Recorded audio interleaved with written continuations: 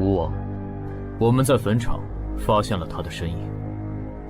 哦，那家伙终于敢现身了。哼，不怕死吗？库罗德，那就不惜一切代价将他抓过来。遵命。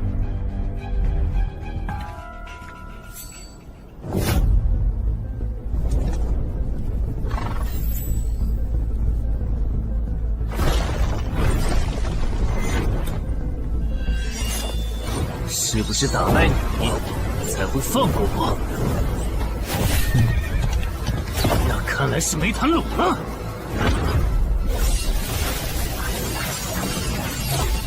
这下躲不掉，也来不及格挡。这就是你的实力。还没分胜负呢。敬酒不吃吃罚酒，那就把你变成亡灵，带回去。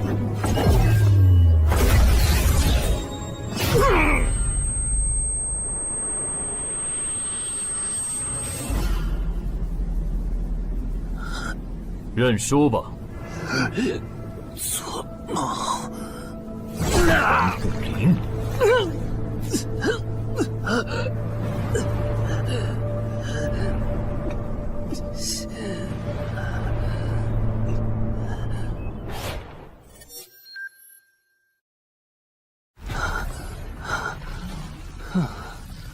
还好只是梦啊！等等，啊！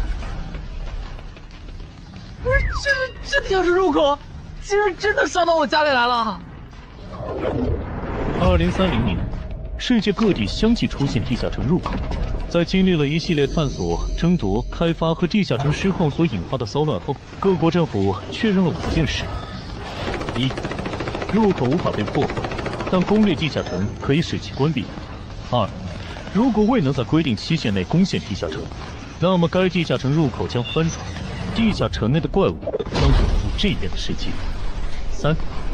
误入地下城并存活的人类将成为冒险者，自此踏上超凡之路。4. 地下城内的怪物等级越高，攻略该地下城的收益越高。5. 最高等级的地下城 BOSS 连核弹亦无法完全消灭。过去10年，地下城入口逐渐被公众所接受，有关地下城和冒险者的情报也被允许逐步公开给公众。冒险者周刊报道显示，冒险者人员十分稀缺，但却人均千万富豪。这一消息令冒险者这一职业变得非常受欢迎。对普通人来说，冒险者就是一步登天的门票。所以你过去3年的冒险家生涯，为你赚取了超5亿的财富。当然，对于刚刚成为传说级冒险家的我来说，这只是个开始。但少有人知道，每一位高等级冒险者的背后，都有许多普通冒险者和无辜平民的牺牲。而我们的主人公陈海，恰好是知晓这一秘辛的少数人。你还真是给我出了个大难题啊！能让人一夜暴富的地下城，可对我来说也没啥用啊。毕竟我又不缺钱，而且我记得地下城的死亡率好像很高，搞不好我会死。要不把它上交给官方冒险者协会算了，说不定可以换点特别的好处。嘿嘿嘿嘿。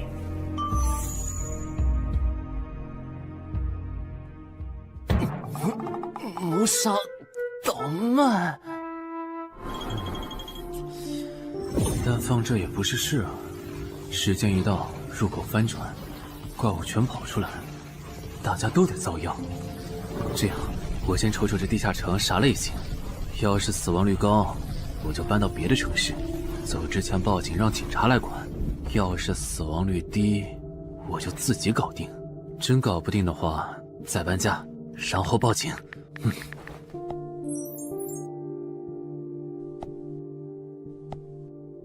嘿，运气不错，是 Level 2的狩猎型入口。地下城入口的等级可以靠入口的规模判断。陈海家的入口太小，只能是入门级。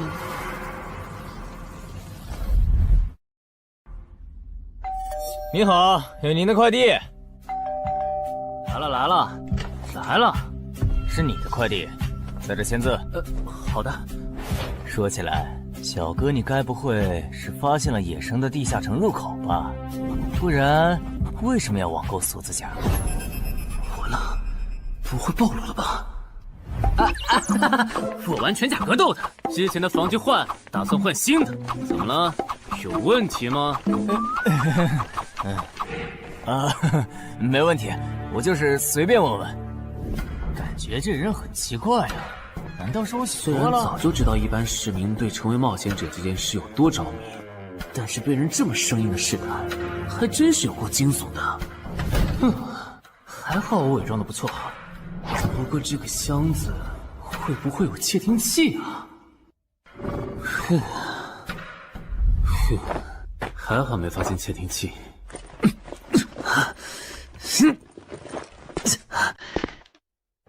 忍住，还有胸口也有一点点闷。怕眼镜在战斗中不方便，从而携带了隐形眼镜。没有防身武器，就在附近消防器材店随便买了把消防斧。啊，锁起来倒是不影响，还行。那么，出发吧。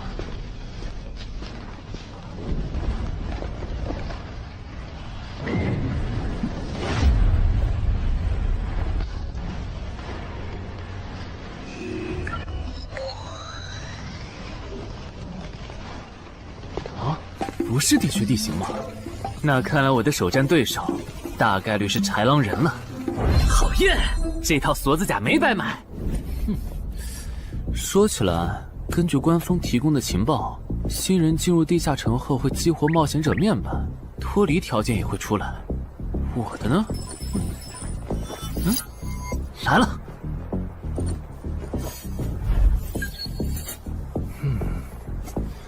我记得普通人基础属性是10点，8点算弱，14点就很牛了。我不咋锻炼，力量和敏捷才9点，很正常。但智力有16点，真没想到啊！虽然智力和魅力是前期最没用的属性，但16点的智力，就算是协会或者财团内部也不多见吧？膨胀了，冷静，看一下地下城的脱离条件吧。脱离条件：杀死任意一只潮汐鱼人。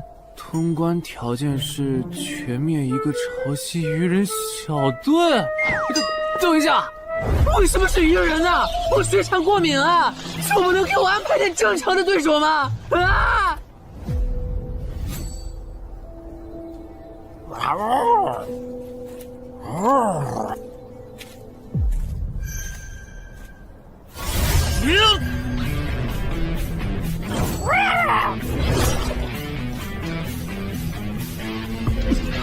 不是吧？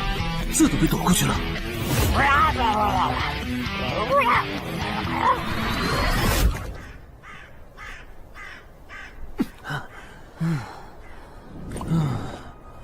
不是，这个地下城的难度标注是不是搞错了？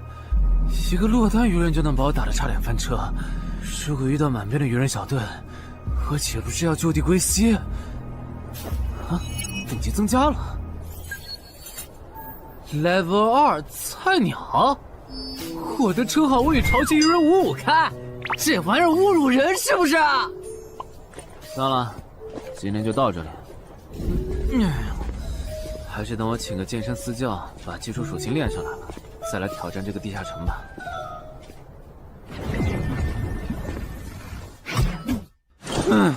累死我了，半年的运动量都干出来了。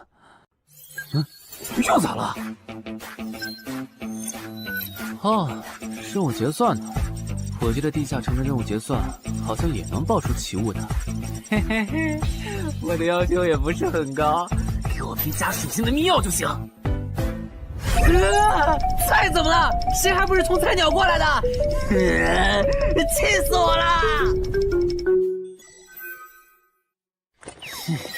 罢了罢了，有总比没有好。让我看看这个保温杯有啥功能。该物品每天可以凝聚500毫升纯净水，可升级。这垃圾东西谁要啊？气死我了！你好，我预约了安教练。哈，您就是陈海先生吧？安教练已经在 VIP 室等您了，请跟我来。好的。没想到东山这样的小地方，竟然也有专门为新人冒险者和冒险者候补提供塑身服务的健身教练。冒险者的6大基础属性中，力量、敏捷和体力是可以通过锻炼得到显著增长的。这一年的健身费也太贵了，都和我一本新书的版税差不多了。不过只要能让我的身体素质在短时间内得到显著提升，陈海先生，这点钱就花得值。陈海先生，您之前有过健身经历吗？没有。那为什么要花这么多钱请安教练？新手打基础的话，请普通一点的教练就够用了。还是说，陈海先生，你已经成为了新人冒险者，比较赶时间？这旁敲侧击的，还真是够直接的。哼，有条件的话，那肯定要请最专业的，以冒险者为目标，普通教练不能算是好的选择。这样啊？我总不能和你说实话吧？那您应该能和安教练聊到一块儿去。东山市最好的健身教练会是啥样的？好紧张。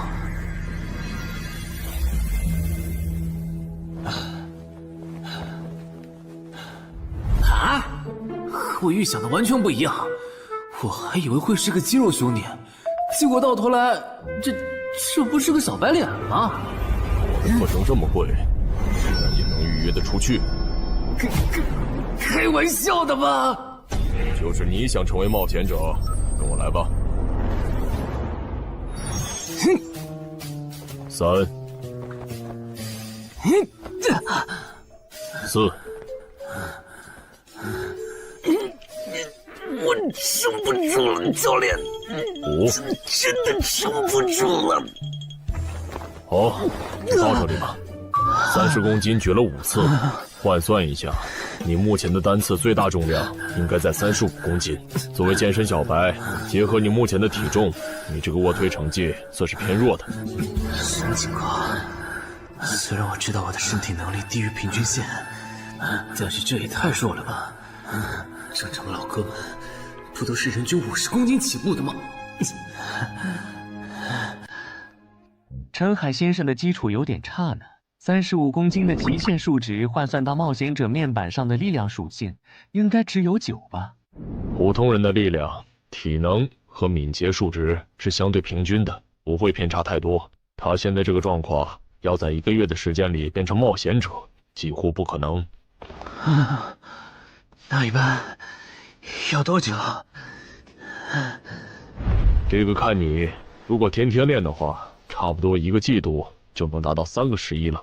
这个11是你成为冒险者后面板上给出的约束，换算下来的话，就是比普通人略强。明白了。所以办卡吗？那就先办一个季卡吧。我去哪儿交钱？让给我就可以了。好耶，以后撸铁不孤单了。认识一下，我叫徐茂，是健身馆的签约冒险者，以后多多关照。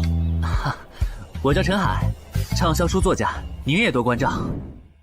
说起来，一般只有家境很好或者跟协会签了长期合约的冒险者，才会找安教练这样的专业教练。因为我不缺钱呀，我写畅销书赚的钱，在东山又花不完。既然以冒险者为目标，那肯定就要找最好的教练，打最牢固的基础。原来如此，我还以为你发现了野生的地下城入口，并且已经成为冒险者了呢。作为前辈，我得教你一些冒险者之间才流通的基础常识，免得你以后被人坑了。冒险者首次下地下城时，表现好能得个称号，带不带都行。要是带了会有加成，但也会被其他冒险者盯着。有些专找低等级地下城入口的猎人，就爱顶着称号，在可疑的人边上晃悠。要是被怀疑的人被称号吸引，表现不自然，那猎人就知道这人是冒险者了。接着只要跟着他，就能找到野生地下城入口。啊，这样吗？真是学到了。没啥反应，看来他真不是冒险者，就是个有点钱想当冒险者的弱鸡作家，那就没价值了。幸亏我先和超级任务5开这个称号太丢人了，没装上，不然今天肯定暴露了。安哥那边应该已经快拟完你的健身合同了，咱们过去吧。好的。国内有名的畅销书作者，还是专门写冒险者题材的。怪不得他有财力和动机买我的课，是想把身体数据打磨上去以后进军冒险者行业吧。而且他对课程的学期也没有明确要求，不像是发现了野生的地下城入口需要快速通关的样子。确实，程海是冒险者，或者他发现了野生的地下城入口的概率确实很低。这样，如果徐茂带着他回来的时候，他的注意力没有放在我的头顶，那就走正常流程吧。如果他有异常，那就别怪我了。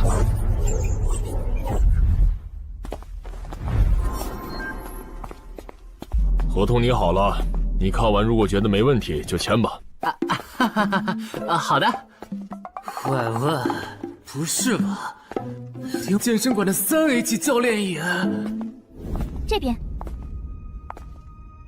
那小子刚才看我的时候表情正常，视线也没停留在我头顶的称号上，看上去不像是刚发现地下城入口的小白。徐茂，你没做多余的事吧？怎么会呢？我可是健身馆的签约冒险者。那就没有持续关注的必要了。签好了。这份是您的，请收好。等下安教练会带您做体能测试。好。行吧。和我判断的差不多，你的体能也偏弱，敏捷测试就不做了。接下来的1周，我们主要做力量和体能塑造。你一般什么时候有时间？什么时候都有时间。行，那明天上午10点来健身馆找我，早饭别吃太油的。没想到国内规模最大的健身机构竟然会干这种勾当。依靠对新人冒险者和冒险者后部的身体塑造业务来钓鱼，如果我今天的演技再差一点，就要被他们瞧出问题，吃干抹净了。怪不得东山这种小地方会有3A 级教练常驻，恐怕全国各地……等等，这样看，所有和冒险者沾边的服务应该都有坑，包括我买的锁子甲。还好我当时觉得在同一家店购买防具和兵器的行为有点不打自招，不然网购锁子甲的时候就暴露了。看来我还是低估了冒险者这个职业的潜在风险。得调整一下计划了。原本想着等锻炼的差不多了以后再来挑战这个地下城，但没想到现实世界如此残酷，针对低等级冒险者的坑到处都是。虽然今天运气好避开了一个坑，但我总不会每天都有这么好的运气吧。只能冒险来地下城提升冒险者等级了。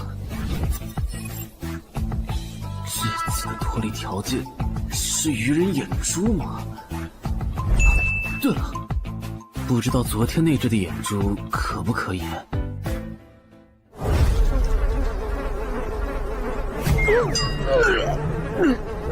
早都被啃光了呀！看来这附近有类似野狗的生物。不过好在眼珠还在。好耶！今天可以不用战斗了，等下只要记录一下这地下城的地形。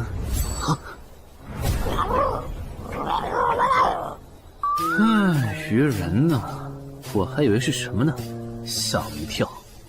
只是一只落单鱼人的话，我根本……意识很好，两只我肯定打不过呀！快润！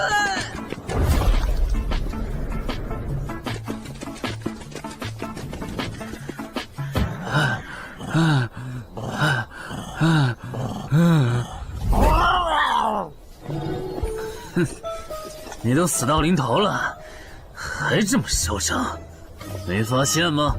你和你的同伴跑散了。哼哼，现在换我来进攻了。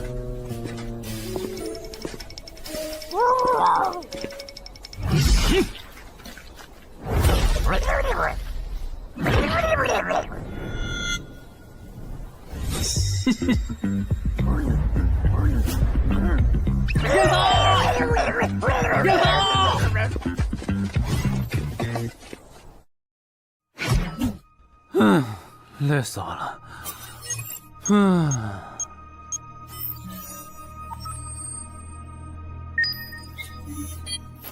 不是吧？这次的评分明明更高，为什么反而没奖励啊？入门级地下城的爆率原来这么低吗？不过如果其他冒险者也是这个情况，那么他们是怎么赚到钱的？还是说有什么常识是别人知道，但我不知道的？明天找机会去问徐茂和教练。哎，徐茂和安教练还没有来吗？徐茂去隔壁室了，大概要过几天才会回来。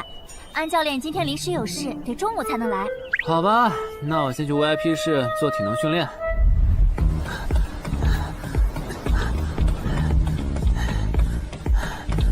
我外出的这几天，他都是这个训练强度。对，那可真够拼的。这样看，用不了多久，他就能把力量和敏捷提升到11了。对，如果他能一直保持一个基础下来，力量、敏捷和体质恐怕都能到12。说起来，教练你就没考虑过把他吸收进健身馆吗？这种有钱又有行动力的好苗子，只要不出意外，以后绝对能成为中间冒险者。你回来之前我就问过了，但被他拒绝了。他想通过黑市的路子成为冒险者，然后当独狼。陈海，你这也太拼了，练这么猛很容易受伤的。还是说你打算今年就成为冒险者？能尽早成为冒险者，肯定要尽早。拖久了，以我的财力恐怕就上不了车了。毕竟时间越往后，冒险者名额的价格也就越贵。倒也是啊。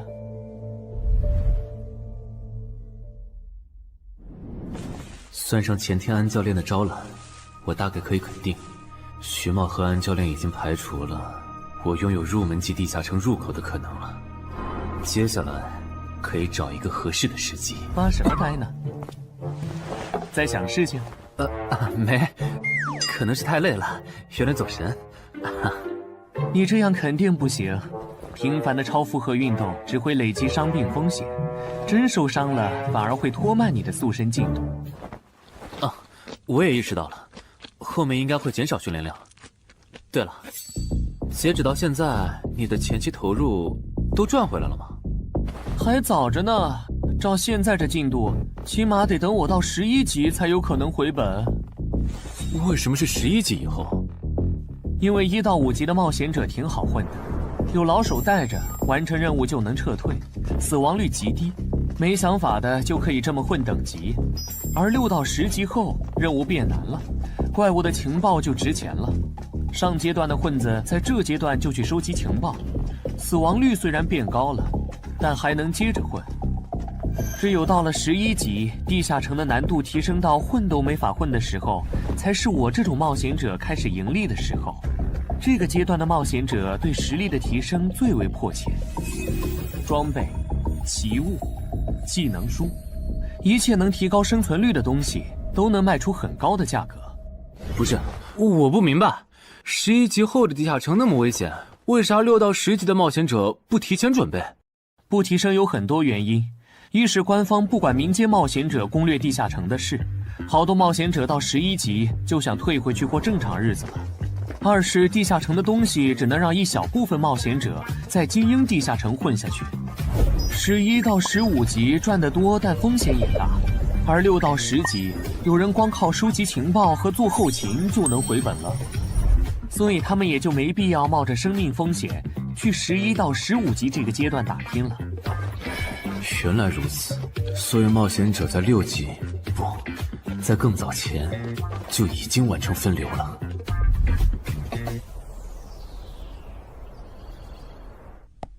哼，真是学到了，怪不得我在论坛上很少找到有用的情报和攻略，原来有很多人靠卖靠谱攻略和情报赚钱。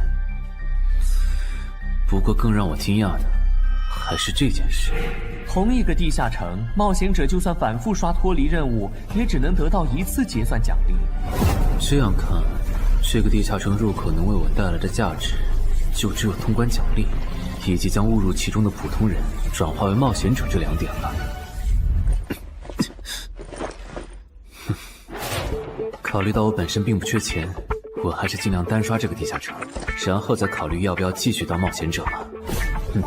先用徐猫教我的方法，前期以收集情报为主，有10足把握了，再考虑通关的事。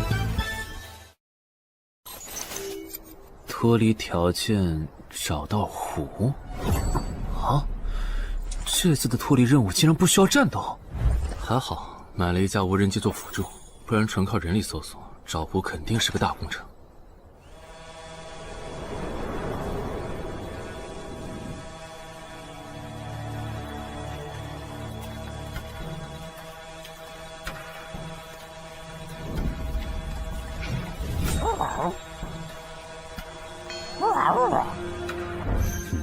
这是什么？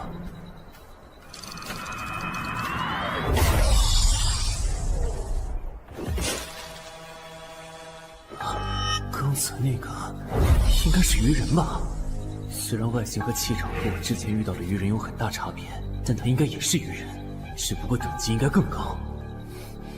算了，先不管他。等我完成了脱离任务，再回来找那只橘红色鱼人。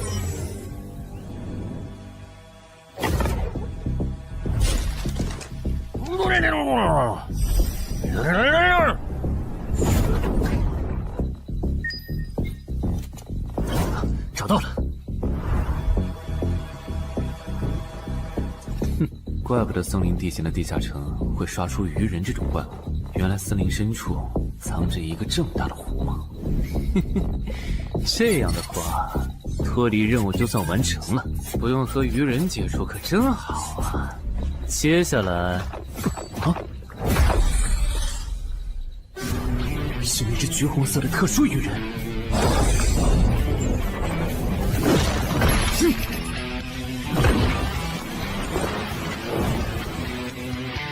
幸亏我刚刚反应快，不然可就重伤了。不过我新买的无人机的遥控器，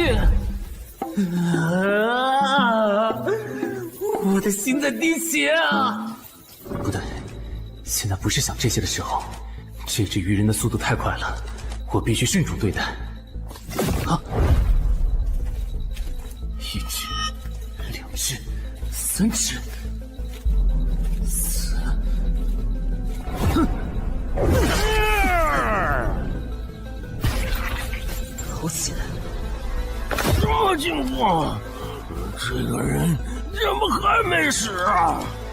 如果不是穿了锁子甲，我这条胳膊估计就废了。这家伙真的是新手级冒险者会遇到的对手吗？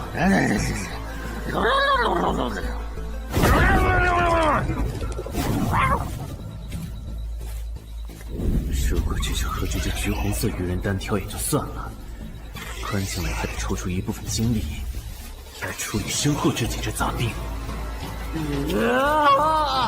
不管怎么看，这个地下城的难度绝对超纲了呀！要不逃吧？脱离通关任务重置了。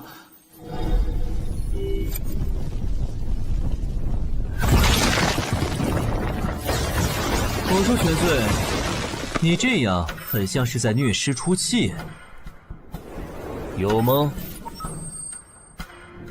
归根结底，还不是这只哥布林太弱了，扛不下我的拳头。能扛住才怪呢！明明只是 Level 5，却有着不下于 Level 9冒险者的综合实力。你这样的怪物，在入门级地下城里，怎么可能会遇到对手嘛？有的哦。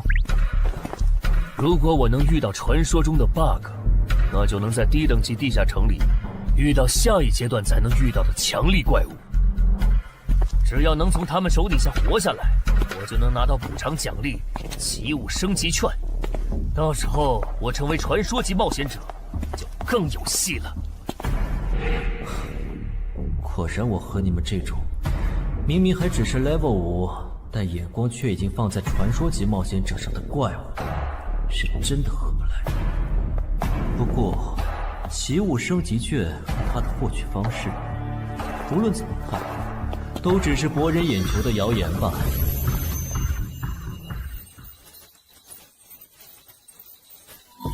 在高战力异常鱼人个体的追杀下活过3分钟，任务完成后将得到额外补偿，奇物升级券。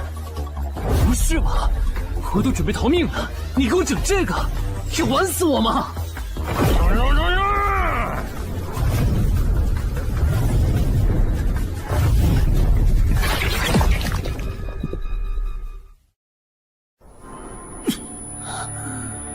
我这算是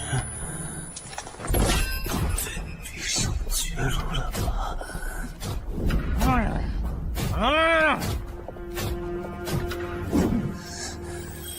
早知道当初就不该成为冒险者，好好当个畅销书作家不好吗？虽然嘴上这么说，但我其实很清楚，这些年因为写冒险小说的缘故，我一直对地下城有向往，向往自己成为冒险者，体验那紧张而刺激的冒险者生涯。是的，虽然我怕死，人怂又不能打，但我的冒险人生绝对止步于此。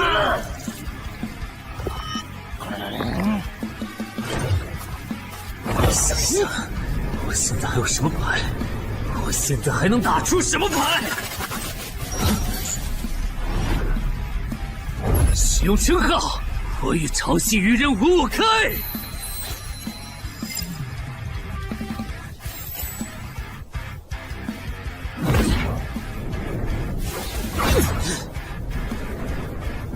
身体变轻盈，力量也变强了一点。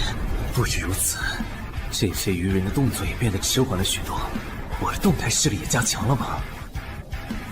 能行，现在的我能行。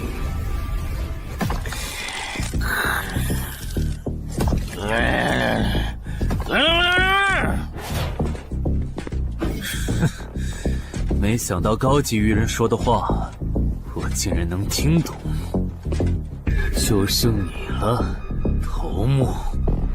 我是干掉了这只下级士兵，别再得意忘形了啦！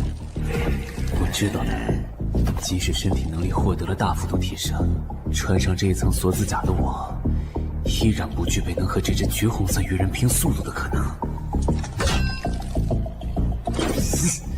机会只有一次，利用鱼人直线攻击和我头部暴露的弱点，对方的进攻方式、路线和目标都已确定。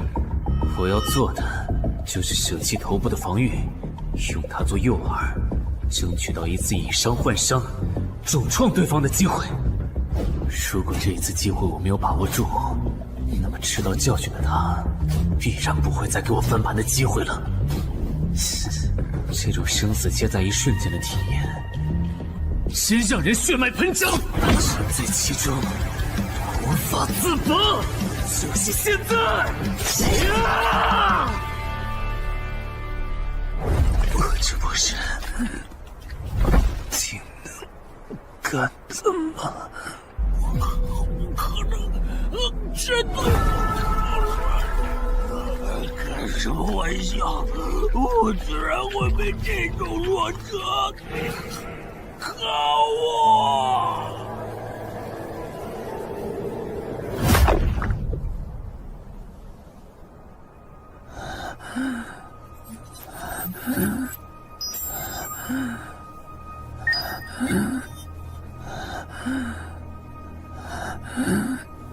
这下总不能还判定我是菜鸟了吧？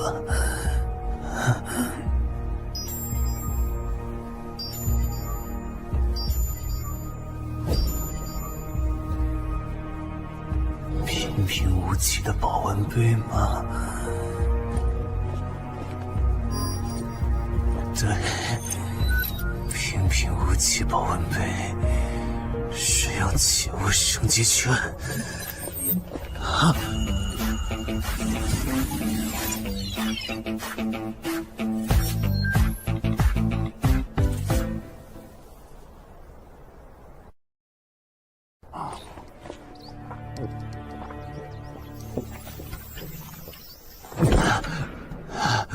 活过来了。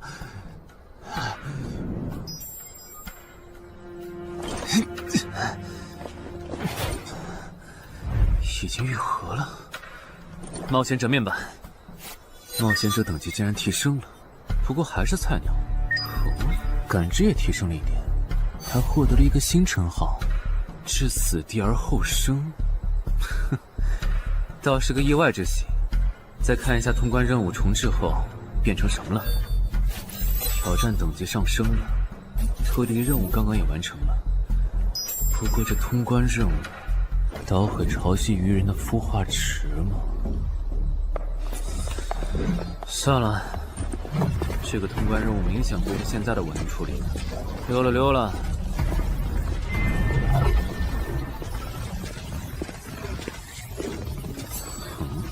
是错觉吗？怎么感觉这个地下城入口变大了？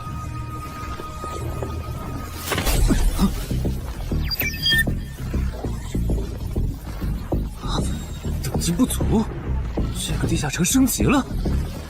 这么看来，我刚才完成的脱离任务，其实来自更高等级的地下城。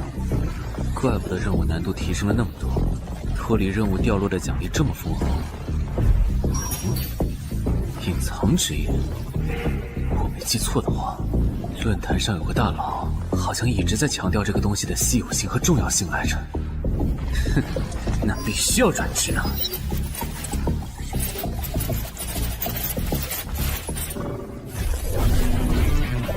啊，什么情况？感知竟然提升了，死亡行者也算是新职业了。越接近死亡的话，属性点提升就越大，可以1至4点。啊，刚刚是啥玩意儿？我家？这就是感知16以后的世界吗？即使闭上双眼，我的大脑依旧能够准确勾勒出客厅每一角。真不敢想象，20点感知的人类眼中的世界又会是什么样子。说起来，我与潮汐鱼人555开这个称号的效果，刚刚在地下城已经体验过了。这个至死地而后生的称号，效果又会是什么呢？被逼入绝境以后，就能得到力量、敏捷、感知，每个加4点的加成。这个称号的触发条件和死亡行者的触发条件差不多哎。等等，也就是说，死亡行者搭配至死地而后生，极端条件下可以给我带来8力量、8敏捷、9感知的提升。哈哈哈哈！这也太超模了吧！胆子再大一点，以后遇到打不过的敌人，我完全可以靠自残触发效果让属性提升。等干掉敌人以后，再用稀奇古怪的回血药水把状态拉回来。而且回血药水的用处也不止于此，有了它，我再也不用担心健身过度肌肉拉伤了。反正每天都能回一次血，完全可以想怎么练就怎么练。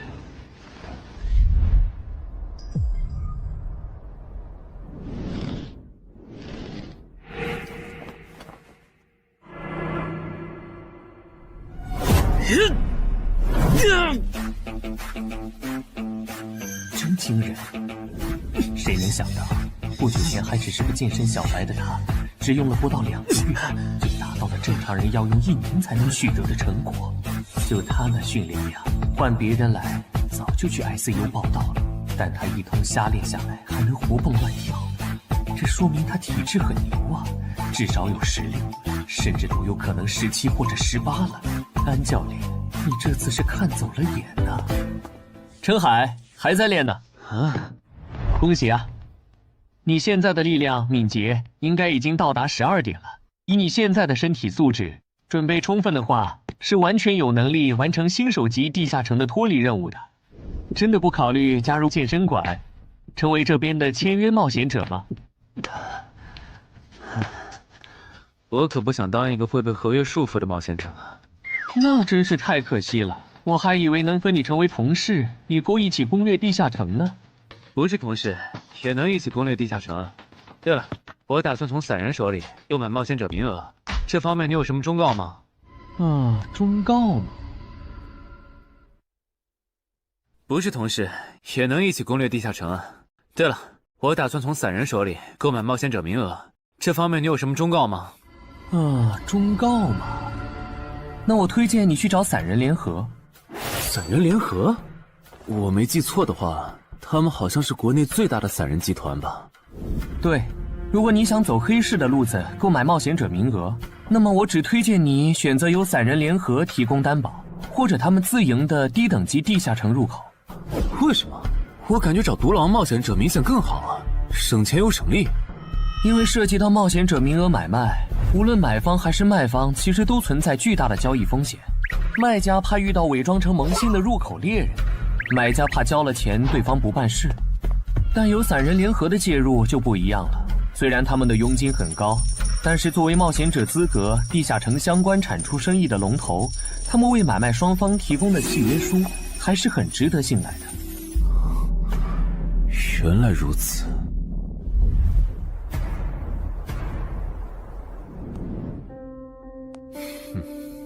查了一下，整个漳州只有云霄市的这个老廖稍微靠谱点，找了散人联合做担保。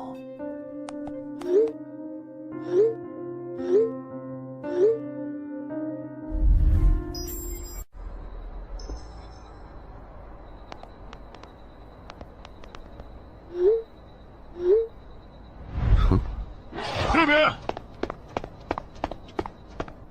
云霄老司机。没错，你就是爱写作的东山市民吧？你好，就差你了，快跟我来。签完契约书以后，我好带你们去地下城。好了，契约的内容分3项：一，交易完成前尾款钱我方承担；二，双方都不能做出违反安全协议的行为；三，不能向任何人暴露此地下城入口的具体位置。诸位对契约内容有疑问吗？没有。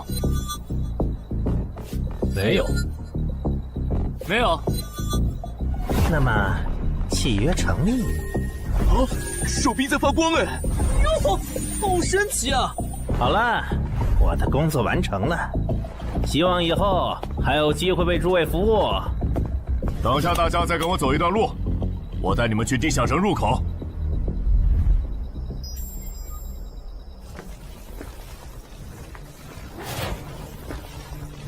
这个地下城入口的位置确实隐蔽，难怪没有被官方和云霄市的资本发现。好了，大家排好队，按顺序进入。我先走一步，给大家带路。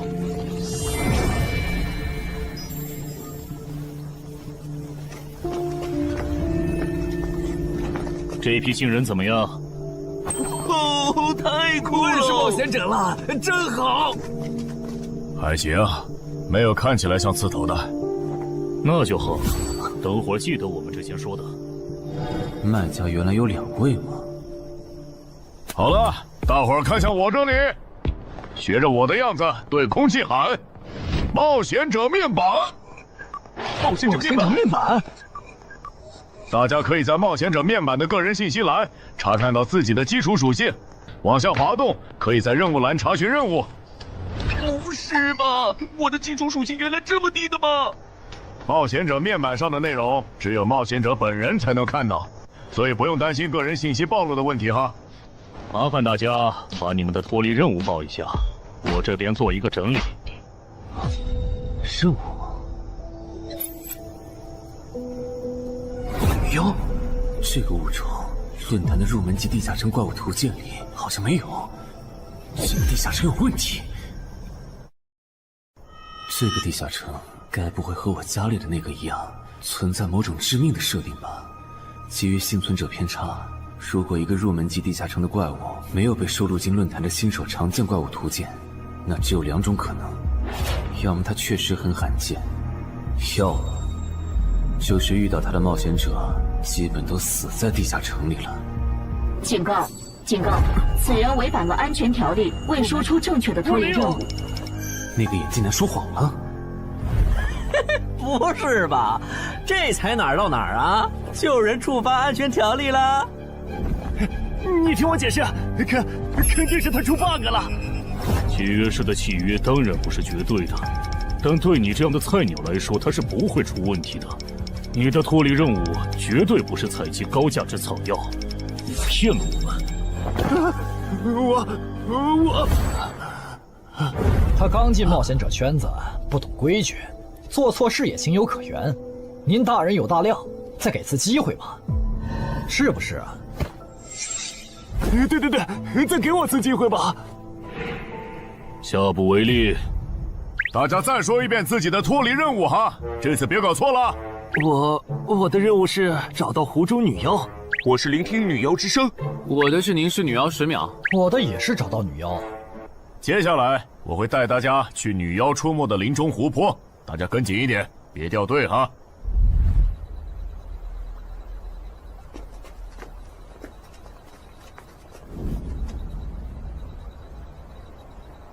冒险者面板。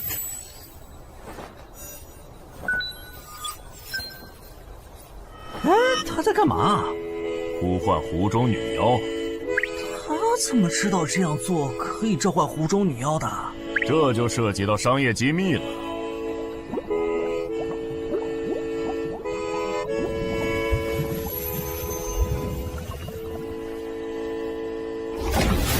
女妖出来了！我的脱离任务完成了，我的也完成了。8、9、10。大家把耳塞戴一下，女妖马上就要唱歌了。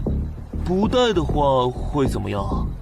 女妖的歌声会破坏你的大脑。刚成为冒险者的 Level 1萌新，一整首听下来，大概会当场暴毙吧。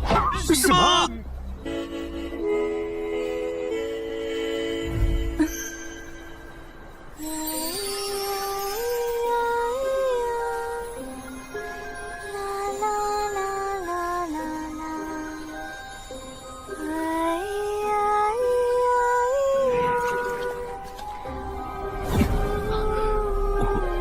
刘玉醒了，就听了这一小会儿嘛。还好我戴了耳塞，歌声听得不真切，不然恐怕已经死掉了。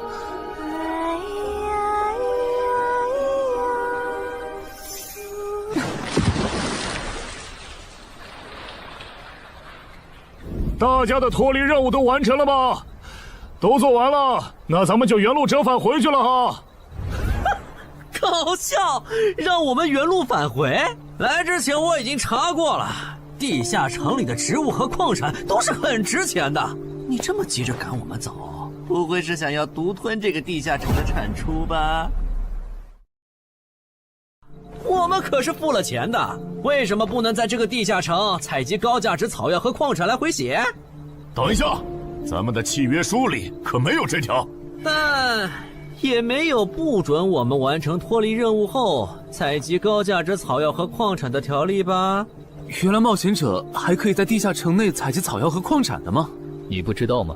其实大部分冒险者并不具备通关能力的，他们主要的盈利方式就是搬运地下城内的物资和收集怪物情报。你是觉得脱离任务已经完成了，我们又碍于契约不能对你出手，所以可以发难了是吗？不然呢？真是笨蛋！但有一点你没考虑到，那就是我并没有和你们签订契约啊。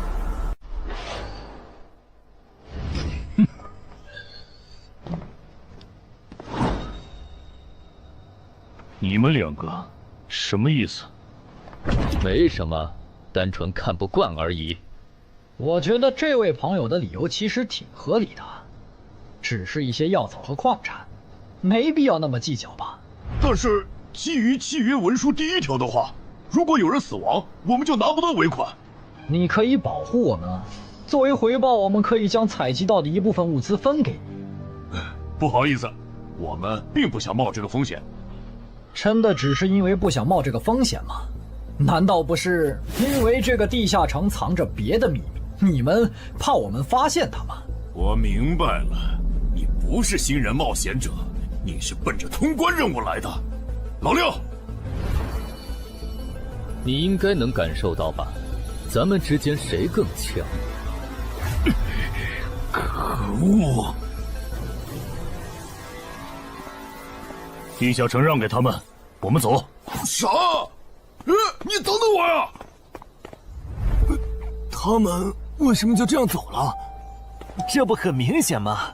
这2位帮我们说话的朋友，其实是比那2个人更强的冒险者呀。过奖，其实强的不是我，是我的这位朋友。等等，不太对，3人联合的契约师不会蠢到让假装萌新的冒险者轻松找到契约书漏洞，这不符合逻辑。大家可以自行选择，接下来是单独行动，还是跟我们一起行动？单独行动的话，你们的收益可以独享；如果跟随我们一起行动的话，通关奖励我们要1半。1半？这么多？这叫多？你没仔细听吗？是通关奖励的1半。这2位资深冒险者的目标是通关。新人冒险者的通关率一般只有10%，甚至更少。就算分出去1半，我们也领先了90%的新人冒险者。大叔，你别得了便宜还叫委屈啊！所以这其实是好事。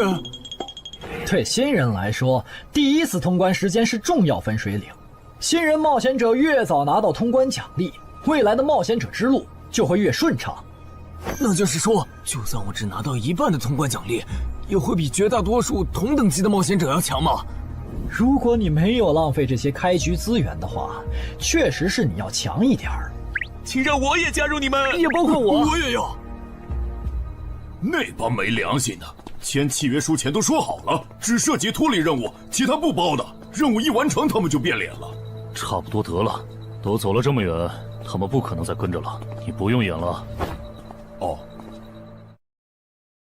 嘿嘿，不过你这次演技提高了不少嘛。刚才我一度以为你打不过那个顶着战斗专家称号的冒险者来着。我确实打不过他。啊？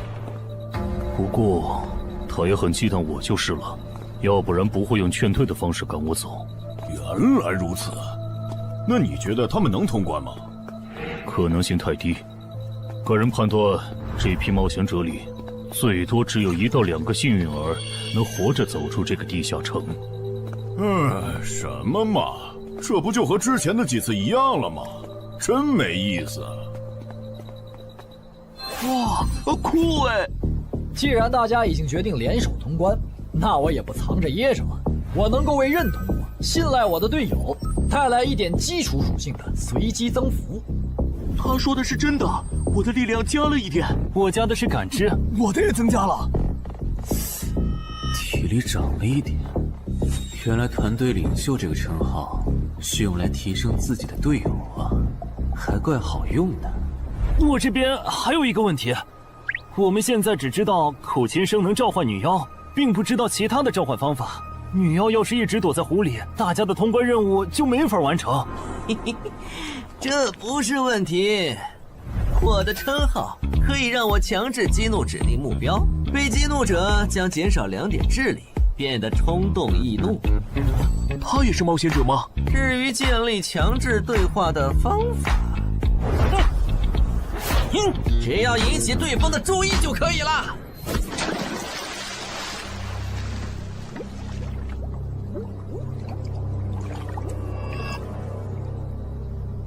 蠢货，你过来呀！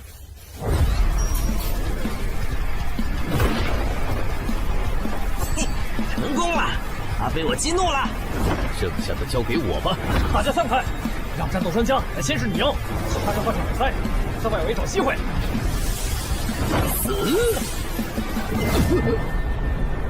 穿过去了？开什么玩笑？竟然是灵体！啊！等一下！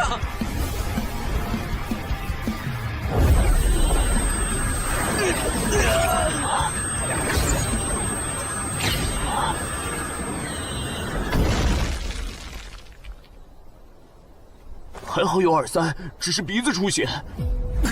不是吧？这个女妖原来是个幽魂。娘，有把握吧？有，但是会比较费时间。上一个地下城刷出来的僧侣之拳应该会有效，但熟练度还没上去，打起来会很慢。慢就慢了，这只女妖应该没有其他攻击手段，对我们的威胁很小。我有预感，这个地下城的通关奖励会非常丰厚。哼，愚蠢的选择。等等，你先别走。不是吧？10万个人里都不一定能出一个的感知16点的人，竟然让我……你为什么觉得他们的选择是有问题的？使用称号，他们当我不存在。真晦气！喂，你搁这对空气自言自语什么呢？不是，我刚才……不是没人吗？幻觉吗？有东西过来了！什么东西？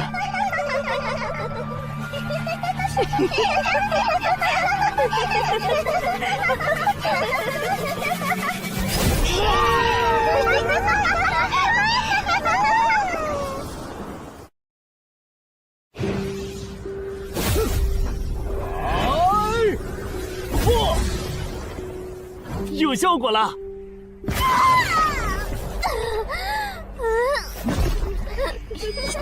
什么声音？我们搞错了，这个地下城不止一个女妖，那2个卖家没安好心。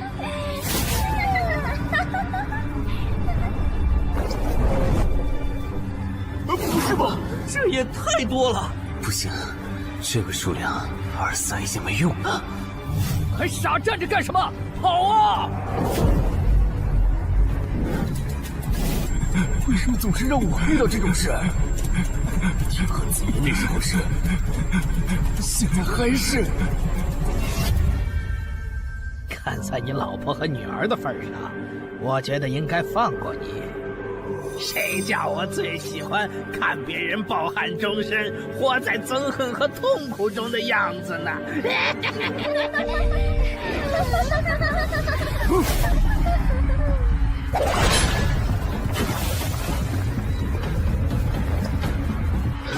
你们以为我是谁？给我滚开！妈妈，我错了。来呀，也不怕你们，来呀！被摆了一道啊！怪不得那2个入口持有者的契约没限制3级以上冒险者进来，原来是想引4到5级的冒险者来通关。等我们团灭后，就进来捡我们的通关奖励，真是好算计。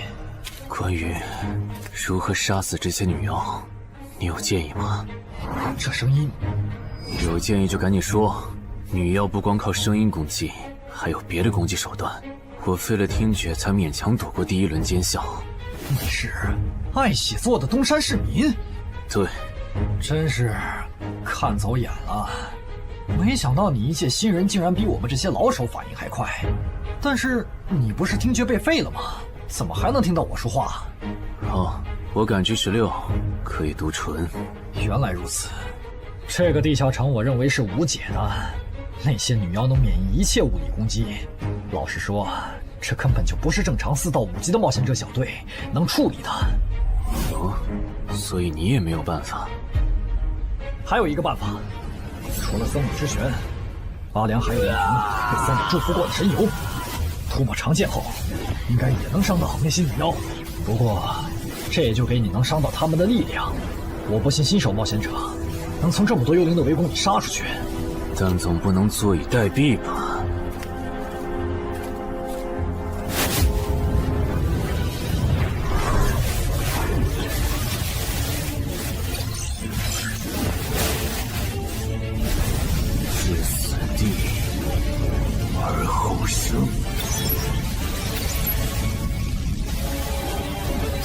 能听到吗？我问过你的同伴了，他跟我说，要通关必须从你那里拿到被僧侣祝福过的神油。通关吗？能帮我拿一下吗？不好意思，我眼睛瞎了，恐怕没办法操纵冒险者面板取出你要的东西。这样吗？不过，我还有一个办法可以让你得到它。什么办法？你干什么？就是以死后掉落的形式让你获取。其实我也不是非要那碗油杀人夺宝不可。20点的敏捷足够我甩开女妖逃出地下城了。我就是想试试能不能通关。虽然无论怎样，你都不可能活下来。哇，真的很吵啊！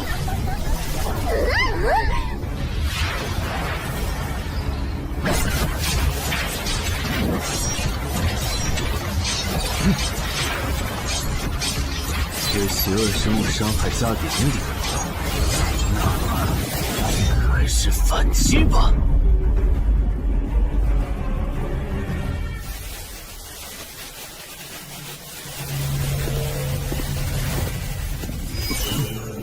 好像有人从里面走出来了。哪有人啊？你看错了吧？不是，我真感觉到了。果然，他们那不能攻略的地下城设陷阱，引同等级冒险者来做通关任务，把人坑死在里面，接着捡掉落的东西，或者等冒险者重伤出来就杀人夺宝。雇主的儿子应该就是这么被害死的。石斧秃鹫是指利用高难度地下城坑杀同等级冒险者，然后拾取对方掉落的堕落冒险者。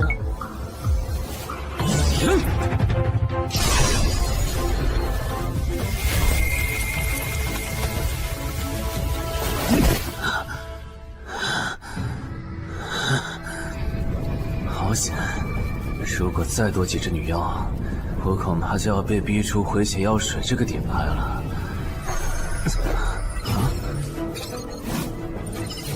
您的绝妙操作取悦了路过的死亡主宰，得到其恩赐，亡灵亦不能杀死我。该恩赐可以使您互免一次来自亡灵生物的死亡判定，免疫一次来自亡灵生物的死亡判定。好霸道的额外奖励！额外奖励都这么丰厚了，合并结算的奖励还高于单独结算，那么肯定要合并啊！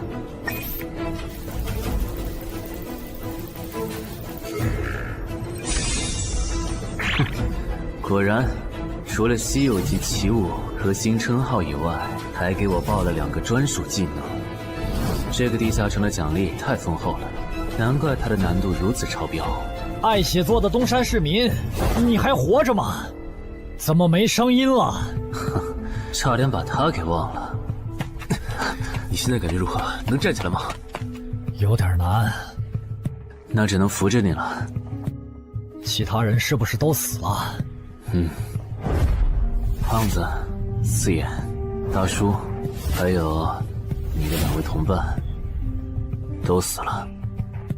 你应该不是第一次进入地下城吧？哼，我还以为你不会主动说破呢。如果我说我能保守秘密，并将我得到的奖励作为酬劳全部送给你，你能不能不灭我的口？但你死了，同样可以保守秘密。那你就得不到我的通关结算了。而且，云霄老司机和他的同伴肯定在地下城入口附近蹲幸存者，我可以帮你吸引他们的注意力。相信我，让我活着走出地下城，对你来说是最有利的选择。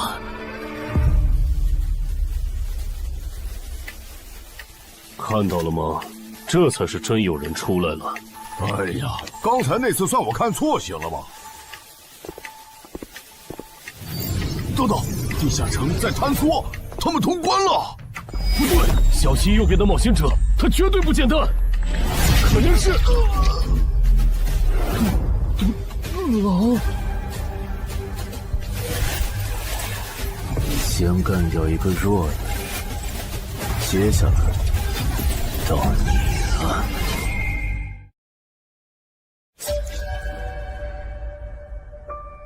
铜山市民，你好大的胆子！不是吧，不是吧？不会真有人觉得自己坑完人不会被报复吧？呵呵，这么霸道的吗？闭嘴！哎呀，我好怕呀！你这家伙找死！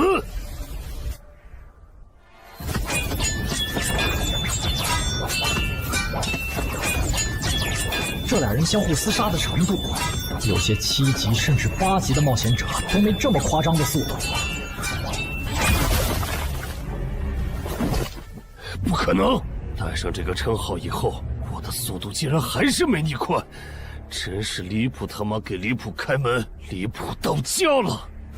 你的敏捷难不成有17，甚至18？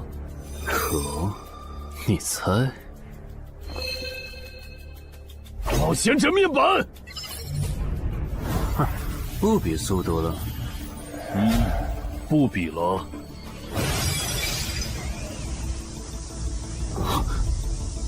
这本来是为那个战斗专家准备的，不过给你也没差了。来好好感受一下我从黑市高价购买的变种蜘蛛毒素吧！什么嘛！你这毒抗完全不行啊，比普通人还差！连反击的力气都没有了吗？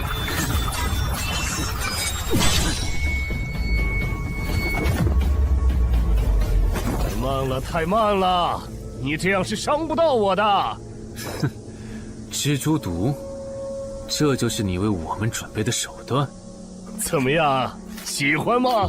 作为7级地下城蜘蛛地穴的特殊产出，可以极大的削弱低等级冒险者的力量、速度和体力。迄今为止，因为它而败在我手上的5级冒险者已经有4个了，而你将会是第5个。然后呢？你应该不只准备了这点手段吧？全都亮出来吧！哼，不会吧？难道这就是你的全部了？当然不止这些。佩戴了毒素携带者称号的我，呼出去的气体、身上的汗液和血管里的血都是带毒的。和我相持的越久，你中的毒就越深。这战术太吓人了，在6级以下几乎是无解的。我明白了，是我高看你了。我还以为你藏着什么大招呢。关闭技能，与死亡共舞。不可能！怎么还有这么快的速度？你猜？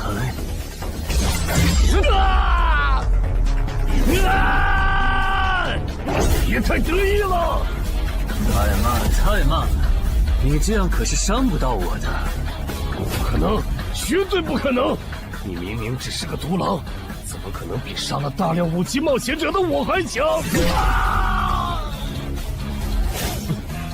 没什么不可能的，在舒适区里泡着的你，永远也看不到与死亡同行之人所看到的风景。但是，溺死的往往都是会水的，散人只有劣势更弱小的散人，才能积攒出大量的财力和武力。我的路才是正确的。对普通人来说，或许你才是对的。不过，在我看来，与死亡同行之人，如果走到了极致的话，未必不能超越死亡。不是吧？那么强的人，竟然这么轻易的被……啊！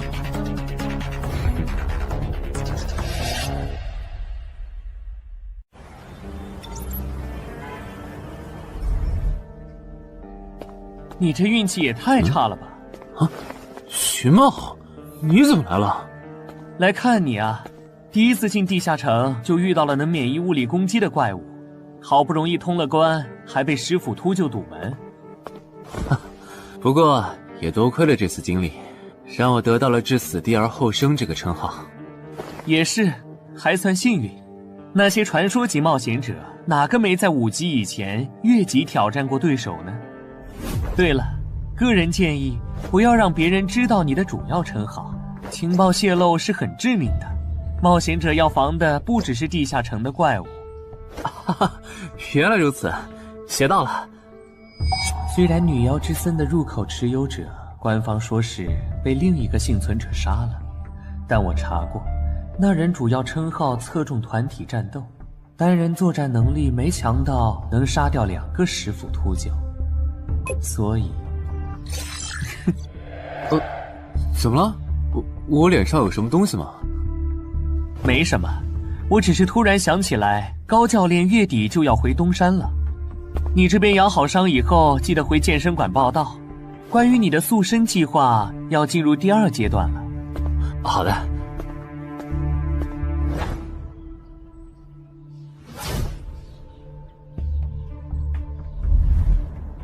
你不打算做攻略型冒险者了？没错，这次地下城经历让我明白，我没当传说级冒险者的本事。与其在这阶段的地下城拼命，还不如到6到10级的地下城多弄点钱，然后就隐退。哎，不过你和我不一样，你有成为传说级冒险者的潜力，但前提是你得改掉独狼的习惯。为什么这么说？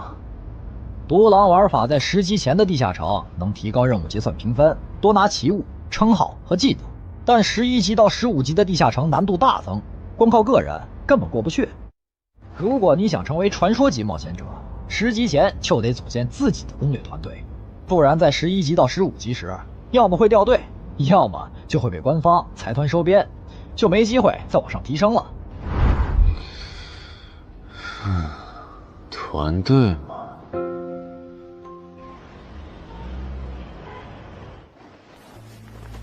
害死我儿子的秃鹫们已经死了，杀死他们的人就在这2名幸存者之间。你认为谁才是帮我儿子报仇的恩人？他。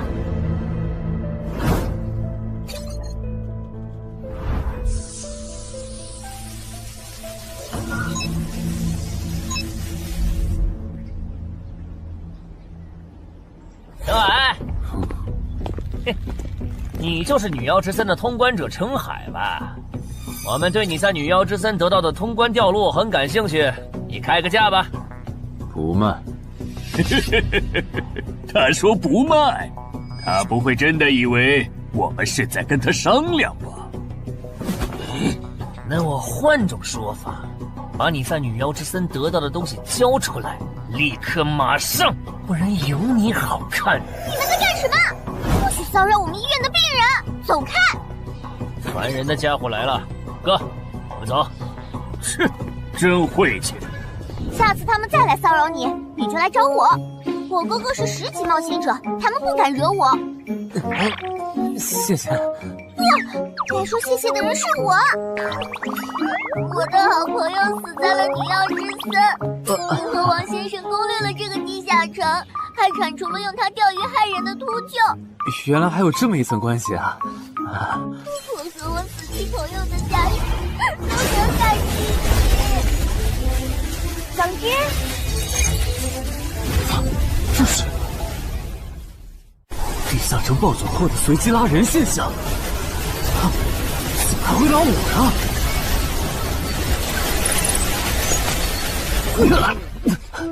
突！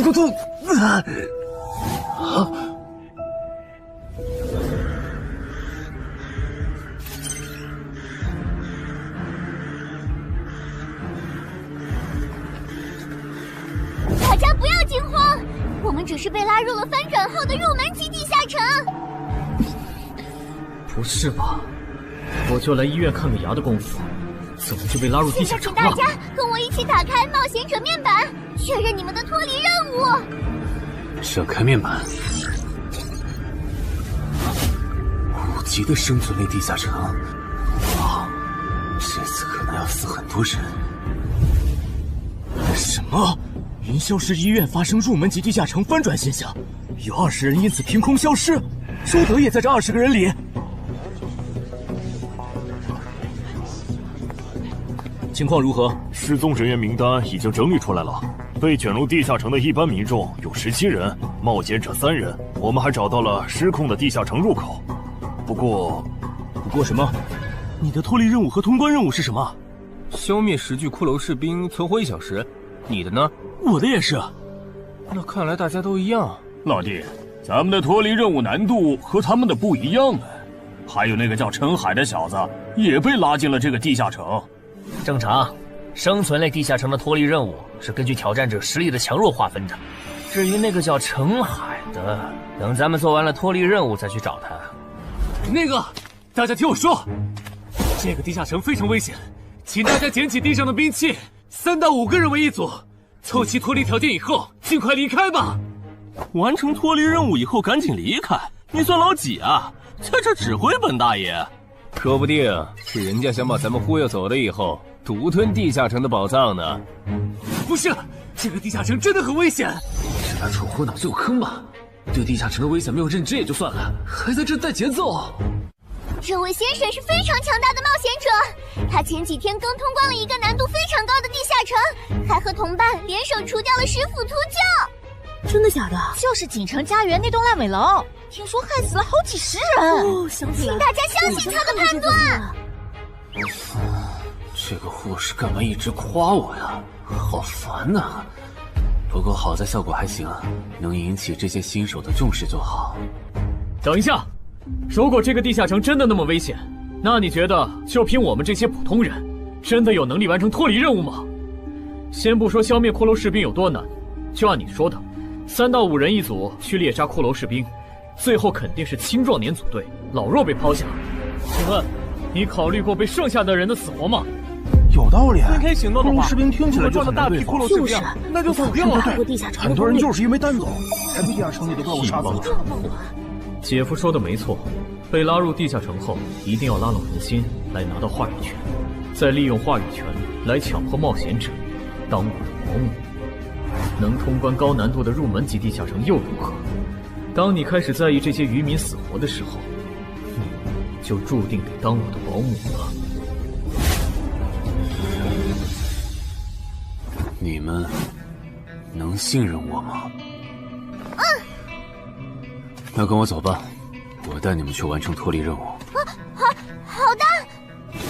谁允许你们走的？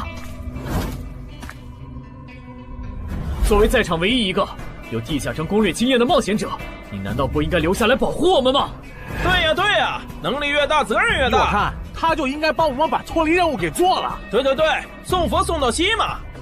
第一，我不是官方冒险者，我没有义务来保护你们的安全。第二，不要对我道德绑架，不然我真的不介意走之前打断你的腿，把你留在这里自生自灭。这人怎么这样啊？保护老弱不是最基本的道德吗？活该他不是官方冒险者，看来道德品质不过关。你们干嘛去？我觉得那个人说的很对，既然通关任务是存活1小时，那肯定是越往后越危险。对普通人来说，早点完成脱离任务离开这儿才是最优解。不走留着被你们道德绑架，免费当保镖吗？我们又不是傻子。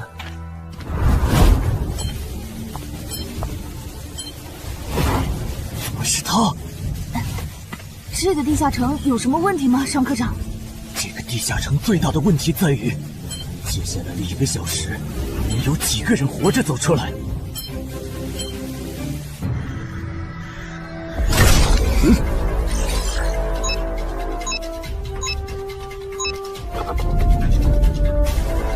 你们就学我刚才做的，用剑去砍那些骷髅士兵的颈椎。那你呢？又来了！我嘛，就用我的老火剑让他们练练。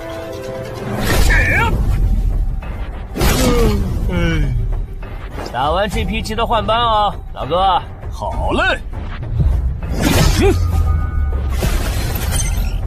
骷髅士兵不刷新了，看来并不是无限的。好消息是新人的压力小了，坏消息是我这样的老手完成任务更难了。这周围的骷髅士兵被咱们刷光了，换地方吧。好。受伤的人往后退，剩下的2人一组，交替清理从地里爬出来的骷髅士兵。再战40分钟，大家就可以回家了。好。亏我之前以为当冒险者有多难，结果就这儿啊！是啊，这些骷髅根本就没有那个老手渲染的那么危险。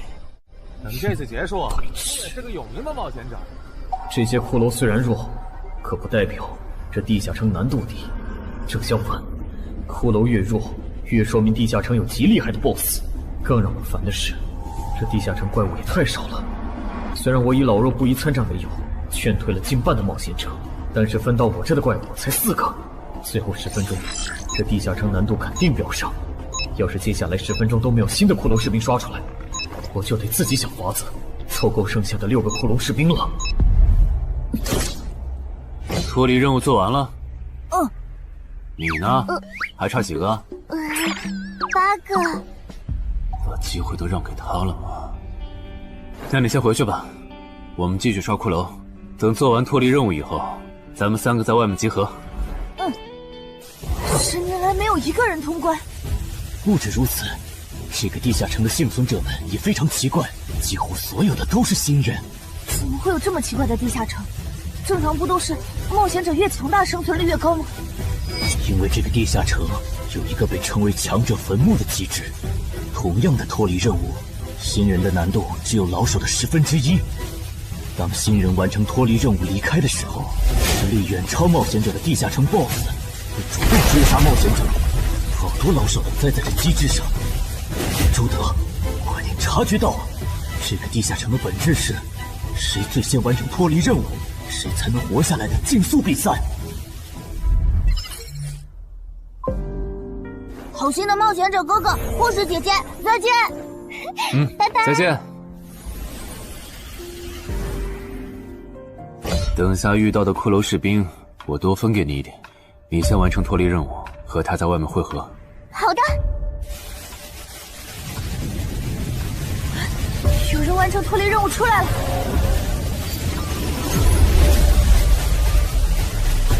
怎么是小孩子？有人离开这个地下城了。这个第2阶段是什么意思啊？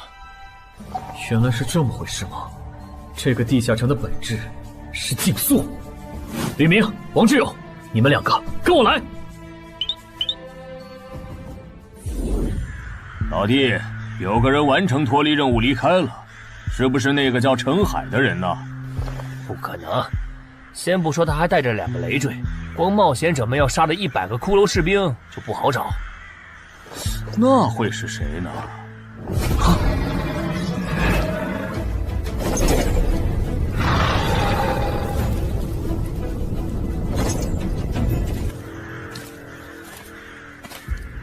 叫我们跟着他出来，都走这么远了，也不解释一下。如果遇到大群的骷髅士兵，咱们仨就完了。闭嘴吧，他这么做肯定是有原因的，你没注意到吗？他是看到任务栏变更以后才叫我们出来的，恐怕他比我们更清楚这个地下城发生了什么。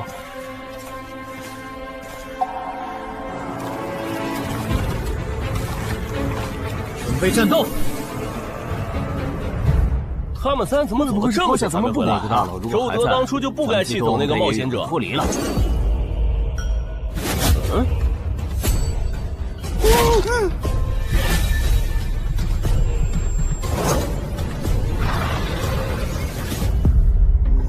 周德、吕明，你们2个王八蛋，竟然拿我当挡箭牌，用完就丢！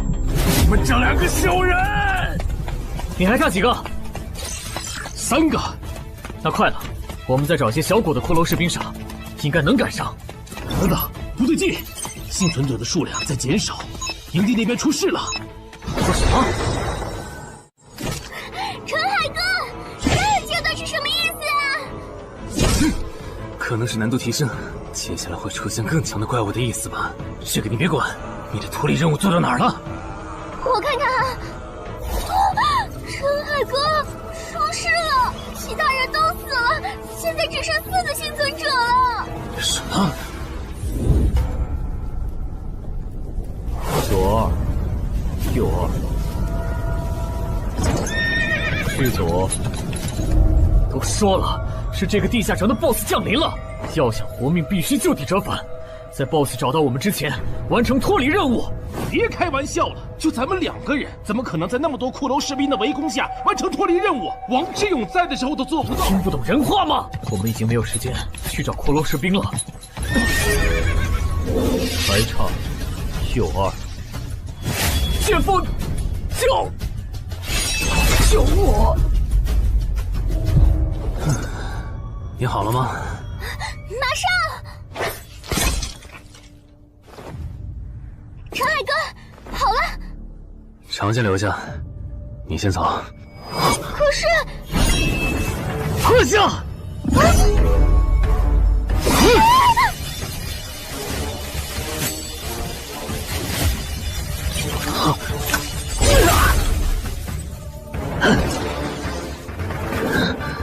好强！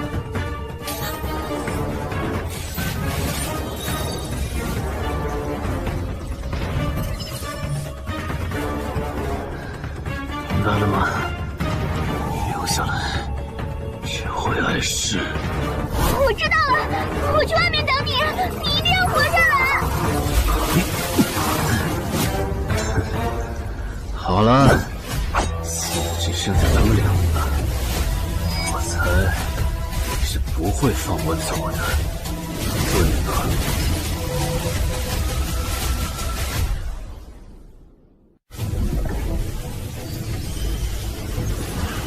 是护士姐姐，里面还有幸存者吗？有，但是陈海先生他……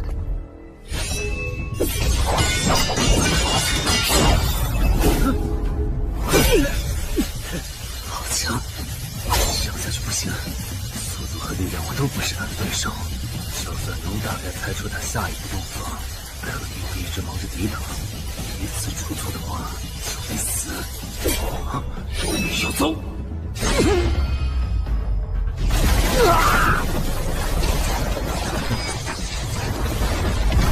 这么巨大的实力差，你还能跟我过几招？在我这儿撑这么久，了不起。好像在跟我说话。不对，现在不是该思考这些的时候。想一想，再想一下，到底该怎么做，我才能活下来？没戏了，把这边的情况汇总给漳州吧。就说云霄市医院地下城暴走事件，17名普通市民卷入，仅2名幸存，3名低等级冒险者卷入，无一生还。你在说什么？不是还没到时间吗？这才过去5分钟。就是。我能理解2位的心情，但是请不要再做不切实际的幻想了。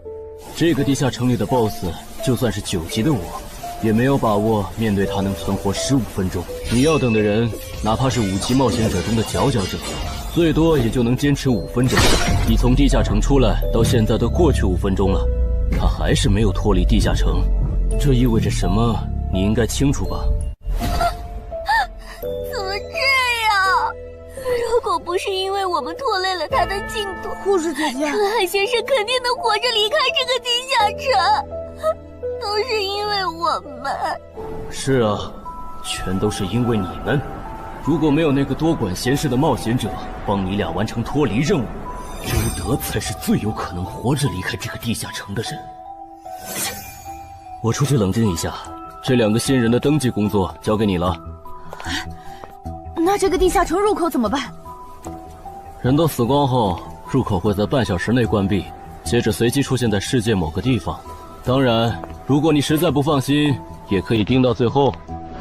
好吧。你合格了。 啊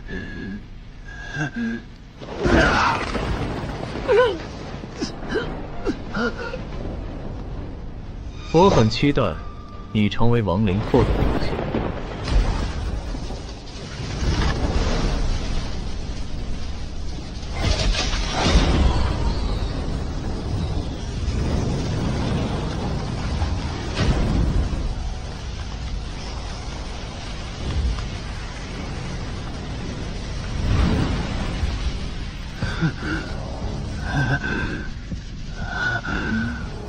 都赢了。对这个 BOSS 来说，完整的我更有价值。在他回来之前，是用死亡主宰的恩赐。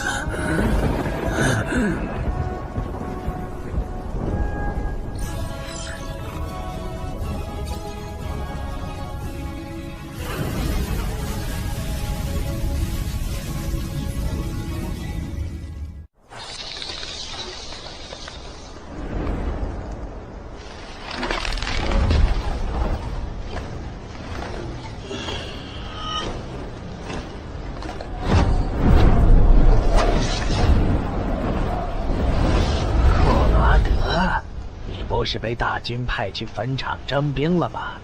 怎么回来了？切，白跑一趟！我还以为是谁激活了骸骨大军发出去的晚宴邀请函呢。我发现了一个有资格成为我同僚的新人，让他从零开始太浪费，我打算让大军把他变为预备役。同僚，坟场的冒险者最高才5级。这阶段的新人连合适的职业和称号都没确定，你就肯定他能跟咱一样成为传奇？他已经找到了合适他的职业和称号。这次真的太险了，如果不是那家伙主动走了，就算再给我一条命，我也完全没机会。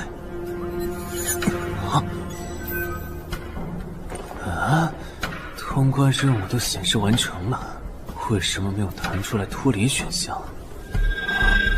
不会是必须完成脱离条件以后，我才能离开吧？在那个怪物意识到我没死之前，那得抓紧了。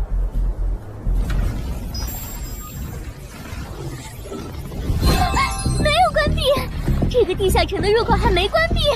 陈海先生还在战斗，他还活着。我去找尚科长。周德死在地下城里，他姐知道后一定会迁怒同期的幸存者。如果处理不当，尚科长，怎么了？慌张成这个样子？那个地下城入口没有关闭，结束的时间明明已经到了，但是他还在。怎么可能？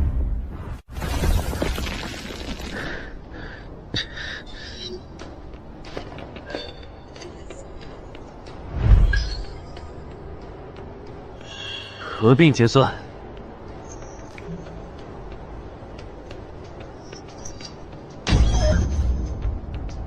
原来那个亡灵骑士叫库罗德呀。不过，传奇级，坟场才5级，怎么会有这么超纲的 BOSS？ 说起来，这个地下城的 BOSS 强度这么高，以前真的有人通关过。尚科长，你看，尚科长，这地下城暴走后，超过关停时间仍然存在，怎么会这样呢？有2个可能：一，被卷入地下城的冒险者完成了通关任务，但却没有完成脱离任务；二，地下城升级。一定是第一种，一定是。不可能的，坟场很早以前就已经被世界冒险者协会定义为几乎无法被攻略级的地下城了。相比有人通关，我更相信是地下城内部发生了什么变化，导致地下城升级。有人出来了！是陈海先生，真的是他！哎呀，你们都在啊！担心死我了！就因为我的原因，没能坟场竟然真的被他打通关了。一辈子的。那么严重的。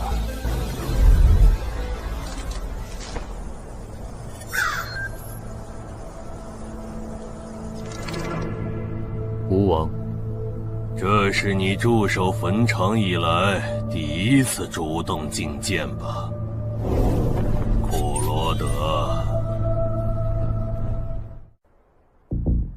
你知不知道，就在刚刚，你成为了全球首个通关坟场的冒险者。首通？我？对，你要火了。坟场这个地下城虽然等级很低，但是在冒险者圈子里很有名气。你首通的经历应该会吸引到很多资本和散人工会的招揽，当然，也包括官方。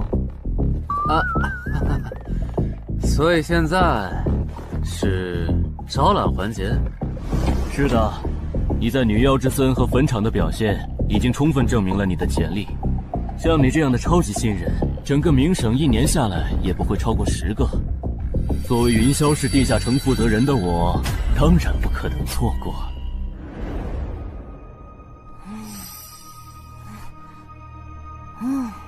恩姐，你说那个叫商礼的，是不是想抢走陈海哥的通关奖励啊？要不然他为啥要拉着陈海哥单独谈话？应该不至于吧？我可不会那么没品。而且5级地下城的通关奖励，我根本看不上，好吗？哼，那可不好说。你不需要，不代表你家亲戚不想要。这死小鬼！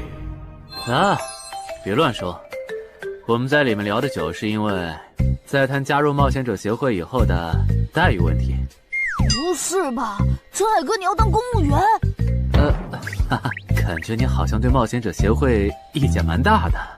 那倒没有，我就是觉得像陈海哥你这样强的人，完全可以像王自健那样自立门户，没必要受协会的规章制度束缚。王自健是谁？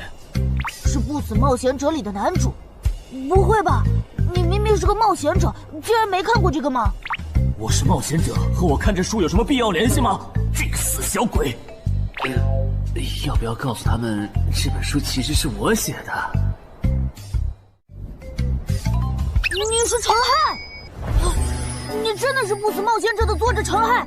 不会吧，不会吧，不会吧！如假包换，不信的话，我可以给你看我写到一半的《不死的冒险者2》的小说原稿。真的吗？啊，你怎么了？怎么感觉你受委屈了？陈海先生，你能不能不要加入冒险者协会？为什么？我以前听我哥和他朋友说过，那些加入官方的冒险者很多都后悔了。你哥有说是什么原因吗？没有，但我还记得他们谈话时的表情，非常的严肃，甚至还发生了激烈的争吵。这样吗？我会慎重考虑的，谢谢你为我考虑这么多。不，我才应该道谢。那个杀千刀的对我弟弟见死不救，你还把他放进来？少礼，你是不是成了云霄市的负责人以后飘了，忘了自己是怎么上位的了？我没忘，我请他进协会不是为了护着他，他通关的地下城很特殊，过不了几天他就会被财团或大工会拉拢，好多事就不好办了。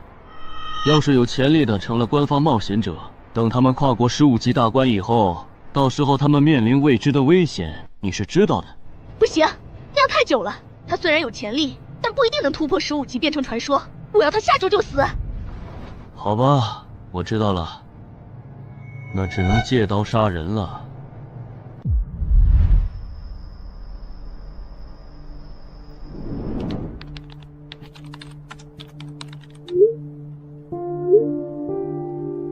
坟场，这个地下城的情报不是早就挖无可挖了吗？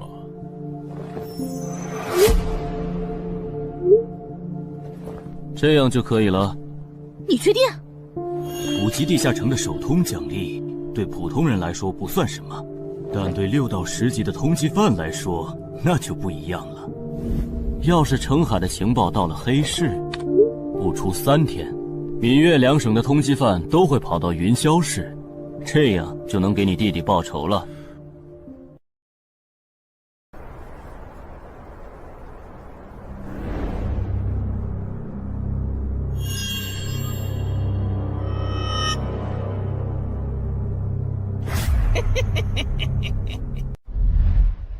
我的个人信息要3天后才能录入官方的冒险者系统吗？是的，我记得程先生你是东山人吧？要不我这边先给你安排一下暂住的酒店，这样你这几天就不用两边跑再折腾了。不用，刚好我要回东山办点事，那我3天后再来云霄。好的好的，那咱们3天后再联系。前提是3天后你还活着。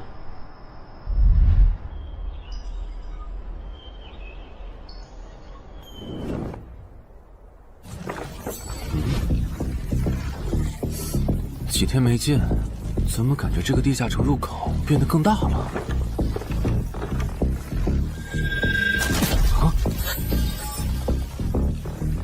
准入等级6级，也就是说，这个地下城的等级现在介于6到10级之间了。我现在是5级，按照之前的升级速度，只需要再打1个到2个5级地下城，就能升到6级了。上次翻论坛的时候，我记得东山这边好像有一个5级的地下城正在招募人手，我看看还在不在。好耶，还在。你好，请问你们的招募条件是？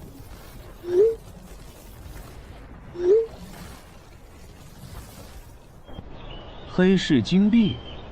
你问这个干嘛？我闲着没事翻论坛，发现论坛上的冒险者彼此之间做交易时使用的货币不是现金。冒险者之间做交易，除了用地下城入口和掉落物，就是用黑市金币当货币。黑市金币有什么特殊之处吗？为什么不能用现金交易？黑市金币是挑战10级以上地下城的主要收获。我以前问过安教练，他说这东西10级后有大用处，可具体咋用没跟我细说。原来如此。对了，等级没到10级的冒险者，一般是从哪儿弄到黑市金币的？我也想搞一些。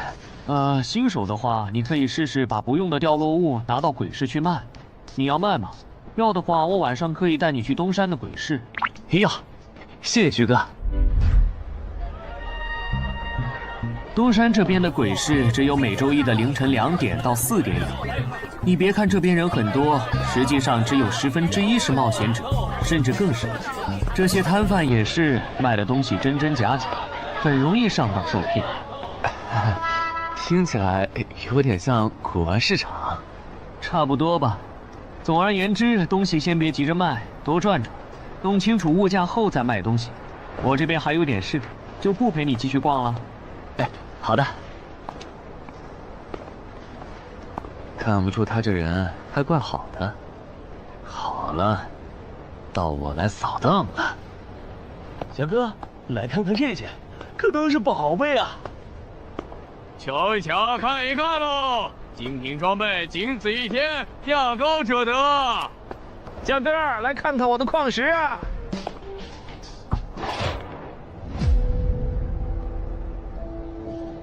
看他求购的内容，这个人想要攻略的地下城，该不会是女妖之僧吧？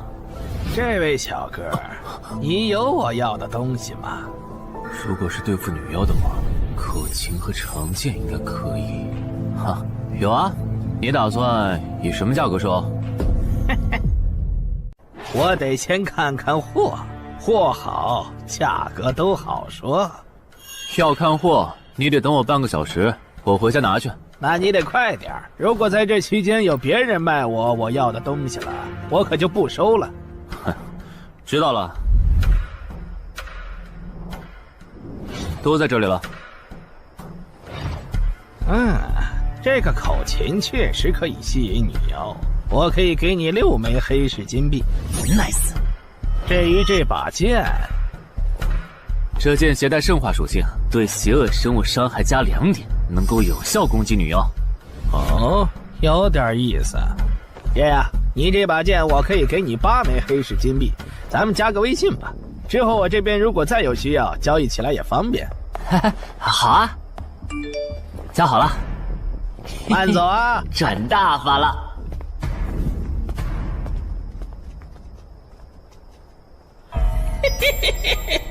疏于防范了哟，坟场通关新人。唉，都过去1个多小时了，那个叫四海为家的怎么还没来？算了，不等了。各位新老朋友，大家好，我是5级哥布林地穴地下城的入口拥有者搬砖小 C。我左手边这位是协会冒险者林女士。哟，本次攻略已在官方备案，大家可以不用担心秃鹫的问题。这边的3位大叔和我组队过3次，是实力和人品都很过硬的老手。这小子怎么每次都这么磨叽？然后是本次行动的金主，目前还是普通人的王老板。大家好，鄙人姓王，是东山地产的经营者。最后是新朋友，爱写作的东山市民，和今天也很闲鱼呢。他们都是3级以上，可以胜任后援工作。大家好。怎么这些人都喜欢在公园集合呀？上次的师傅秃鹫事件后，我都快对公园有心理阴影。大家都互相认识了，接下来请随我前往哥布林地穴的入口所在地吧。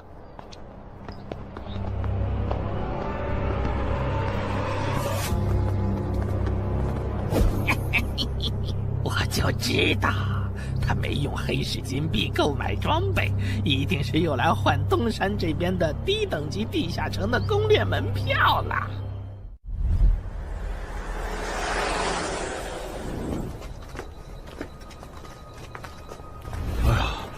那个还要走多久啊？啊，快了，入口就在前面。小三，这入口你是怎么发现的？这也太偏了。不是我发现的，是本地的一位驴友发现，然后卖给我的。真的假的？这年头还有发现地下城入口以后自己不攻略，反而拿去换钱的傻子？因为哥布林地穴对新手来说太难了，当时发现这个入口的驴友不止1个，但最后完成脱离任务活下来的就只剩下1个人了。人家已经是冒险者了，这地下城在开放期又攻不下来，还不如卖了，换点能用的东西，剩下的钱分给死去同伴的家属。这选择挺合理的呀，不是吗？合理是合理，但我觉得事情应该没那么简单。喂，你这人真是的，咱们都合作好几次了，你还怀疑我？到了，形状、颜色、大小完全一致。没错，这个就是5级的地下城，风险评估过了，可以进。讨厌，这下你放心了吧？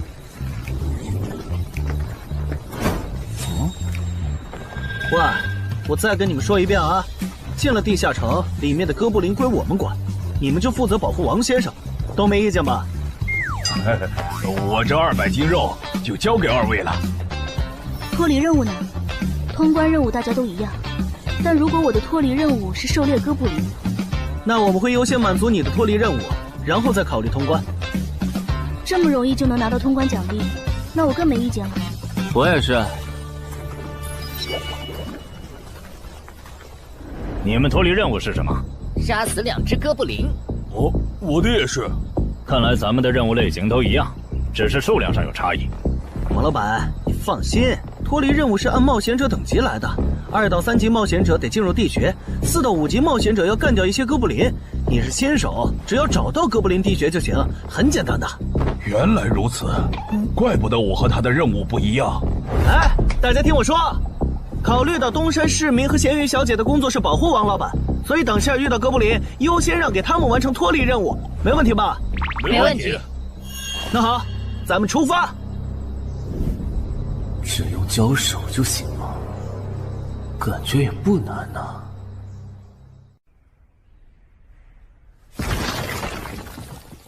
这个你不要吗？不要，你杀了吧。这就是5级地下城里的怪物吗？感觉也没多强啊。那是因为现在遇到的都是小怪，真正难搞的 BOSS， 得深入地穴以后才能遇到。一般情况下，哥布林地穴的 BOSS 哥布林勇士，得3、5个老手一起上才能干掉。哦，原来如此。那如果这个地穴里有2只甚至更多的哥布林勇士，咱们能对付得了吗？那肯定是对付不了的。不过一个哥布林部落只会诞生1只哥布林勇士，目前全球就1对冒险者遇过双胞胎哥布林勇士，这种小概率事件，咱们肯定碰不上。哦，那我就放心了。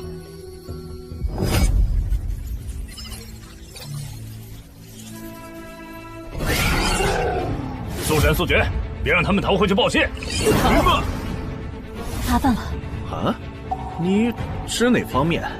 从我们踏入地穴到现在，已经遭遇了4波哥布林，很明显，这地下城的小怪数量多得不正常。我们可能中大奖了。搞不明白你们这些富人究竟在想什么。你都这么有钱了，为什么还要成为冒险者？说来惭愧，鄙人成为冒险者主要是为了减肥。减肥？等等，减肥和成为冒险者有什么必然联系吗？这联系可大了。我特意托人问过，目前已知的职业里，有一种不需要锻炼，只要打坐消耗多余的体质，就可以不断变强的。你不觉得这种职业很适合我这种有钱，但是又下不了苦功去锻炼的人吗？花这么多钱竟然只是为了减肥，你们有钱人的世界真难懂。我们在聊什么？嘿嘿，能让我也加入吗？哎呦，连锁子甲都准备了吗？程先生真专业。你之前进地下城的时候也穿的这一套？对啊，如果没有这套防具，我早就死在地下城里了。相反，我倒是很不理解，你们为什么不穿防具？搞定，换班了，下一波哥布林你们手里。行，接下来我们负责打头阵。评分机制，你不知道吗？在地下城内借助的外力越小，完成任务后得到的结算评级就越高。原来还有这种设定呢！我说你的脱离任务咋比我简单？原来是靠全副武装过了地下城。我看你到现在也没有几个有用称号，说白了，你就基础属性等级高些，跟新人比也强不到哪儿去。其实难搞，虽然知道野队不靠谱，但是没想到会这么不靠谱。8人组里竟然有2个新手要保护。你们3个等会儿再聊。拦路的哥布林小队已经清理掉了，可以继续前进了。好的。怎么有3个岔路啊？正常的5级地穴不是最多只有2个吗？看来我之前的担忧没错，咱们遇到了 bug。这是还不能透露给大众的地下城情报。平均每50个低等级地下城就会有一次实际挑战难度比当前等级高，甚至高很多的特殊情况，也就是 bug。bug 主要分3种情况，第一种是小怪数量的提升，第2种是 BOSS 数量的提升，第3种是 BOSS 强度的提升。比如我们现在遇到的，按照他这个说法，就很接近第1种。我之前经历的地下城，好像多多少少都有点问题。请问，出现 bug 的地下城，结算奖励会比平时多吗？这个要看地下城的实际攻略难度提升了多少。听说运气好，能出14、15级冒险者都眼馋的宝贝。所以，我们如果继续深入，可能会遭遇更多的哥布林。是的。听起来有点危险呢。要不这次就算了，咱们回去吧。反正我也成为冒险者了。不能回。这个地穴的哥布林数量虽然变多了，但 BOSS 的强度没变化呀。我们只要把 BOSS 解决了不就行了？只要速战速决，在大多数哥布林发现我们之前，找到并杀死这个地下城的 BOSS， 其实和正常通关没多大区别。BOSS 的强度没变化，只是你的猜测。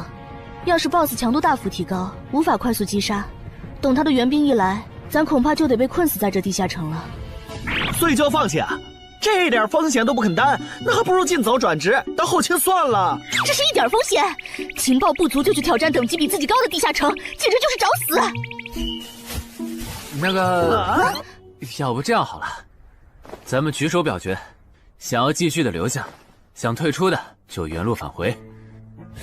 这主意行，两不耽误。来去自如，这你满意了吧？现在开始举手表决，要留下的举手。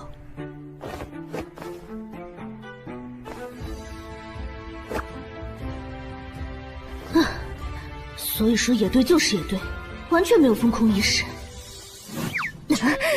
不是，你有毛病吗？他们等级高，想拼一下我能理解，你实力还不如我呢，你凑什么热闹？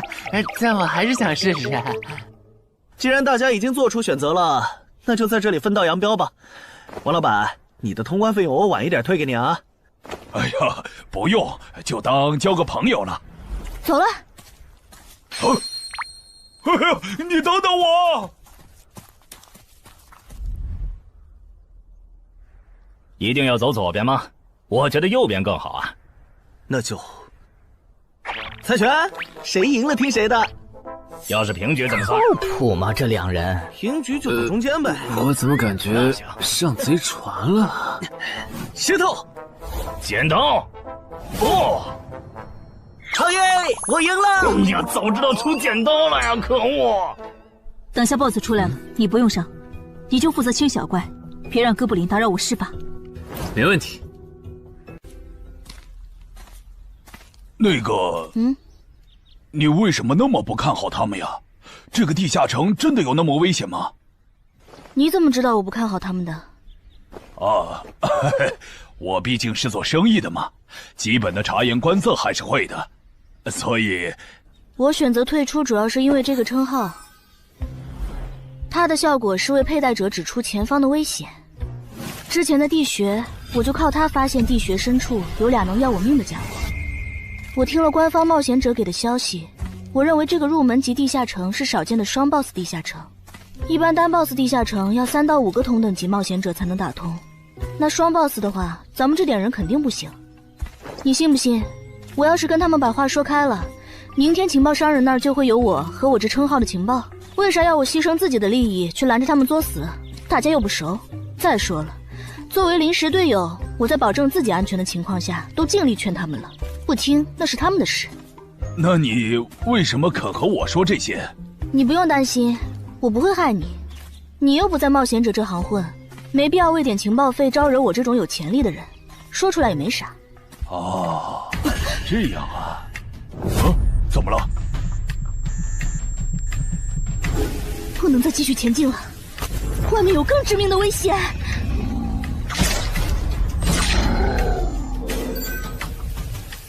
2级速能法术，烈焰爆！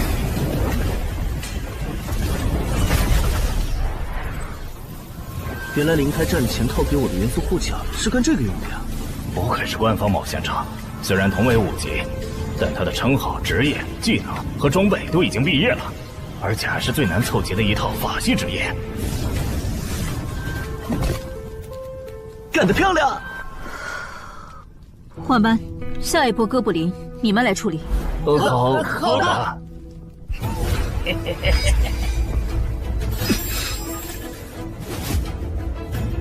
啊！你们看，那是不是 BOSS 啊？怎么感觉有点不太一样啊？应该不是吧？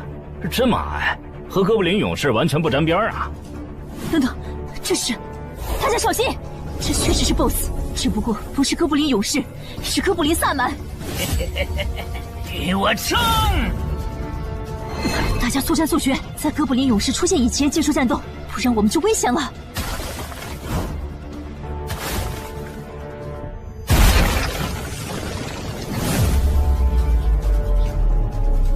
开什么玩笑？哥布林怎么也开始讲战术了？这地下城到底发生了什么？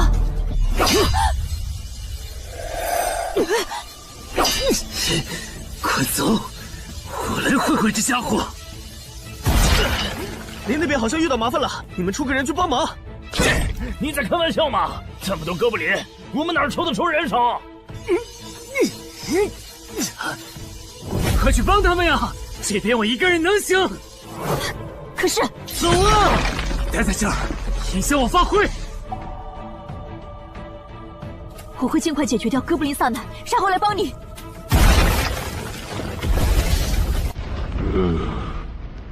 可不，现在没人能打扰我们了。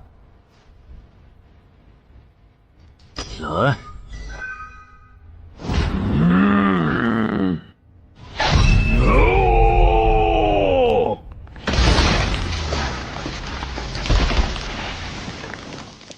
这个 BOSS 力量惊人，但太笨拙了。就算不用一步一杀，我应该也能躲过他的大部分攻击。好怕了吗？太简单了。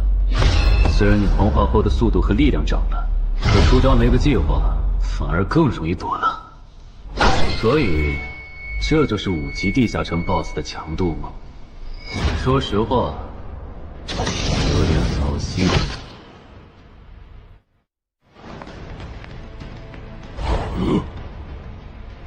你这种程度，连当我的开胃前菜都不配。可不！连死战到底的勇气都没有吗？这样看，我以后不用对5级地下城抱有期待了。这个地下到底还有多少哥布林啊？再这样下去，我可顶不住了！再用一次那个火焰魔法！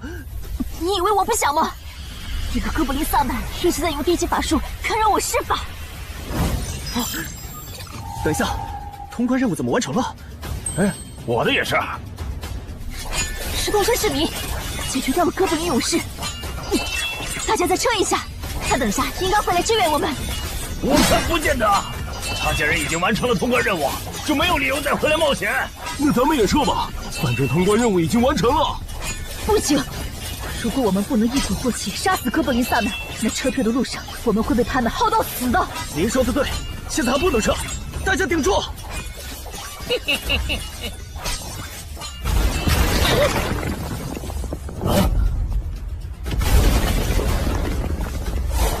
石头山市民。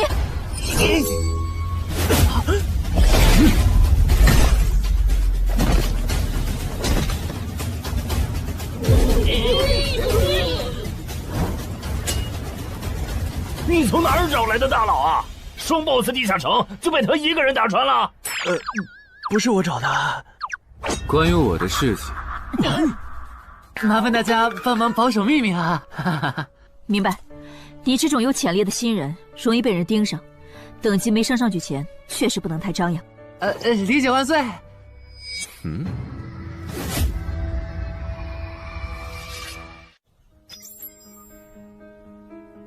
不能出去，外面有更致命的危险。更致命的危险？就是有一个危险程度远比双 BOSS 大的冒险者守在外面，我们出去就会被杀。那怎么办？回去找其他人，说服他们一起抱团冲出去。你们竟然把2个 BOSS 都杀了！这俩可都是他一个人干掉的，我们都没出多少力。怎么是他？我之前明明用称号确认过，他威胁不到我。等等，你怎么知道这个地下城有2个 BOSS 的？难道你刚刚一直躲在我们身后偷看？那倒没有，在你们遇到 BOSS 以前，我们就已经走到出口了。之所以知道这个地下城里有2个 BOSS， 是因为我的这个称号，他能帮我找出前面对我有威胁的存在。我就是靠他才知道这地下城有俩 BOSS 的。不是吧？你有这么好用的称号，你之前不提醒我们？我是没有直接提醒，但我有劝过你们不要继续深入地穴吧。那你为什么又折返回来？因为出口那边有一个比双 BOSS 更强、敌意更浓的高等级冒险者在堵门。啊！外面有高等级冒险者在堵门，你确定？确定。先是地下城难度超标，再是高等级冒险者堵门，可疑的地方太多了。说，是不是你搞的鬼？不是我，不信咱们签单向契约确认。等等，堵门的高等级冒险者，不会是那个爽约没来的四海为家吧？那个，我想问一下，你的称号可以预知危险，那如果我对你流露出杀意，你能判断我和堵门的人谁更强吗？能。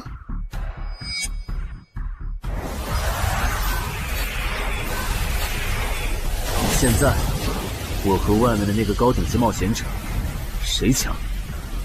外面的要强一些。明白了。那摆在我们面前的，就只有一条路了。大家先去结算各自的脱离和通关任务，等提升完，咱们就去和出口的堵门者拼命。也只能这样了。早知道买这个地下城会出这么多事，我当时就不该手贱。事已至此，后悔也没用了。再说，咱们这么多人，未必打不过。这都多久了，怎么还没人出来？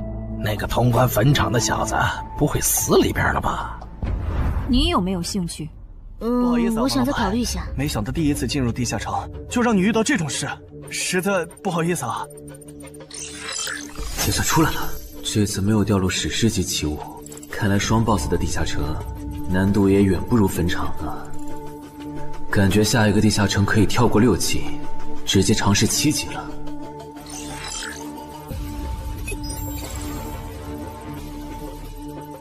不算置死地而后生的话，能在一会的战斗中派上用场的，应该就只有扮猪吃老虎、奇迹生还者与传奇过招、自适应、暗行艺术和守护者。与传奇过招这技能比置死地而后生差点，能让我状态拉满，但要扣4力量、4敏捷、2感知。至于暗行艺术，应该是和扮猪吃老虎搭配，靠扮猪吃老虎走到目标的视野盲区，然后换暗行艺术逐渐接近目标，最后再切到置死地而后生，从而打出完美的偷袭。至于守护者，最合理的应该是依靠与传奇过招的感知+2，提前确定目标的下一步动作。要是目标跑去攻击别人，就切换称号守护者去阻拦他。围绕这2个称号展开的战术，感觉都还可以，但如果硬要选一个，还真不太好选。先瞅瞅新得的职业技能和奇物有啥效果，再决定下一步。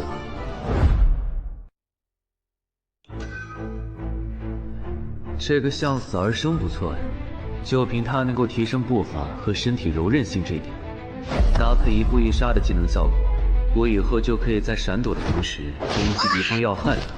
好技能啊！还有这个假死技能，考虑到在现实世界，冒险者死后是不会产生掉落的，我完全可以利用这个技能装死，然后找机会偷袭反杀，兵不厌诈。只要那个堵门的不是脑子有毛病，非得跟尸体较劲，我就能狠狠地阴他一把。当然，这是万不得已的选择。要是可以的话，我肯定想光明正大的赢。哇，这次掉落的东西都很棒啊！骨笛、萨满旗帜和传承之书，以后去地下城就能有个哥布林跟班了。而且这个哥布林的秘药搭配上骨笛，运气好的话，能拉来一只哥布林勇士当打手。保险起见，我就不继续囤升级券了，先把战斗力拉到最高再说。我目前持有的奇物中，等级最高的就是这家伙了。把奇物升级券用在他身上，肯定是最优解。就这样，对传奇亡灵库罗德的头盔使用奇物升级券，只能升到史诗级。那算了，先用装备熔炼炉把这几个用不上的给熔炼了，看能出什么好东西，再决定奇物升级券用在哪儿。不是装备型的奇物不能熔炼吗？那我手里没用的装备，估计也熔不出啥好东西。没办法了，用奇物升级券提升被污染的名剑吧。使用奇物升级券，好酷的剑！头盔和武器确定了，那装备祈愿券就用在防具上吧，正好替换掉我买的锁子甲。厉害！这套铠甲穿起来比我之前用的锁子甲还轻便。东山市民，你那边完事了吗？差不多吧。你们整理完了吗？完事了，再给你们上一轮 buff，就可以出发了。你的装备好酷啊！这些都是你在这个地下那再等我一下，我招个怪物随从。啊！喂，别无视我呀！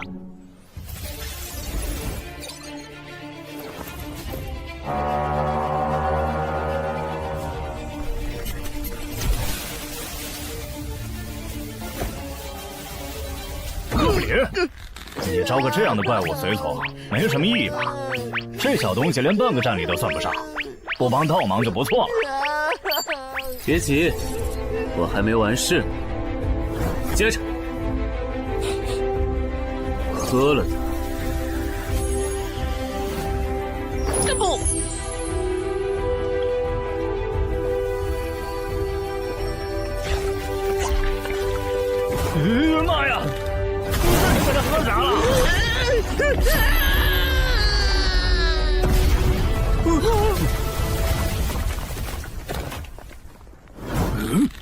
天哪，他变成 BOSS 了！那边有适合你的衣服和兵器，自己拿吧。你的随从不会失控吧？毕竟是 BOSS 级别的哥布林。不知道，不过你可以让他用称号看看这只哥布林对我们有没有敌意。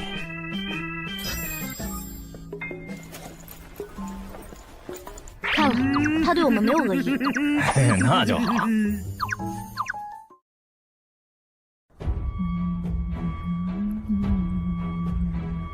法师护甲1级，属性强化，胸之坚韧。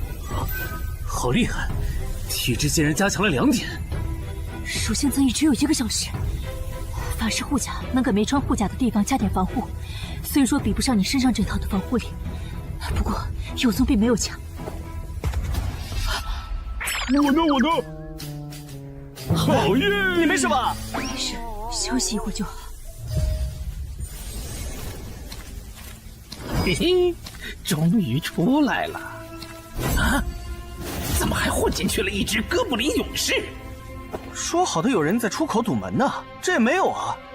估计是藏起来了，你用称号看一下他在哪儿。好。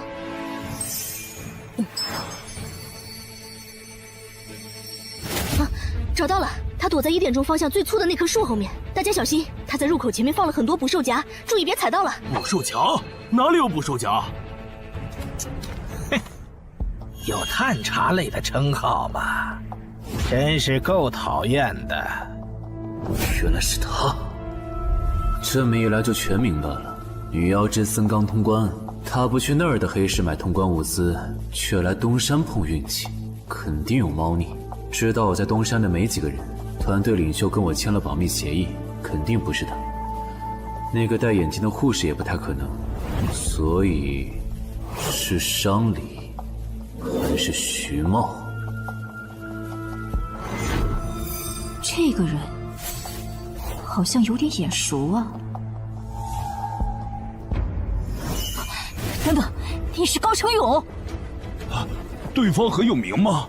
何止有名，他可是明广一带最臭名昭著的通缉犯。别看他只有7级，死在他手上的冒险者，光是已确认的就有上100号人了。他不光是想抢别人的通关调度，还想刷出针对人类的称号，说不定现在已经刷出过量杀戮人类这个称号了。看来你很了解我吧？是协会的官方冒险者吗？果然，他已经刷出了那个称号。这样吧，我们做个交易，那小子留下，你带其他人走。这条件可以啊，要不咱们……别信他！协会的档案里，高成勇有放过目标然后再猎杀的记录。要是你们真的信了他的瞎话，等他干掉陈海，再用追踪手段把你们一个个找出来，你们连还手的机会都没有。没错，虽然他嘴上说放过我们，但对我们的恶意一直没有降低。他在说谎。连恶意也能侦测吗？这样好了，既然他的目标是我，那就由我和哥布林勇士主攻。你们看时机牵制，大家都是一根绳上的蚂蚱，这种时候就别心存侥幸了。当然，如果你们中有人实在怕死，那就赶紧滚，别拖我后腿。我们会做好辅助工作的。看不出来你人还挺好的，要是我绝对逼着他们一起上。打你，我们俩足够了。哼，我就知道你们这些走大运拿了 S 级评价的新人，就会自命清高，觉得别人都是你们成长的垫脚石。但现实可不是这样的哟。新人在1到5级时很难搞到成体系的称号、职业、技能和装备。你的武器和铠甲这么豪华，我猜大多是装备吧。不巧哦，我的技能偏克你这类新人。口声出，迟缓术。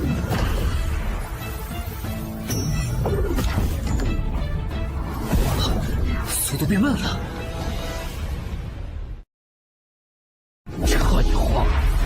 术可不只是速度变慢而已。遇到使用长镰这种冷门兵器的我，谁上了迟缓术的我，也根本接不住你的招。你是这么想的吧？很遗憾，如果你就只有这点东西的话，那很不幸的告诉你，今天你踢到铁板了。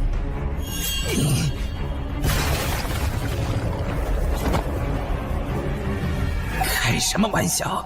我百试百灵的组合技，竟然被他这么简单的破了吗？这真的是只经历了3个地下城的新人该有的水平吗？嘿，那个高成勇也没有你说的那么厉害啊！一上来就被澄海大佬没收武器了，感觉澄海大佬都用不上咱们了。不是高成勇不厉害，是澄海太强了。现在的他，恐怕和明省分部重点培养的那位超新星是一个水平。如果我说我认栽，那把长镰我也不要了，能放我一马吧？换位思考的话，你会吗？说的也是。消失了，那件披风的效果是隐身。唉，一想到超新星要死在我手里，我就感到惭愧呀。如果你没遇到我这样的新人杀手，大概会成为传说级冒险者吧。可惜，今天你就要死在这儿了，是你选择的死战。澄海小心，那人没走，就在你周围。你这娘们儿！你在看哪儿呢？你不可能！你怎么知道我在这里的？因为我感知20，你的一举一动在我这儿都是明白。蛮感知吗？这个人你来上。好嘞。老天，真是不公平！我想问一下，3人冒险者如果要加入协会，录入个人信息大概要多久？工作日的话，半天。这么看来，就是云霄市协会泄露消息的。我申请加入东山的官方冒险者协会，不过我前天口头上答应要加入云霄市的，他们还没录入我的个人信息。现在换到东山，程序上合规吗？当然，我代表东山市冒险者协会欢迎你的加入。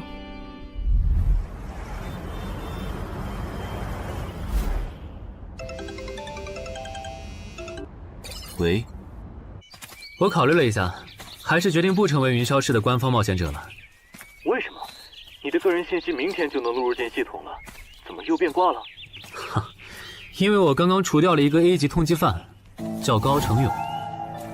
东山的冒险者协会知道后，邀请我成为本地的官方冒险者。这样嘛，也挺好，成为家乡的官方冒险者，做事会更方便一些。对，我也是这样想的。那我挂了。以后常联系。废物，都是废物！你那边说完了？说完了。哎，你怎么还没走？因为林姐也邀请我加入东山的冒险者协会了，等下要和你一起录入个人信息。这样啊？说实在的，你也被协会邀请加入，我都有点怀疑官方冒险者头衔的含金量了。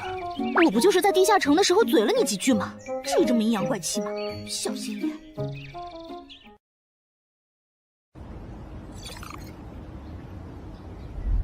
请关闭称号和职业技能，用你自己的力量对着他出拳。好。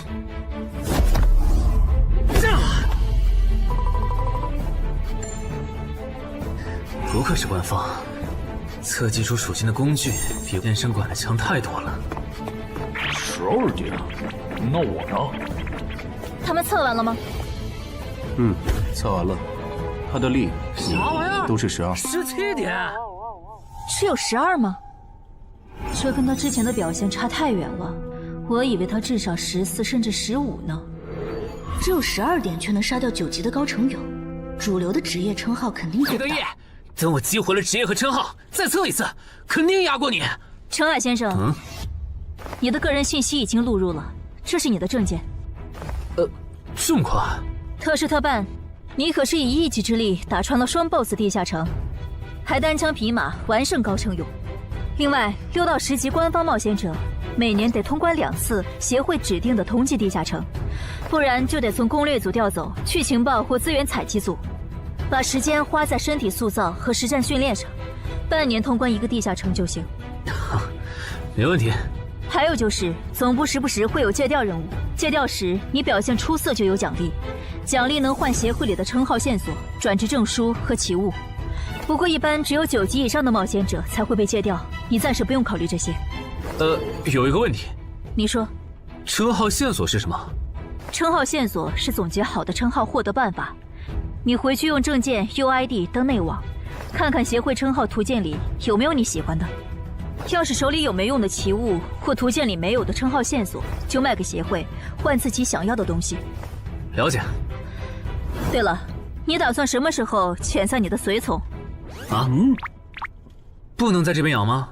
我这只哥布林骨笛是随机召唤哥布林啊，送回去的话，下次召来的可能就不是这只了，那我不就亏了一瓶秘药吗？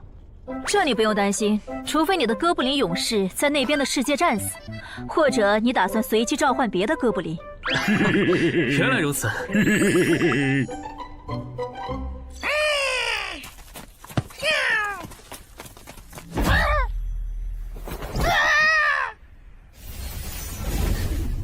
跟我来吧，我带你们去认识一下同事们。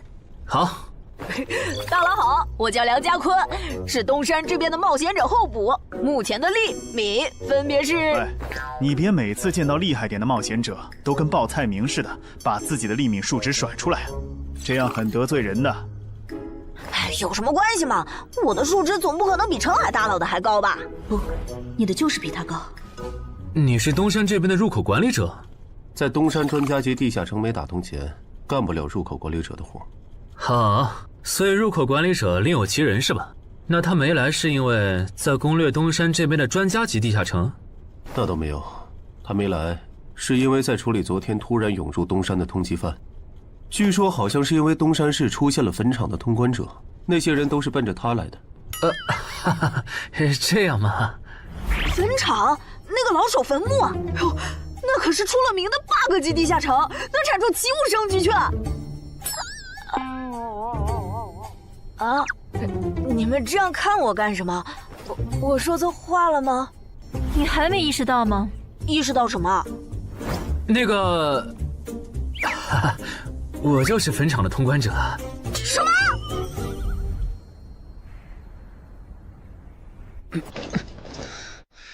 虽然已经说好这段时间把精力用在属性提升和恶补地下城知识上，但家里这个入口，我还是想有始有终。一个人单刷的，我全力以赴的时候，大概相当于10级。完成脱离任务应该也没什么难度吧？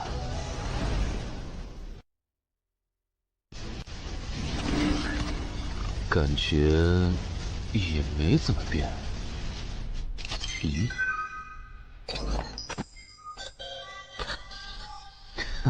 原来冒险者面板还能升级吗？那是不是等11到16级的时候，我的面板还会有变化？怎么感觉升到6级后的限制反而变多了？等升到11级，不会还来一些新的限制吧？就先这样，搞定。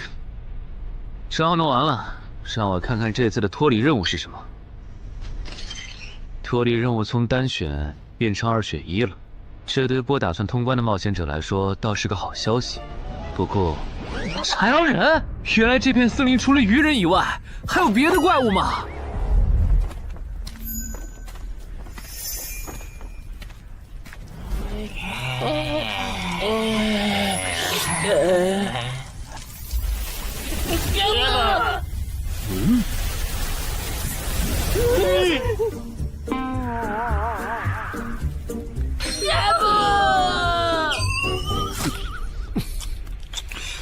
所以在你看来，那些豺狼人阴险狡诈，并且还特别喜欢欺负弱小，是吗？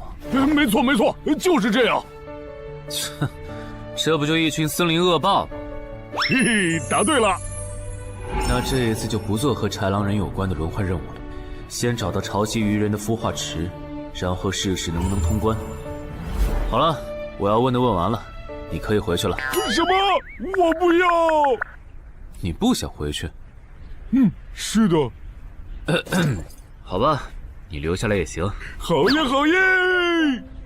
但我先说好，这个地下城的挑战等级是7级，你悠着点。放心吧，我很强的。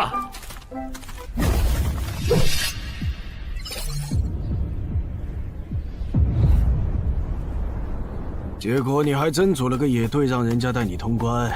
嘿，还是5级的地下城，你这胆子够大的。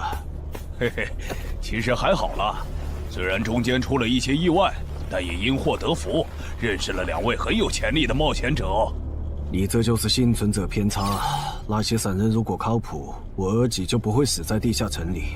我知道，所以我是确认有官方冒险者兜底以后，才决定下去的。说起来，前几天的新闻我看了，你儿子的死好像不是意外。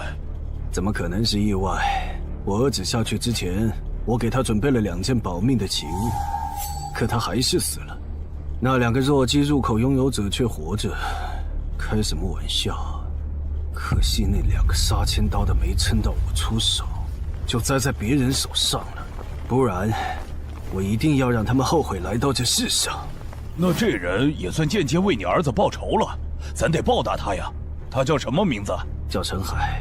我这次来东山，就是要当面感谢他。陈海，你认识？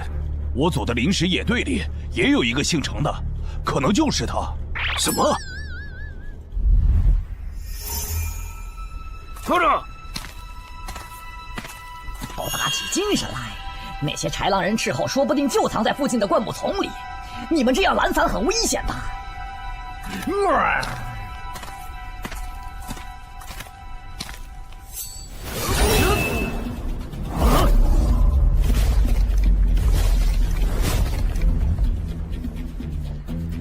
话说，你会说他们的语言吗？当然，需要我帮忙翻译吗？先不，我有一个能在这种场合上派上用场的奇物，如果它不好用，我再找你。你们的孵化池在哪？告诉我，我可以留你们一。你以为我会出卖我的族群吗？绿皮傻大个的小跟班儿！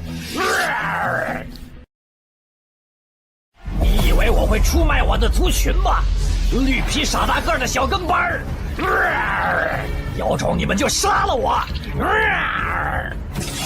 队长死了，别得意，领军大人会为我们报仇的，咕噜。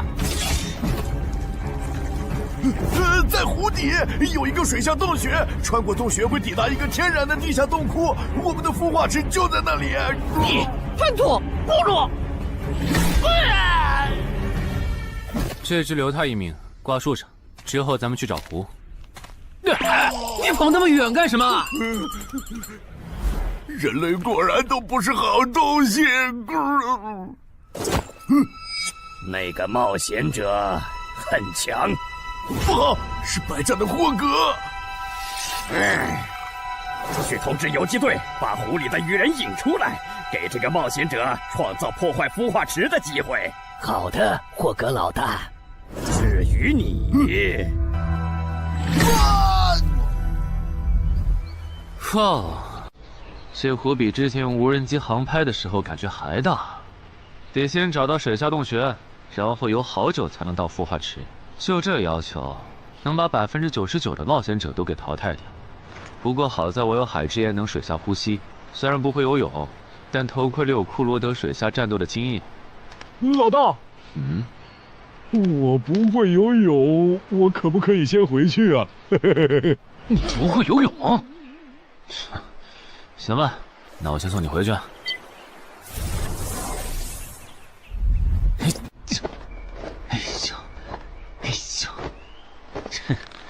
好了，热身完毕，那出发了。果然，依靠海之言和库罗德的头盔，就算是我这种旱鸭子，在水里畅游，那还不是小菜一碟？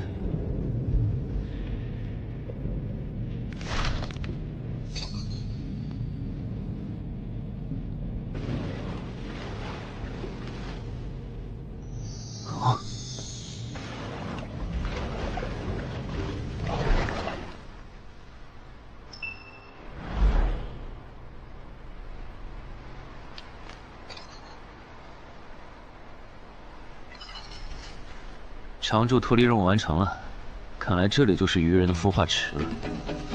但是，怎么没看到守卫？算了，不管出于什么原因，现在是通关的最好机会，这一点不会错。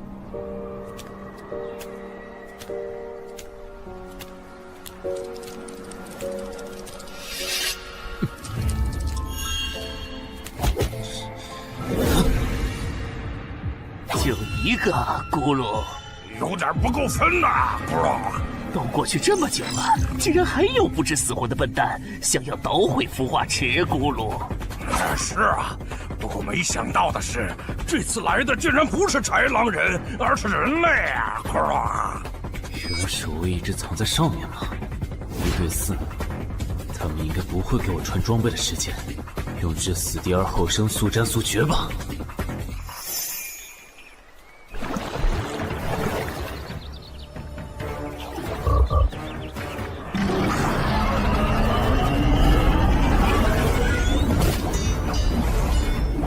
有人类闯入孵化池！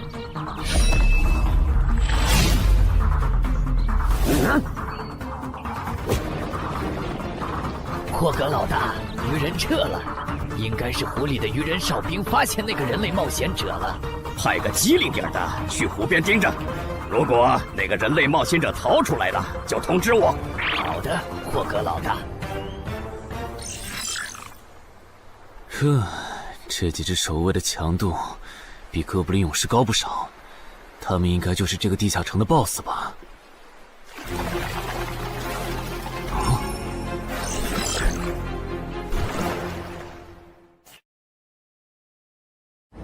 ？6到10级这个阶段的地下城 BOSS， 通常可以划分为团队增益型和个体高战型2类。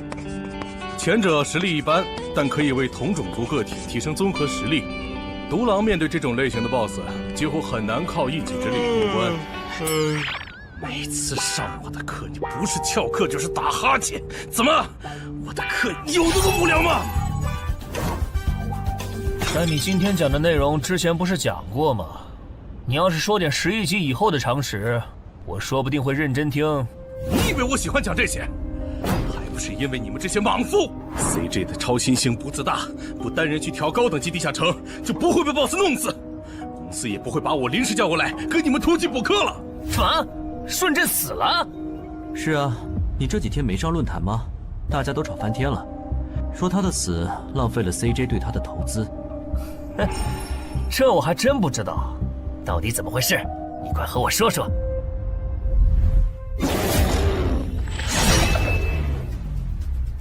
小心，这个人类是极其罕见的高感知个体，偷袭对他没用，大家一起上，咱们耗死他！那个鱼人 BOSS 什么情况？都被我杀了这么多精英鱼人了，他怎么还在旁边观望？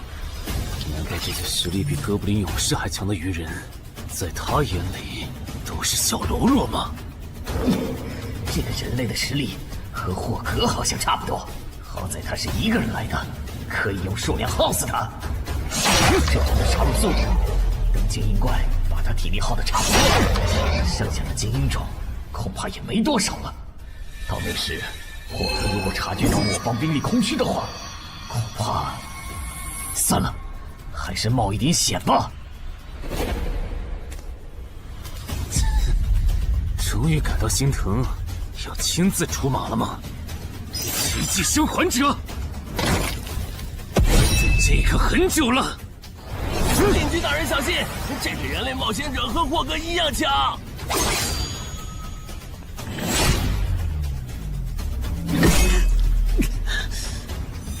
很好。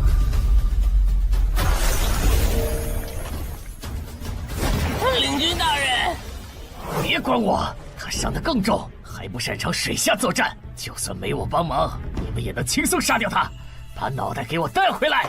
是，领军大人。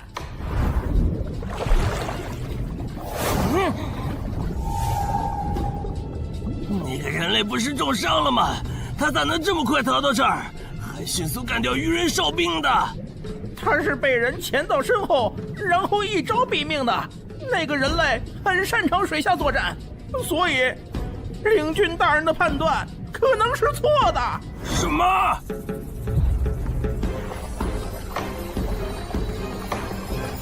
该死，总算活着逃出来了。多亏了这个奇迹生还者呀，不然我就得交代在这儿了。果然和我预想的一样，那个鱼人 BOSS 沉不住气，要是他再稳点，我就会被耗死了。怪不得团长说，独狼到了更高级的地下城会越来越吃力。一挑多肯定没胜算呢。看来我还是得找些厉害的队友了。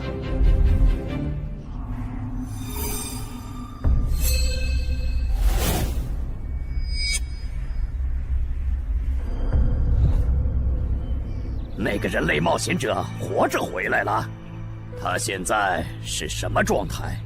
我不敢靠得太近，怕被发现，但可以确定他伤得很重。嘿嘿，重伤的冒险者嘛。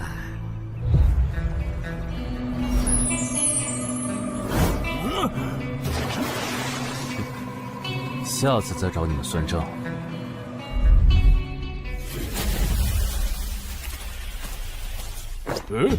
已经结束了。失败了，孵化池里的鱼人太多了，我一个人杀不完。我刚才翻了下你们的传承之书，如果你的战斗累积到一定场次，会升阶为更高等级的百战哥布林。以后你就用这把剑斩杀和你实力差不多的地下城怪物。等你成为了百战哥布林，这剑对你没啥用的时候再还给我。那您用什么？哼，我用这个。啊，对了，你以后得练一下游泳了。后面我还要再打一次这个地下城，到时你得出力。好吧。这一定是豺狼人干的。激活技能，与死亡共舞。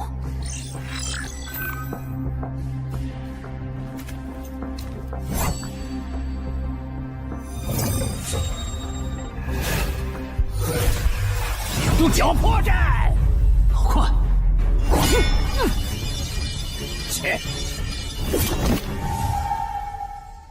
豺狼人！还好为了以防万一，把感知拉到20，不然刚才这只豺狼人就得手了。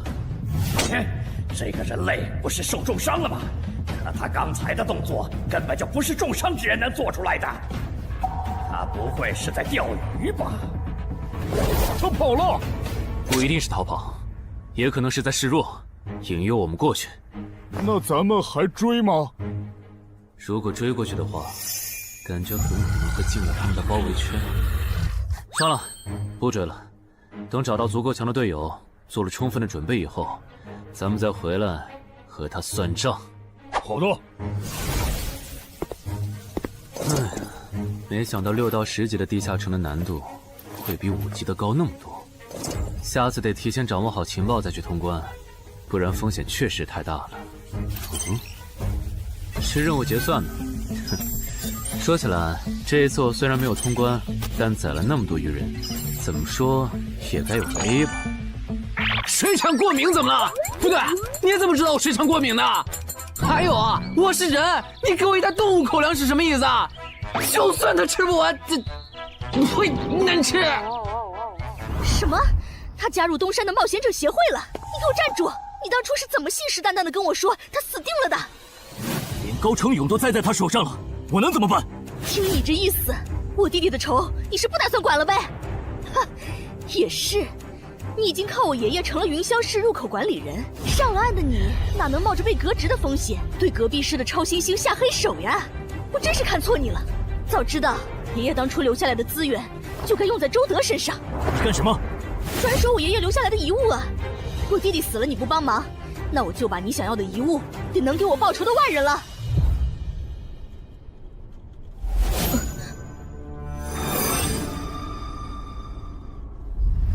361、362、363。安然，黑市上出现了个你可能会感兴趣的悬赏。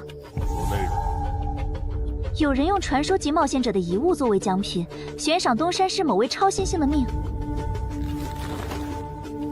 徐茂又惹到谁了？不是徐茂，但这个人咱们都认识。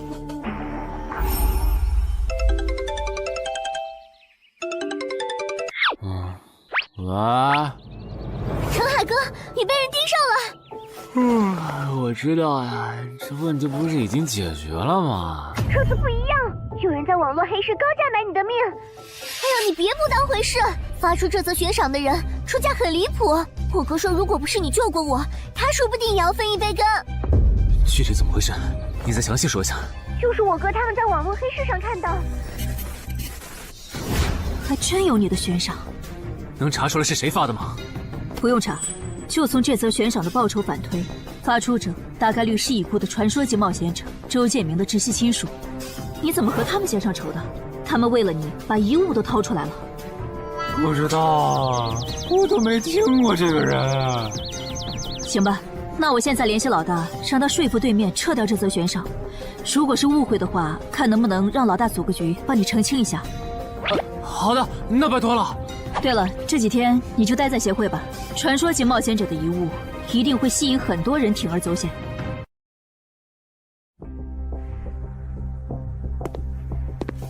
被人捷足先登了？不对，这里似乎没发生战斗。看来那个叫程海的，当时应该在攻略自己家里的地下城。真不知道他是幸运还是不幸。虽然因为家里的地下城躲过了第一波袭击，但被堵在地下城里的话，他连逃都没地方逃。除了我和目标以外，这个地下城还有4个人，不知道是敌是友。你卑鄙！哪有你们人类有病？我不就派了个斥候守在出口吗？至于让你们杀过来吗？搞得我现在受伤不说，手底下的兵也被消耗的差不多了。如果昨天那个冒险者又回来了，不行，留得青山在，不愁没柴烧。这点不能待了，得赶紧走。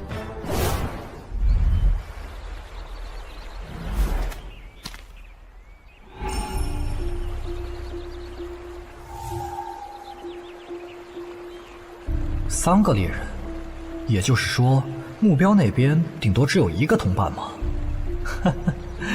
这么看的话，这个游戏变得更有意思了。安教练，你找我？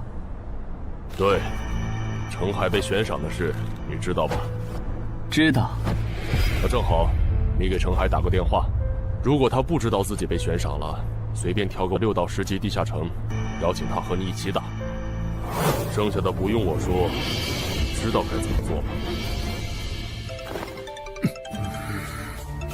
徐茂打过来的，肯定因为悬赏的事，不知道他是来提醒我的，还是来试探我的。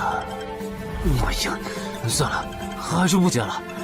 反正家里地下城入口这次肯定是暴露了，要是之后问起来，我就说在攻略家里的地下城。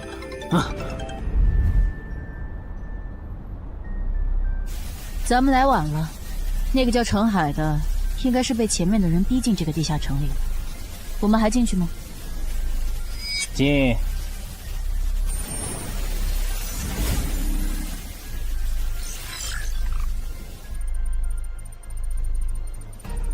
又进来2个人。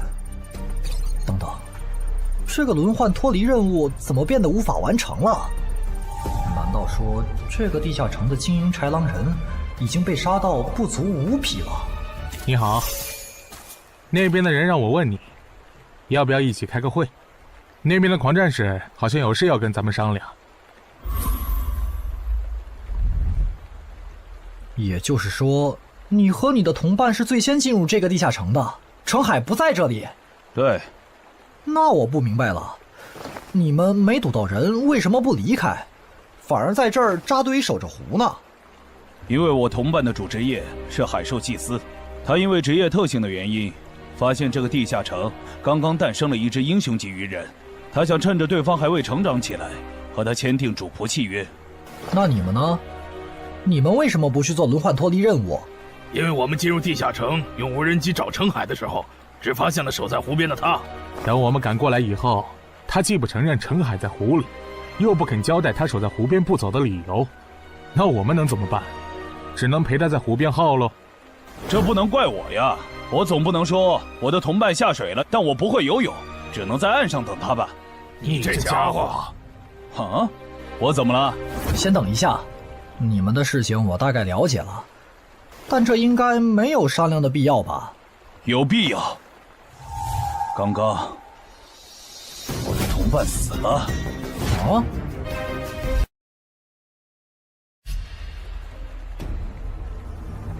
力量涌上来了。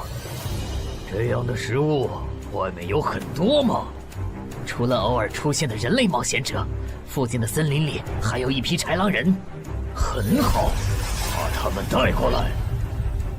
现在恐怕不行，因为昨天和今天的冒险者已经把我们的兵力削弱到无法和豺狼人抗衡了。那需要多久？50个日升和日落。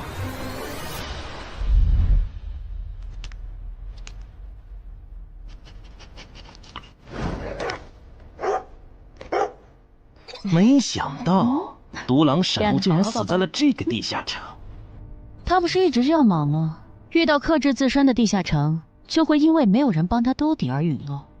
是这个道理，但这白痴为了断其他人的后路，单独猎杀豺狼人，结果把自己给玩死，是我没想到的。那我们之后怎么办？鱼人的孵化池大概率在水中，我们的职业和奇物都不适合在水下作战。完不成脱离任务的话，我们会被困在这个地下城的。这个地下城的最大挑战者数是15，除了我们和这个白痴以外，还有12个名额。只有其中有擅长水下作战或者能帮助我们完成脱离任务的，我们就能脱离。所以，回出口。我都说多少遍了，我的同伴是海兽祭司啊！这个职业的水下作战能力很强，以他的实力，不可能连逃回来都做不到。这个地下城绝对不正常。关键是现在要离开这个地下城，只能靠常驻脱离任务，这下麻烦了呀。回出口吧，排除掉那个搞崩了轮换任务的王八蛋，这个地下城还能再进7个人，说不定其他人里面就有能帮助我们完成脱离任务的。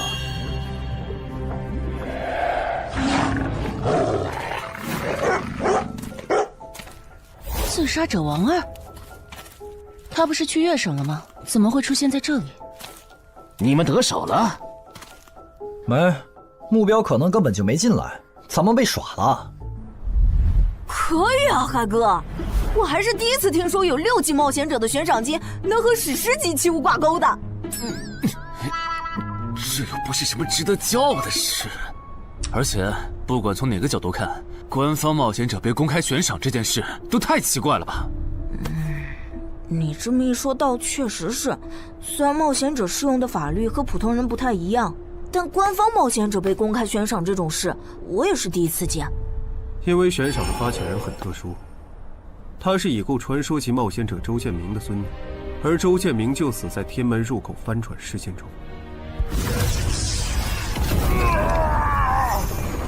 好痛啊！上吧！所以，战死在天门的周建明的后人才会继承遗物，拥有诸多特权。对，又因为周建明的孙子死在了坟场，而你又救出了2个本不可能活着的一般市民，堵死了他弟弟的生路，所以周建明的孙女才会迁怒于你，想要你死的。照你这说法，我们的矛盾岂不是化解不开了？那倒不至于，老大已经约了米省负责人，也就是周建明的旧友，还有发布者，一起谈这件事情了。快的话，下午就能谈出个结果了。我们没来晚吧？没，刚刚好。那就好。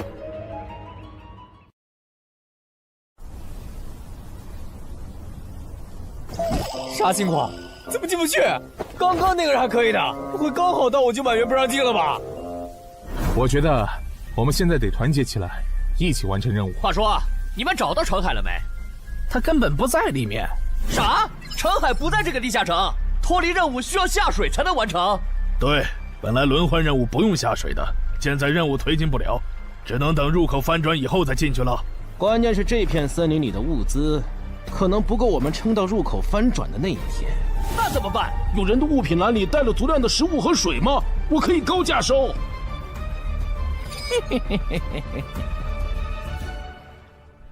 本来也没抱多少希望，不过没想到连刺杀者王二那样的高手都被困在这个地下城里。这样看，少了这些竞争对手，等我完成脱离任务出去以后，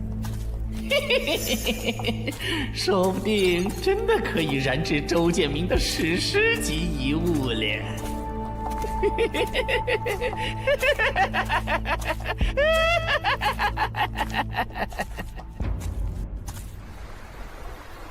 什么？有远方的鱼人部落派使者来拜访我们？是的，对方自称是寇涛鱼人的大祭司。大祭司？吞噬者大人，要和他见一面吗？见，不过以防万一，把放出去的鱼人都叫回来吧。寇涛鱼人嘛，我还真挺想知道他是怎么找到我这里的。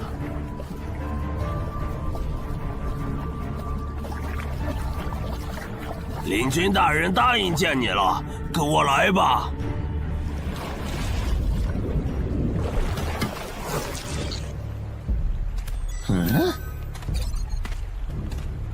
这就完成脱离任务了，真是得来全不费功夫。你在看什么？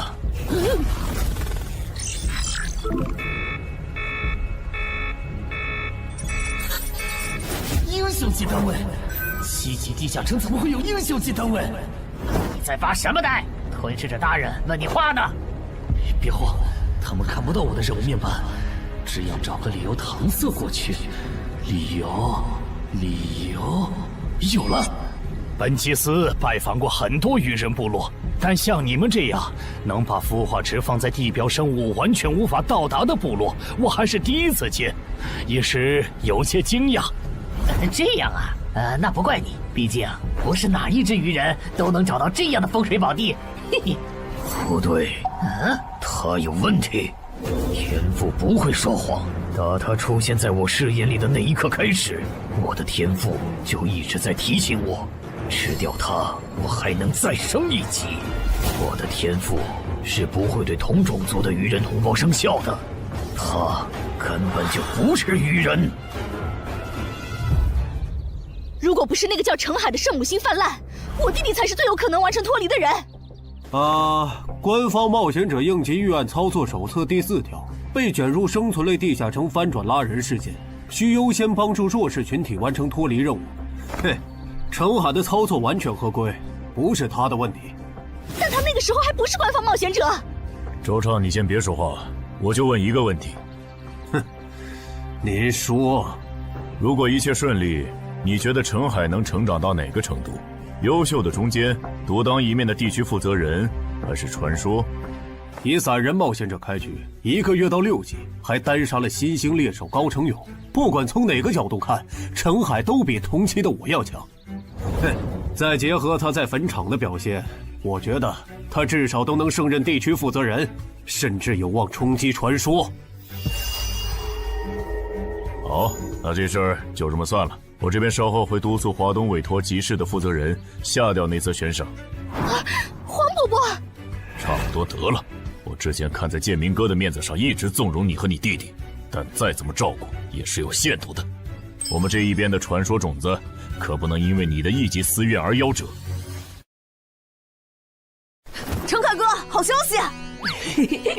啊！你的悬赏被撤掉了。好呀！哎，澄海的悬赏没了，这才24小时不到吧？谁这么效率？看来只是悬赏被撤回，不是有人有事。他刚微信回我了。所以是郑仁君出面死保了吗？没想到他这么看好这个新人。洪伯伯，那则悬赏是您点头了以后我才发的，为什么那个郑仁君说几句您就改口了？他郑仁君的面子有那么大吗？如果只有东山方面的施压，我其实还能帮你扛几天。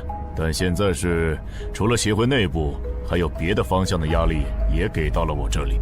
那个叫澄海的人脉比你想的要广。别打了，我知道的我都说了，给我个痛快吧。大人，已经审完了。哦，森林里有12名冒险者，实力和豺狼首领差不多。他们不擅长水下作战，不用担心会打过来。现在被困在森林里，无法撤离。森林里食物少，撑不到50天，有点意思。这位就是东山市的入口管理者邓仁君，你的事就是他出面说和的。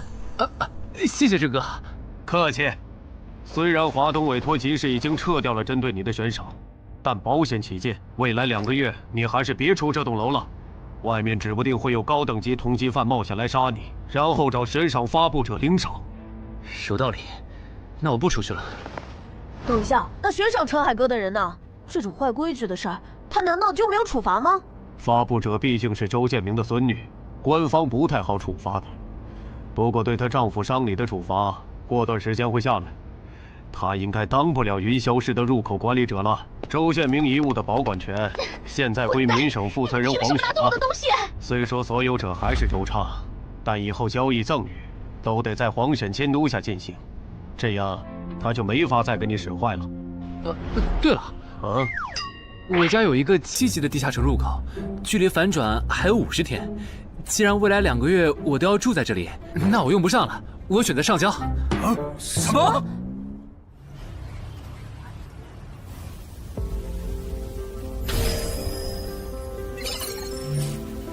确实是6级到10级地下城，而且挑战人数已达上限，现在进不去了。哼，有意思。让后勤部过来安装几个微型摄像头，之后如果有人从这个地下城脱离，你就通知我。那澄海呢？按规章制度来。你隐瞒了地下城入口，违反官方冒险者的规定。不过念在你中途才进协会，又没培训过，就从轻发落。等你到9级时，多接一次协会例行任务就行。对于这个处罚标准，你能接受吗？能。还有就是，从明天开始，你要和常金川、梁家宽一起上地下城相关的常识课，早上8点，别迟到了。好。什么？他们还对你做了内部处罚？真过分！明明没有造成影响，而且澄海哥，你跟他们报备的时间也不算晚啊，为什么要处罚你？因为相关条例就是这样，而且他们的处罚程度也很轻，所以也还好吧。相比起来，我更担心那些进地下城的赏金猎人。我家地下城有点邪门，他们要是掉以轻心，很可能被坑死在里面。澄海哥，你人太好了，明明是他们要害你，你却还在为他们考虑。你搞错了，我只是怕他们被困在地下城，到时候导致入口翻转，连累到我。说起来，你刚才说除了东山冒险者协会和你哥哥所在的散人联合以外，还有其他人也在帮我施压。我哥哥说明省的富豪曹火旺对悬赏你的事特不满，他认为传说起冒险者后代比老弱妇孺更受保护的话，以后冒险者肯定会变成特权阶层。听说这事还惊动了华东地区的负责人，所以关于你的悬赏才会这么快被撤下来。好，那替我跟你哥哥道声歉，等风头过了，我做东，咱们一起吃个饭吧。曹火旺吗？一起吃饭。行小妹真是的，为了个不知道从哪儿冒出来的野小子，竟然让大哥你用掉了这些年积攒下来的人情。人家毕竟救了咱们妹妹，我这个做大哥的不能就这么看着。怎么又有电话？喂，我是乔火旺。你可能不认得我。没，我听朋友说了，是您出面施压，我的悬赏才会这么快被撤销的。你已经知道了，那我就开门见山了。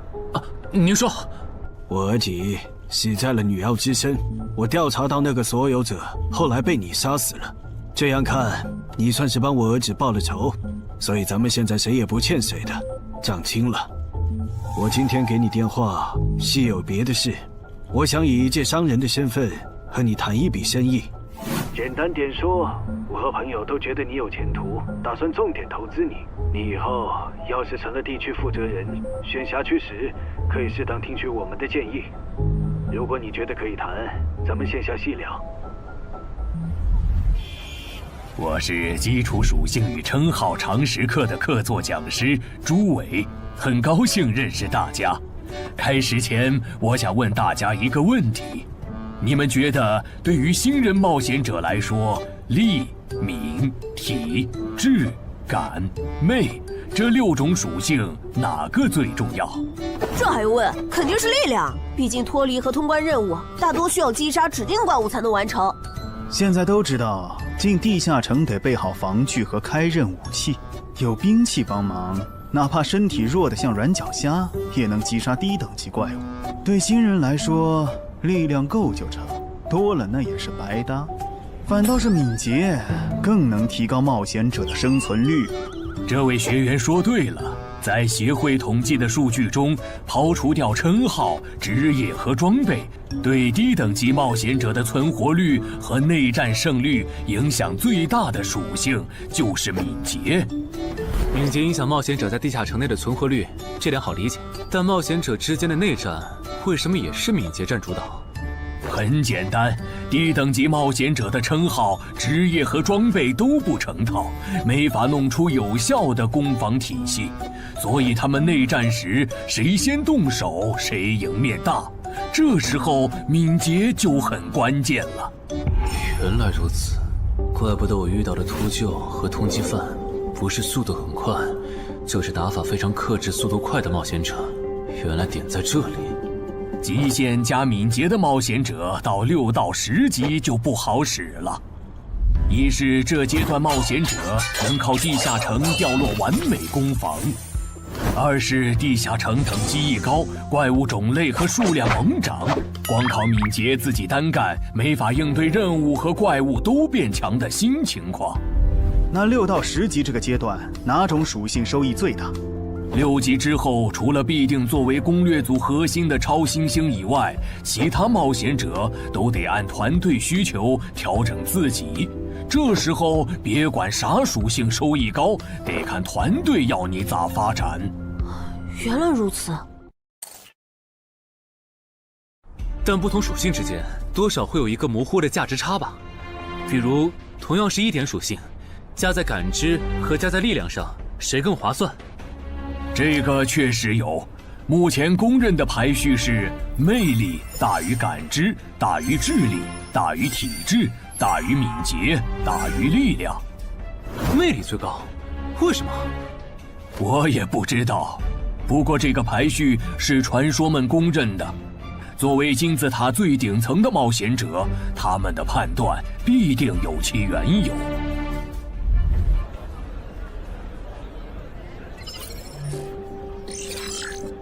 这英勇骑士转职成功，加1点魅力，还是隐藏职业。可我主职业就是近战，副职业再选同类，会不会最后效果1+1小于2啊？想什么呢？没什么。不想说就算了。对了，林姐让我问你，下午的冰击课你来吗？啊？这次好像有越省来的武术大师指导我们。停！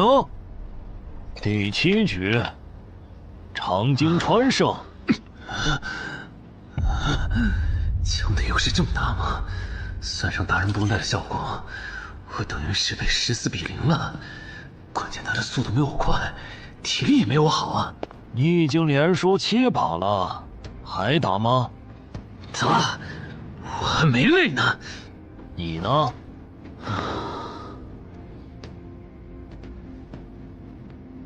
打。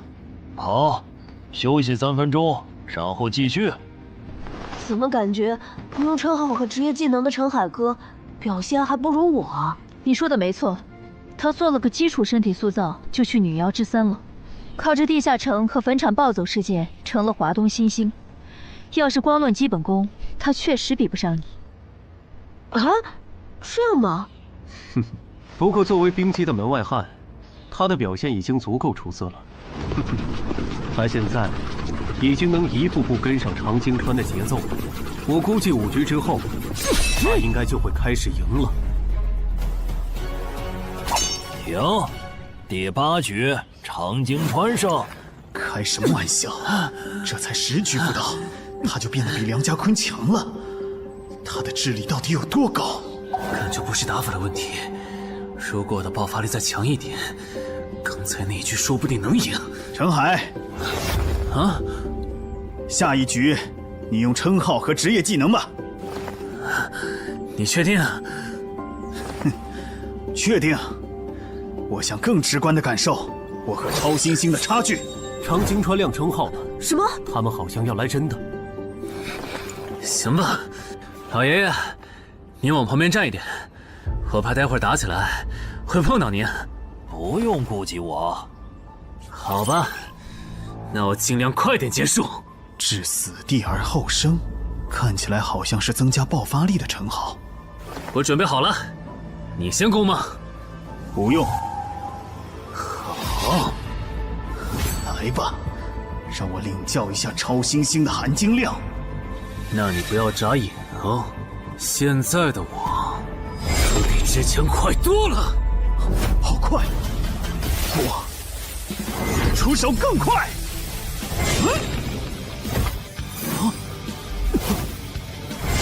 不可能！好快！你输了，今天就到这里吧。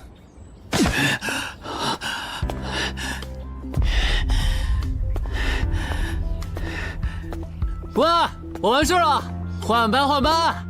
我和他的差距原来这么大吗？其实你枪练得不错，出手的那一下，就算是我年轻那会儿，也不见得能躲掉。别灰心，你只是运气不好，遇到了能阅读你下一步动向的特例。阅读下一步？展开来说就是，人在出招时破绽最大，能抓住这个瞬间的人，轻松就能无招胜有招。使用者必须要在对手出招前阅读到对方的下一步动作。有这份眼力的武术家呀，还在世的不超过5个人，所以你输得不远。陈海哥，你刚才那招叫啥？好酷啊！没想到一个没练过武的门外汉，竟然也能掌握这一招。他真的只是个普通的冒险者吗？陈海哥，你也太牛了吧！你是没看到，败给你以后，长京川的臭屁男的脸色有多……臭屁男？长京川，我可以坐在这里吗？当然可以。其实，我原本是把你当做我的竞争对手的，但现在看来是我没眼力见了。以你的实力和潜力，东山这种小地方根本就留不下你。这不明摆着吗？坟场那种全球公认的 bug 级地下城都被陈海哥打通了，他肯定不会自降身份来跟咱抢下人东山市入口管理者的位子呀。说不定到那个时候，他已经是1手负责人了。喂，等一下，你说他以后能成为传说级冒险者，我不反对，但1手负责人，这俩人真吵啊！啊，你问我副职业怎么选？哎，对，我这不是6级了吗？之前探索地下城的时候，发现冒险者面板升级了，除了在用的职业以外，我还可以再激活一个副职业。但我不知道副职业该怎么选，所以来问问你。哦，这个在主副职业常识课上会讲。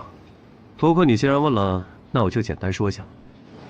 一般来说，冒险者主职业分常见和隐藏两种，常见职业很多，进阶方法也大都搞清楚了。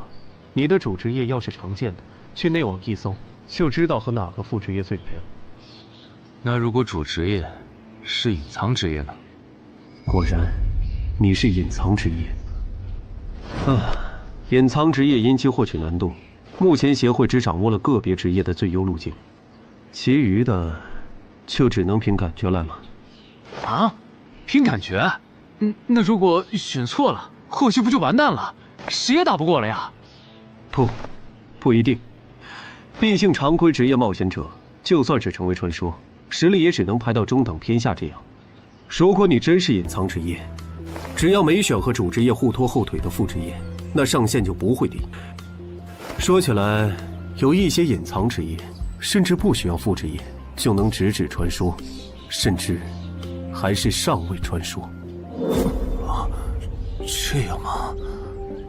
不过这种，就算在隐藏职业里也是非常稀有的，就像8美元的骑士。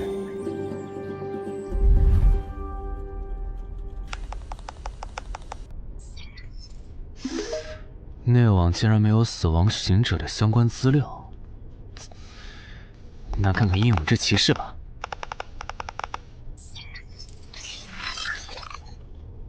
没想到我手痛坟场得到的转职道具，竟然在全球冒险者圈子里被无数人追逐。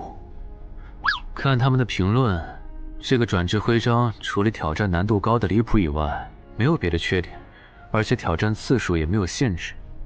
那么只要转职成功，就必然能成为上位传说。嘿嘿嘿。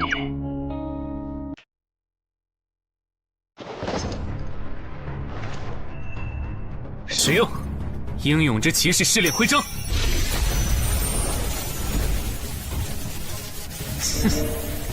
那么，出发吧。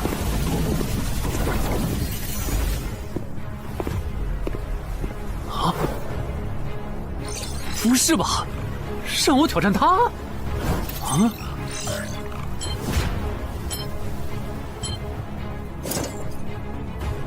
直接开始了这个任务描述啥意思呀？是要撑过10分钟吗？还是用10分钟得到他的承认？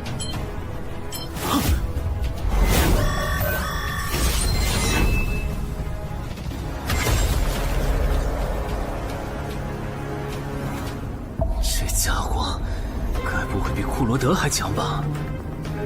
完了，第一把先试试水，先弄清楚我和他的差距。这谁能撑过10分钟呢？我这种配置都3分钟嗝屁，10级以下，我不信有人能完成试炼。感觉得换个能保命的称号，但那样感知就不够18点，没法开一步一杀的隐藏效果。这么搞下来，说不定输得更厉害。等等，我不是还有那个吗？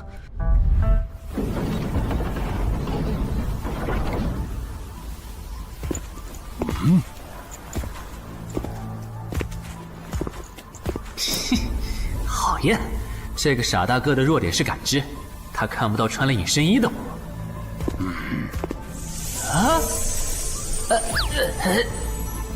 那是什么？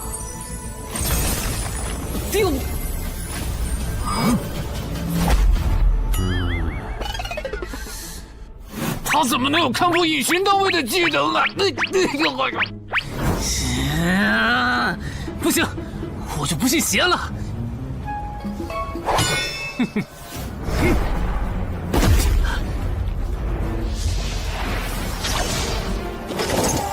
混蛋！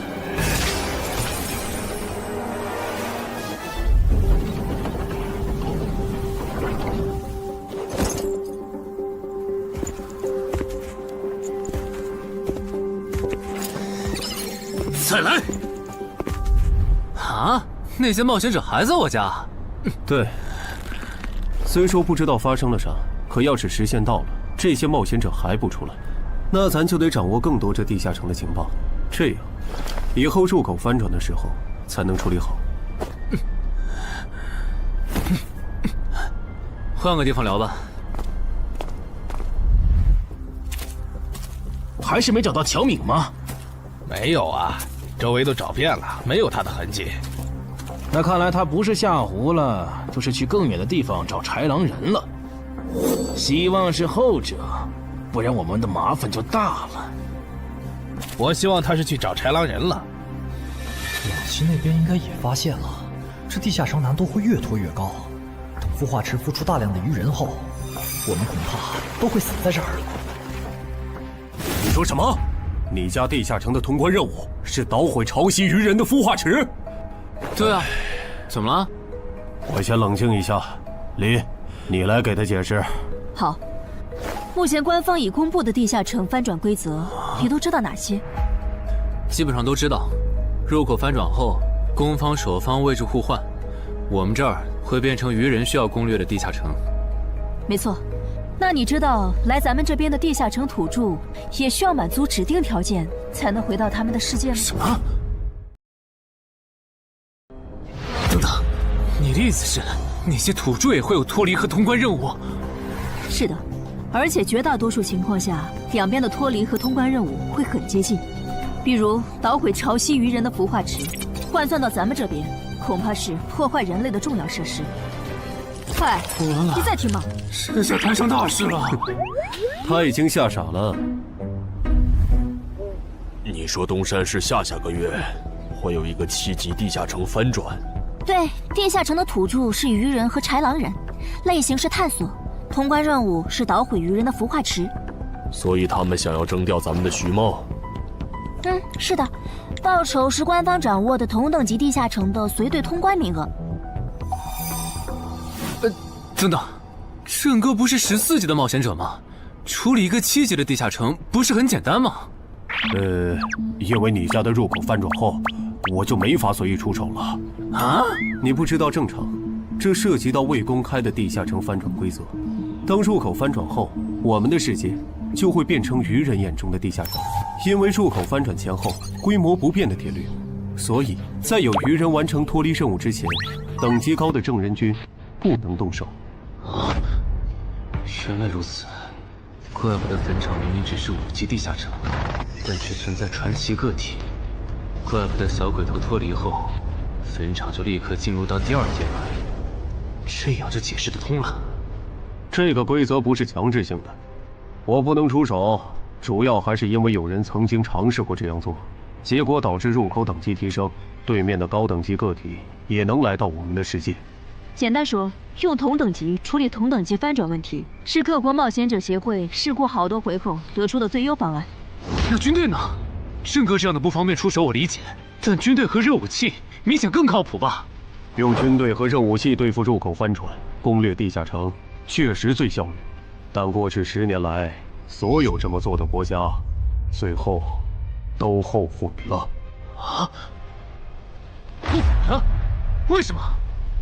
因为那意味着 bug 要出现了。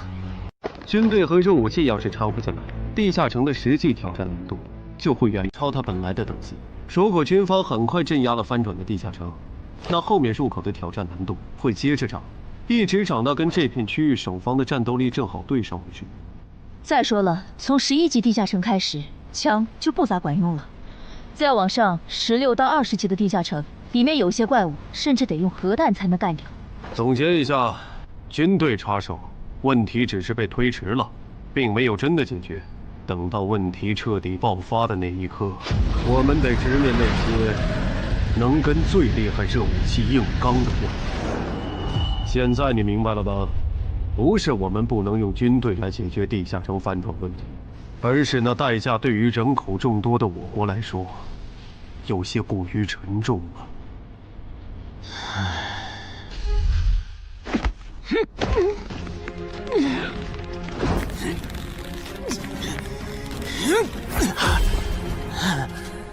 陈海哥这也太拼了吧！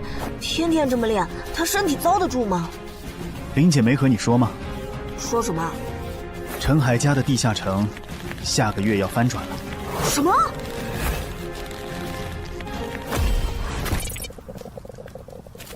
你那边怎么样了？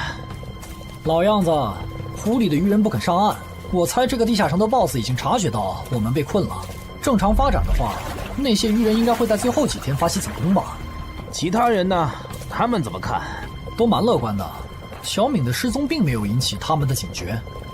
唉，那这下不好办了。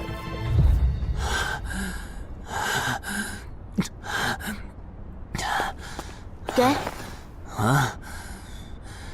今天周四，你不用上学吗？上啊！谁让有些人闯祸，把地下城入口给搞翻转了呢？想上都上不了。应东山市入口管理人的要求，原定课程现在换成入口翻转规则普及课。因为本节课还有大量未准许披露给民间的内容，所以开讲前需要大家签署这份保密契约书。谁先来？我。我签完了，下一个谁来？给我吧。然后给我。那我收尾。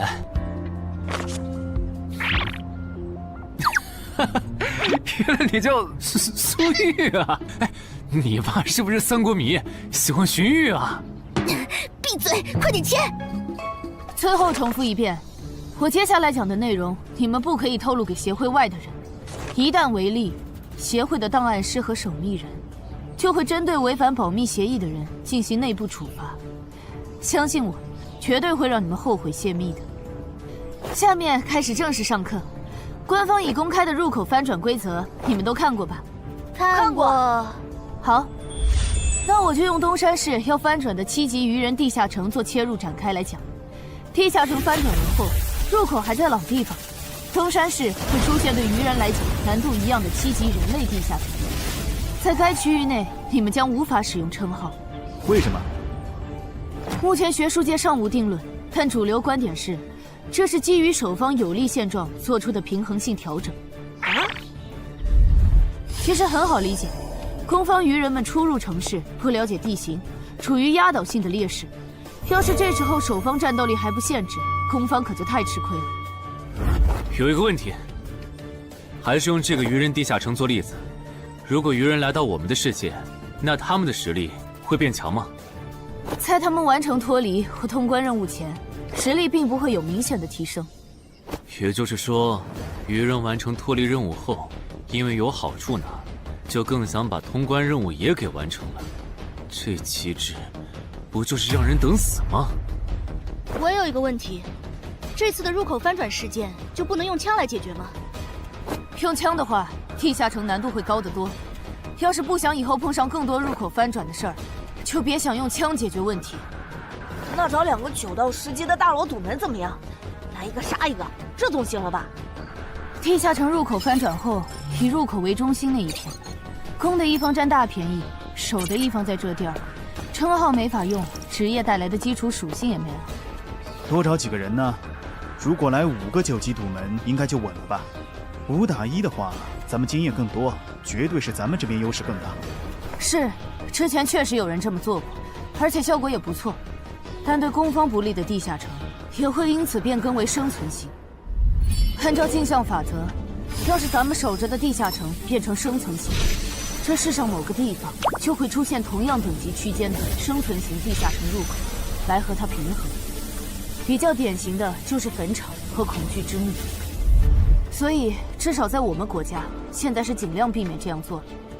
哎呀，好恶心啊！这里不允许，那里又有限制的。难道入口翻转，我们就只能安排附近居民撤离，然后一波接一波的处理跑来咱们这边的鱼人吗？倒也不是，其实我们已经快找到可以快速解决地下城翻转事件的办法。哦，是什么？只要入侵我方世界的同批次地城土著里，有人被我们捕获，且在该地下城入口时间归零前，我们一直保住他的命，那就不会再有下一批次的入侵者。这次喊大家过来，是想和大家一起讨论我们最后几天的安全问题。能有啥安全问题？不就是个靠机制恶心人的7级地下城吗？要不是我的职业不适合水下作战，他早被我攻陷了。不懂就闭嘴，好好听。这个地下城没你想的那么简单。啊，搞得你好像很懂的样子。你懂你说呗，我洗耳恭听。没看这个地下城的名字和任务内容吗？摧毁潮汐鱼人孵化池，这么明显的暗示你都没反应过来，我真是服了。要现在这样下去，最后几天活里的鱼人能多到数不过来。如果他们的 BOSS 是团队增益型的，那某些不抱团的蠢货绝对死定了。你骂谁呢？所以召集我们过来，是要商讨最后几天鱼人上岸时咱们怎么自保吗？对。上个月我去粤省处理当地10级地下城翻转的事，知道了一些不能透露给民间的情报。官方察觉到翻转后的地下城有个对攻方有利的规则，以入口为圆心的特定范围里，守方的战力会被严重限制。所以我认为现在这个地下城作为守方的鱼人们，应该也存在类似的规则。具体点呢？会限制到什么程度？以我们为例，鱼人作为守方，我猜就算他们的 BOSS 是团队增益型，进入我们攻方有利的区域，这个增益效果也会被压制。称号不能有也就算了，连职业带来的基础属性加成也会被抵消吗？这限制未免也太大了吧！我原本还想着，如果称号不能用，就选一个感知+2的副职业，凑出一步一杀第2个效果，未来式的最低要求。但现在肯定没戏了，算了，到入口翻转前，我先用英勇之骑士来适应没有未来式的战斗吧，看看实力会折损多少。早啊，骑士。啊？不是吧？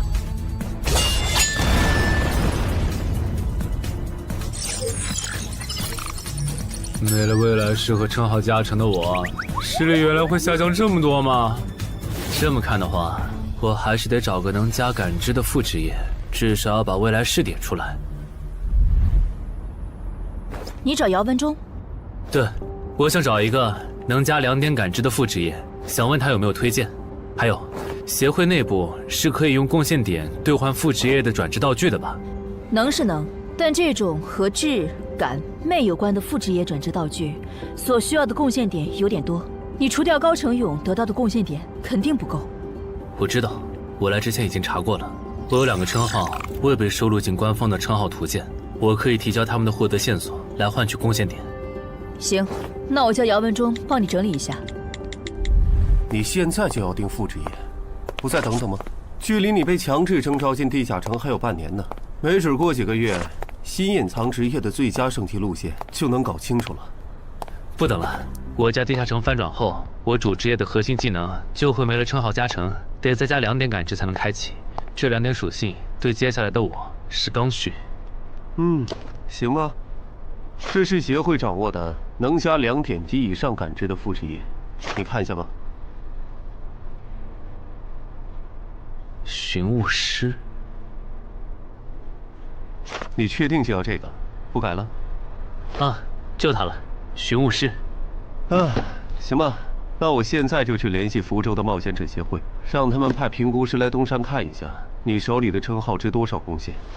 如果价值大于寻物师的职业证书，我就向总部打申请。那麻烦姚哥了。啊，您就是陈海先生吧？你可以叫我太极，我的副职业是评估师。接下来由我为您评估至死地而后生和与传奇过招这2个称号的价值。好的。算完了，这2个称号虽然效果惊人，但他们的获取难度和激活所需要的前置条件太苛刻了，所以价值相比于同等级称号会有很大的折损。具体会折损到什么程度？请你放心，足够您兑换寻物师的转职证书了。和上次一样，别用称号和职业技能，对这个设备来一拳。好。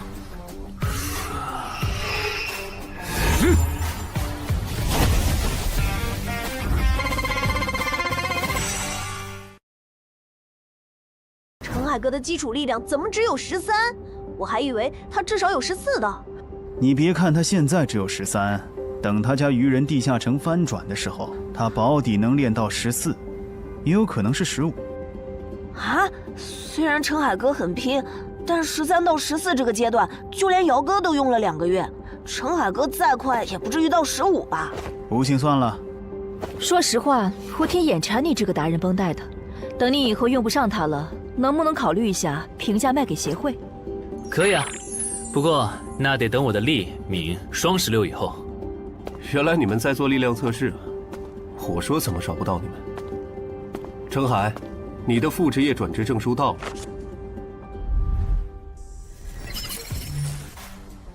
这还用问？当然是选是啊。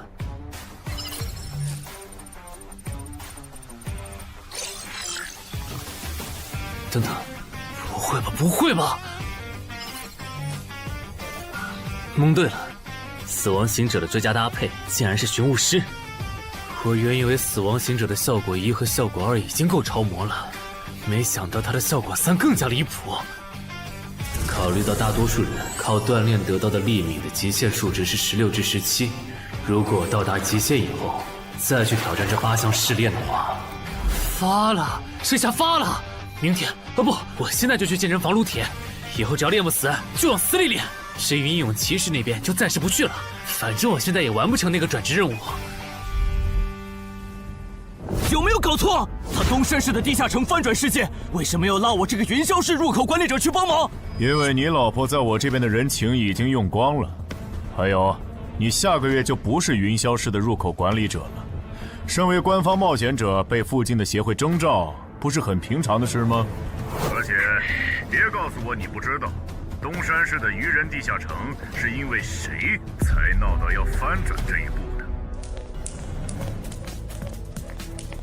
？11121、11122、11123。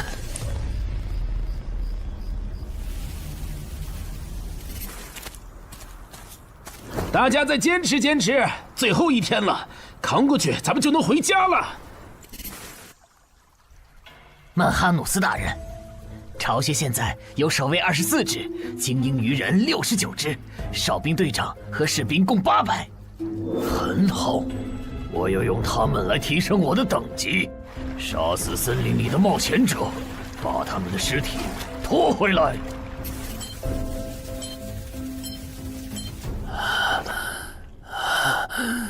冒险者面板。你这人真怪，明明再过几个小时地下城就翻转了，你不养精蓄锐，却在这里做力量训练，临阵磨枪也没你这么磨的吧？其实这2个月我一直都是这么练的。啊？倒是你，大晚上的不睡觉找我干什么？如果我说我的称号在催促我尽快离开这个城市，你信吗？什么？我有一个想法，如果那些鱼人真的会在最后几个小时上岸，我们要不要试着做掉他们的 BOSS？ 只要 BOSS 死了，剩下的鱼人就算数量再多，也不过是一群小喽啰。不是，你有毛病吧？明明已经说好了，大家守在出口，等任务时限到了就一起回去，你加什么戏啊？而且任务没完成，你杀 BOSS 也没奖励啊！不是我非要杀 BOSS， 是我问过王二了，我们没完成脱离任务，想搭地下城翻转的顺风车回家，是会占用翻转后地下城的挑战名额的。确实如此。那么基于镜像原则，翻转后地下城的挑战人数上也会是15。如果最后几个小时鱼人 BOSS 带着手下和咱们争夺这15个翻转名额的话，只要有4个鱼人比我们先冲出去，那我们之中就有人要永远留在这儿。等等，话不能这么说吧？万一那些鱼人最后没来呢？万一咱们守住了也成功撤离了呢？不，他们一定会来。我的副职业是塔罗牌占卜师，我刚刚给自己算了下，接下来的几个小时，我的运势是凶多吉少。真的？你啥时候知道的？2个小时前。我记得你这称号只能找出有危险或敌意的人吧，不然高成勇那次你察觉到危险早就退了，这次你咋发现待在东山是有危险的？就因为那次我发现称号有预警盲区，所以才加入协会，想用称号线索换贡献点，在内网找点能补称号短板的奇物，要不然这次又要被你连累。等一下，什么叫又被我连累啊？果然，你和林姐一样，根本就没意识到你家地下城翻转后到底有多危险。啊！你再想一想，处于战场外的我，竟然触发了危险预警，这到底意味着什么？说明风险区的防线拦不住鱼人，他们的活动范围会扩张到整个东山市。对，然后我就倒霉了，因为协会肯定会强制拉我和常金川去阻拦那些鱼人，这就是为啥我的称号一直催我赶紧离开东山市。这些推测，你和姚哥、玲姐他们说过吗？说过，但他们认为那15个冒险者回不来，最后能从你家走出来的鱼人也不会超过15只。鱼人单体作战能力不强，就算突破防线，有10级的陈华宫和吴龙也能快速抓捕他们。你信他们还是信我？信他们的话，我就拉着我爸妈去隔壁云霄市躲几天了。我是想信你，但光凭咱们俩又能做什么？毕竟在你预见的未来，连10级的冒险者都失手了。不，我们能做很多。有我预警，再加上你的隐身衣，咱们先去收拾那些弱小又落单的鱼人，把鱼人对咱们世界的破坏降到最低。结果咱们3抽到的不是塔，就是死神，都不是什么好兆头啊！别告诉我你们真信了。如果张志兴的副职业真那么好用，他又怎么会沦落到和咱们一样的处境？这个他刚才不是解释了吗？他出发前占卜到的运势是愚者，但他错误地解读了它，不然其实可以避开这个地下城的。而且你看，咱们之中最强的王二和郎奇夫妇，他们的占卜结果都对应着象征顺利和成功的女皇世界。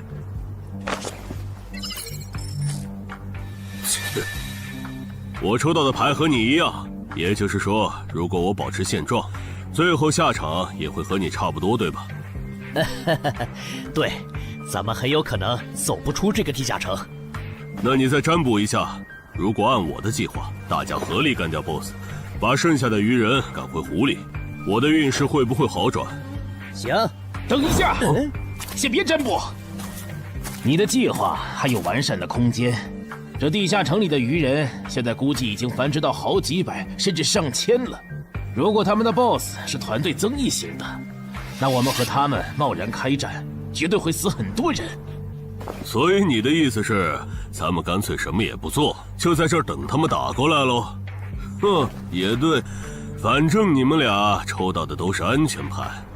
不，你理解错了。我的意思是，普通 BOSS 按你说的来，团队增益型 BOSS 就得先引走大部分鱼人，再集中精锐力量斩掉 BOSS。前期侦查、辨别 BOSS 和发射信号弹也得有人做。侦查部分最好由我来负责，我有潜行技能。没问题，这样就可以提前确认 BOSS 的类型，然后按照事先准备的预案来执行了。感觉朗奇的方案要更可靠些，我按他说的占卜吧。可以。这么做确实能低风险地解决掉一部分落单鱼人，但如果可以的话，我还是不想让失控之事发生。我打算再劝一下姚哥，但这需要你配合。你能和我一起去我家，用称号确认一下入口对面危险鱼人的数量和质量吗？没问题。没事的，我们大家都在呢，最后肯定都能出去。那个女生好像又抽到死神牌了，连续2次了，看来她大概率会死在这个地下城。愚者牌怎么解读？眼下这个情况，抽到它，意味着你将利用你和你身边的力量来达成你的目的。哼，目的嘛。大家听我说，占卜的结果出来了。除了个别人抽到死神、塔牌，大家整体的运势其实是变好了的。这说明主动出击会带来好的转变。既然这是让大多数人都受益的决策，那我的建议是执行。至于抽到死神和塔牌的，就麻烦身边的人分精力照顾一下了。王二，了解，我现在就出发。要是这 BOSS 是团队增益型，咱就得派一半人去当诱饵，让其他人找机会干掉 BOSS。有人自愿去诱饵组不？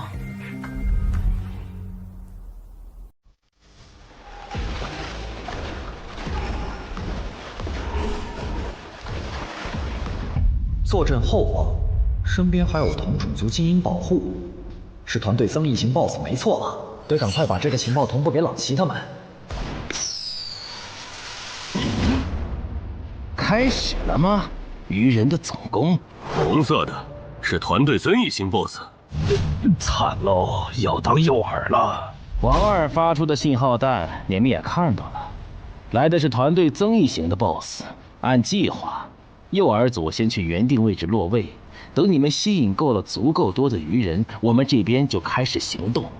好，要是得手了，我们会放信号弹，之前就麻烦你们撑住了。好，最后预祝各位克敌制胜，平安归来。就是这里吧？对，那我放信号弹了啊。那个，能不能和你们商量个事儿？我的主职业是魔射手，正面作战能力比较差，我可不可以去附近的树上蹲着？什么情况？你远程职业为什么要来诱饵组？我也不想啊，我和另一个家伙职业重了。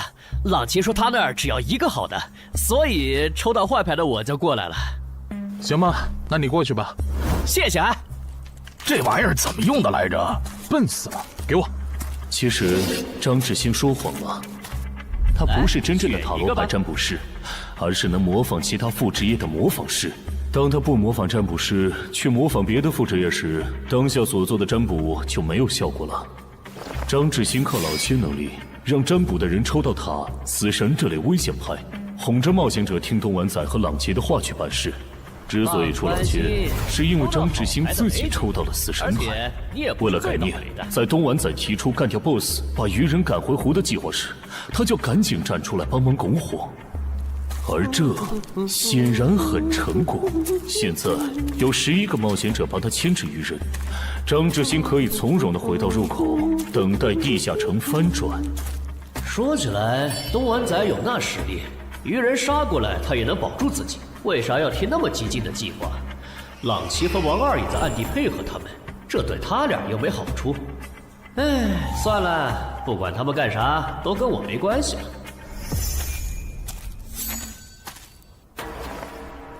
这好像是个一次性的异世界奇物，林军。这个就是刚才发送红色的发光物的武器，其作用8成是提醒他的同伴们我们上岸了。林军大人，你看天上，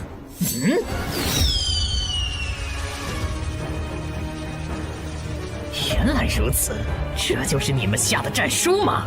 人类，我接下了。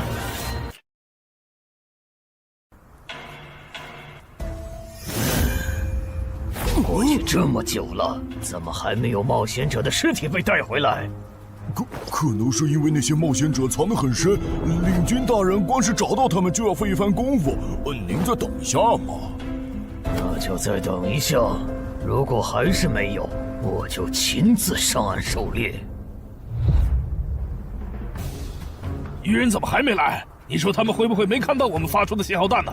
应该不至于吧，毕竟这玩意儿这么显眼。护住我身后，愚人来了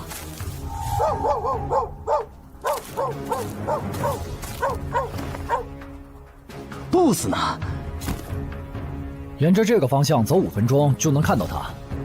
不过我不建议你们去讨伐他，现在他身边的愚人还是太多了，就咱们这点人手，正面作战根本没办法速推。这哨兵和巡逻队太密了，我就算开潜行都很难靠近 BOSS。你们没潜行技能就更不行了，要是直接硬冲，肯定会打上持久战。拖太久的话，去对付诱饵队的愚人，很可能会回来支援。那再分兵呢？你们去吸引愚人的注意力，创造一个能让我和 BOSS 1对1的环境。5分钟，只要你们能拖住5分钟，我就能宰了那头团队增益型 BOSS。5分钟吗？你们怎么看？我都行，可以试试。好，那就按你的想法来。不过丑话说前头，你只有5分钟。明白。这么紧张的时候，你竟然还能犯困？不好，有人来了！啊！点狼烟，冒险者们打过来了！果然，那2封战书是诱饵，这些冒险者想削减我的兵力，然后趁机杀死守卫不足的我。这些人类和霍格一样狡猾。既然敌人已露面，咱们要不要分一半的巢穴守卫去帮忙？不，已经露面的未必是敌人的精锐。之前霍格就喜欢用大部队拖住我的主力，然后只身潜入军中暗杀我。这些人类也有可能这样做。不是吧？这样都没乱吗？难搞啊！算了，不等了。大人您别冲动啊，暗哨现在很危险的。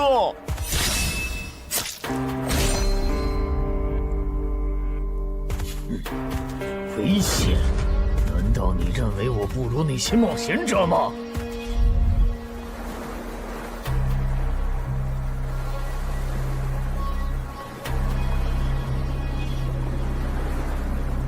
好香的味道，太香了！我的，都是我的，这些美味都是我的。不知道东莞仔那边咋样了？不过和我同组的那2个傻帽肯定是死定了。等朗奇、王二他们回来，我就说我们遇到的鱼人实在太多了，队友死后独木难支，只能回撤。嘿，这样应该可以应付过去。嘿嘿嘿，死神牌又如何？还不是被我找到机会改命了。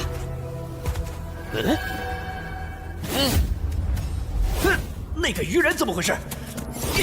绝不能放他活着离开，至少在地下城翻转前，不能让鱼人知道入口位置。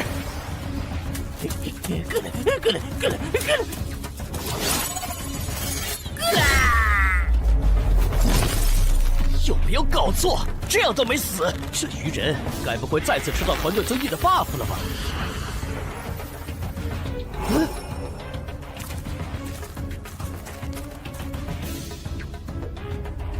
靠北呀！你干什么 ？BOSS 身边的护卫可还没有被引走呢。无所谓，大不了一起杀了。联军，不用提醒，我看得出来，他很强。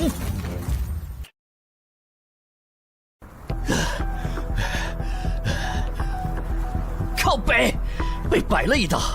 这些鱼人跟谁学的诱饵和埋伏？我差点被他们给阴死了。不会吧 ？BOSS， 虽然先吃你有点浪费，但没办法，谁让你落单了？而我又需要快速提升等级呢。这个地下城的 BOSS 怎么会出现在我这儿？东莞仔和朗奇他们到底在干什么呀？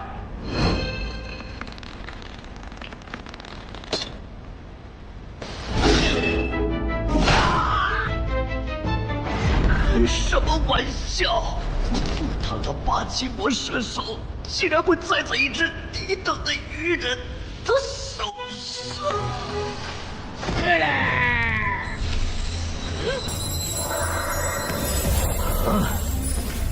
竟然还可以这样！原来低等级的鱼人击杀高等级的人类冒险者可以升阶。小子，大人，你把发生在你身上的事一字不差的去说给鱼人领军，然后让他分一点鱼人来我这边。我需要新的炮灰，还有我的战利品也催一催。好的，曼哈努斯大人。有没有搞错？这是个7级地下城，为什么会冒出这么多怪物？别藏了，王二，来帮我！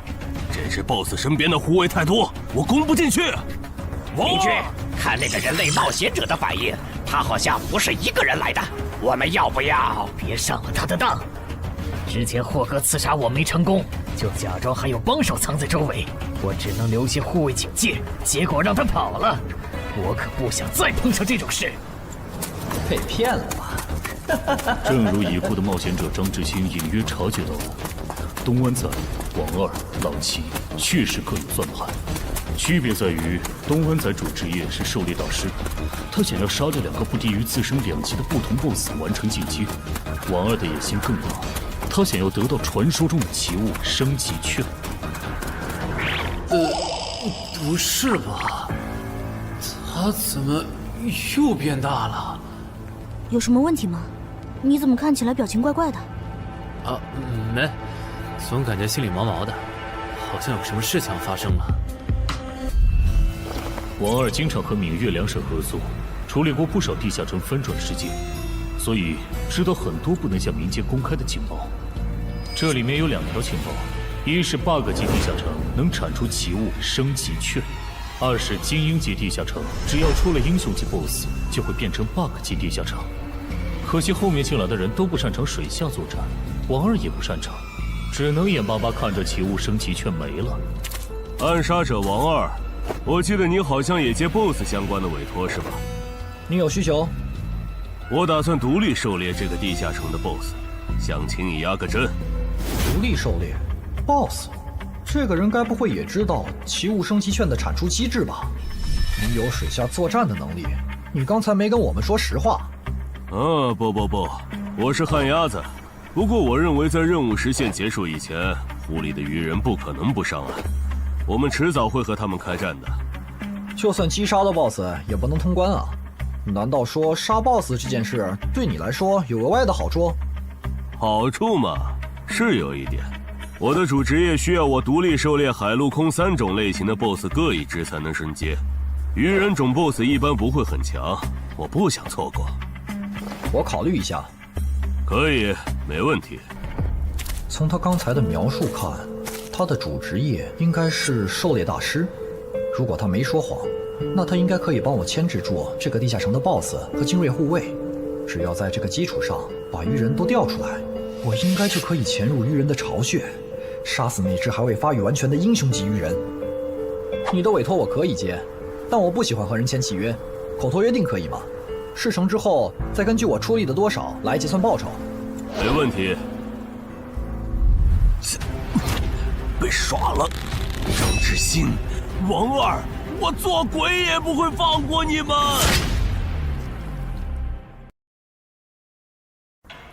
这就是你说的杀死人类的冒险者后会进化？为什么他没有？可能是还有别的触发条件，但我们不知道吧。领军，我先带着尸体去找曼哈努斯大人。去吧，等我这边弄清楚进化条件以后，过去找你们。这都多久？东莞仔那边还没完事吧？连个信号也不发，他不会已经死了吧？哦，不管他们了，我们撤。许愿，法术等级3，水中呼吸。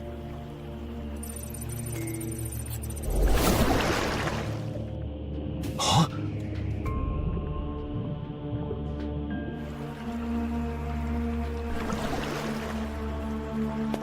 湖里没有鱼人，巢穴里也没看到，看来他们确实都被调走了。啊！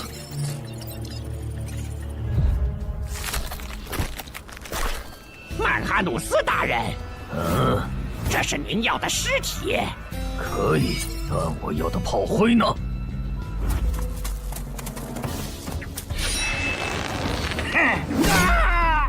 分开跑，能跑一个是一个。哦，原来杀死人类的冒险者可以让我们进化呀！可惜了，让刚才那个戴帽子的跑了。喂，姚哥，我家小区这边的居民撤离安置工作做完了吗？做完了，我现在就在你们小区复查。怎么了？我和苏玉发现，我家的地下城在过去2个小时里，先后冒出来3只威胁程度不下于高成勇的鱼人 BOSS。除此之外，还有一个很特别的危险源，也在快速变强。完蛋，我放不出魔法了！张志兴，你这个王八蛋！你说你的职业适合躲在暗处放冷箭，我们就没让你站在明处。结果鱼人来了，你人没了。太好了，你们还活着！你怎么来了？不是说出结果的时候你们会发信号同步结果吗？那也得安全了才能发呀！面对被鱼人精锐追杀，傻子才会发信号弹吸引追兵。啥？姚哥怎么说？他说他和漳州的10级官方冒险者陈华公已经到楼下了，让咱们现在下去。行吧，我先说好，等下你如果没能说服他们，那这次地下城翻转事件你就要听我的。可以。这就是你出的馊主意！现在 BOSS 没推掉，人死的就剩咱们仨了。你守在出口，大家都有可能回家的。你不能全怪我吧？是东莞仔提出的打 BOSS， 我只是在这个基础上优化了细节。而且我能给的方案，你们当时不都认同吗？他们吵起来了耶！为什么你的关注点总是这么奇怪？那个异位面入口，难道不比这2个人的内讧更值得注意？领军大人，有进化过的鱼人带着冒险者的尸体回来了。领军大人，这是曼哈努斯大人要的尸体。你们进化前是哪种鱼人？进化后有什么能力？我进化前是精英鱼人，现在可以释放火焰魔法。我进化前是鱼人队长，现在可以分泌具有不同毒性的毒素。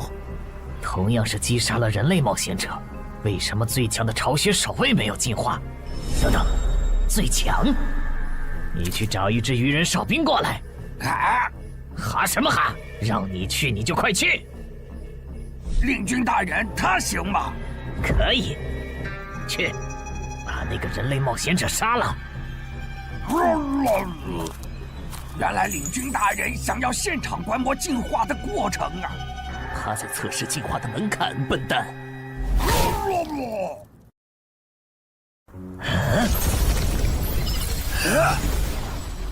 原来如此，所以进化的先决条件是等级差吗？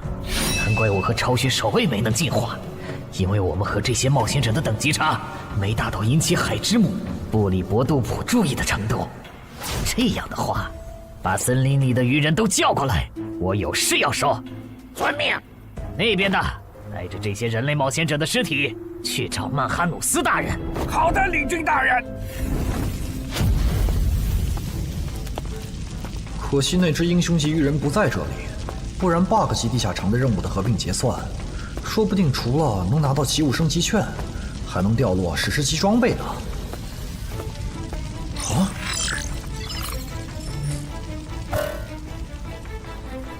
搞什么？我刚完成通关任务，任务就被重置了，没这样玩的吧？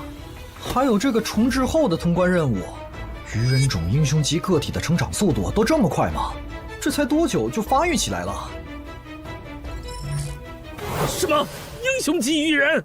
我记得英雄级个体的实力比同等级 BOSS 强2到3个等级，怪不得东莞仔和王二会阴沟里翻船了。他怎么走了？不用管他，正好咱们接下来做的事不方便被别的冒险者看到。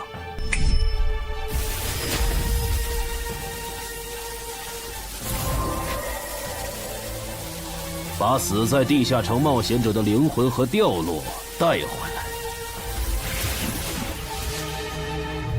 啥情况呀？更新的通关任务是怎么回事？王二不是说英雄级个体的发育速度很慢，在翻转前他不会成为我们的威胁吗？怪不得他让咱们瞒下地下城有英雄级鱼人的事。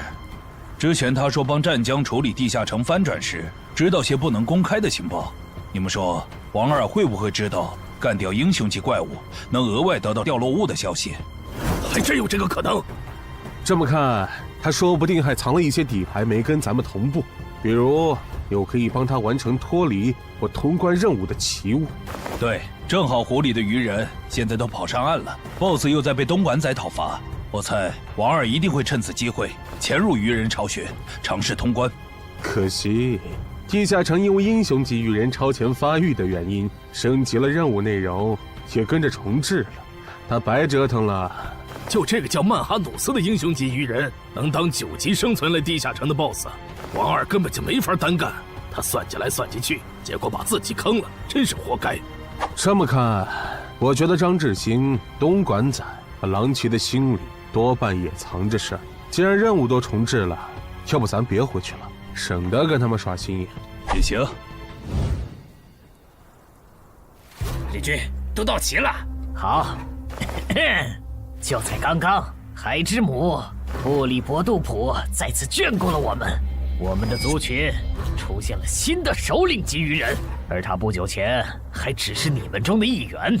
不同以往的是，这次升级不用那么麻烦了。你们只要在这片森林里找到人类冒险者，杀死他们，就能成为和我们一样的首领级鱼人。我们还找到了通往冒险者世界的入口，那个世界肯定有能让咱们再次进化的目标。不过在此之前，你们得先把这片森林里的人类冒险者解决掉，让自己变强。所以去杀戮吧，去升级吧，去用冒险者的血来取悦我们的神明布里伯杜普吧。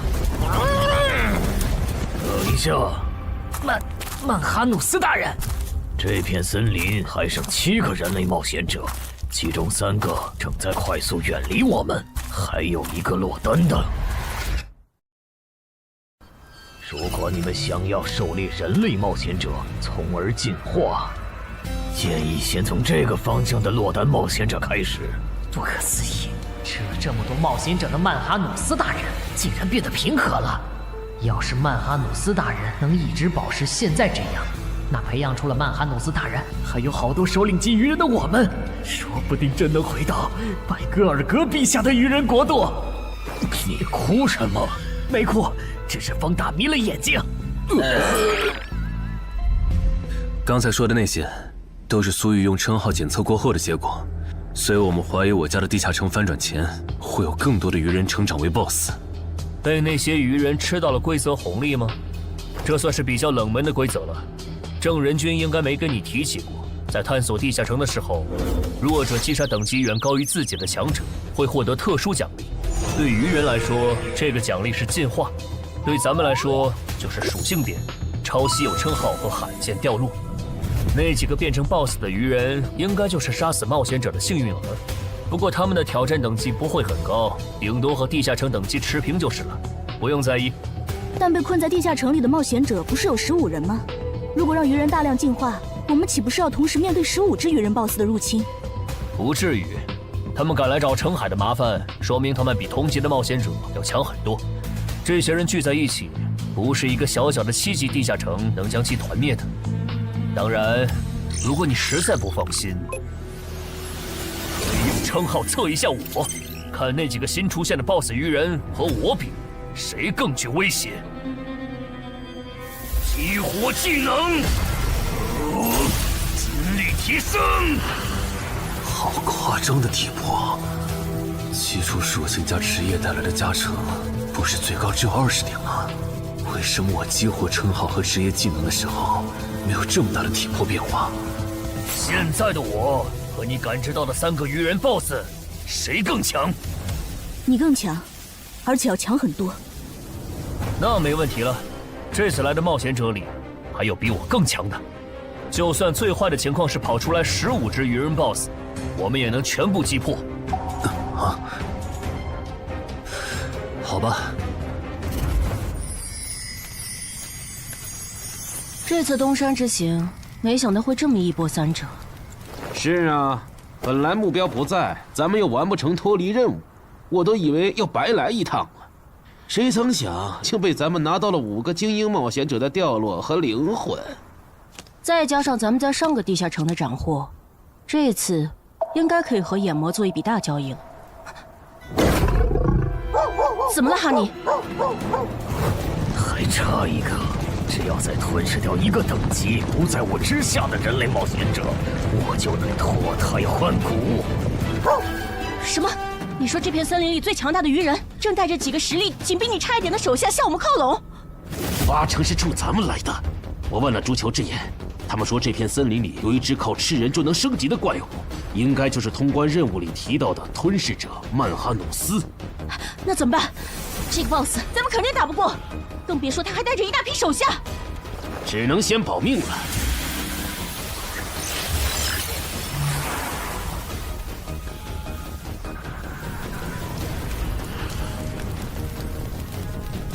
这批灵魂不错，我可以给你4个单位的司导之眼和1个单位的督军之眼的召唤额度。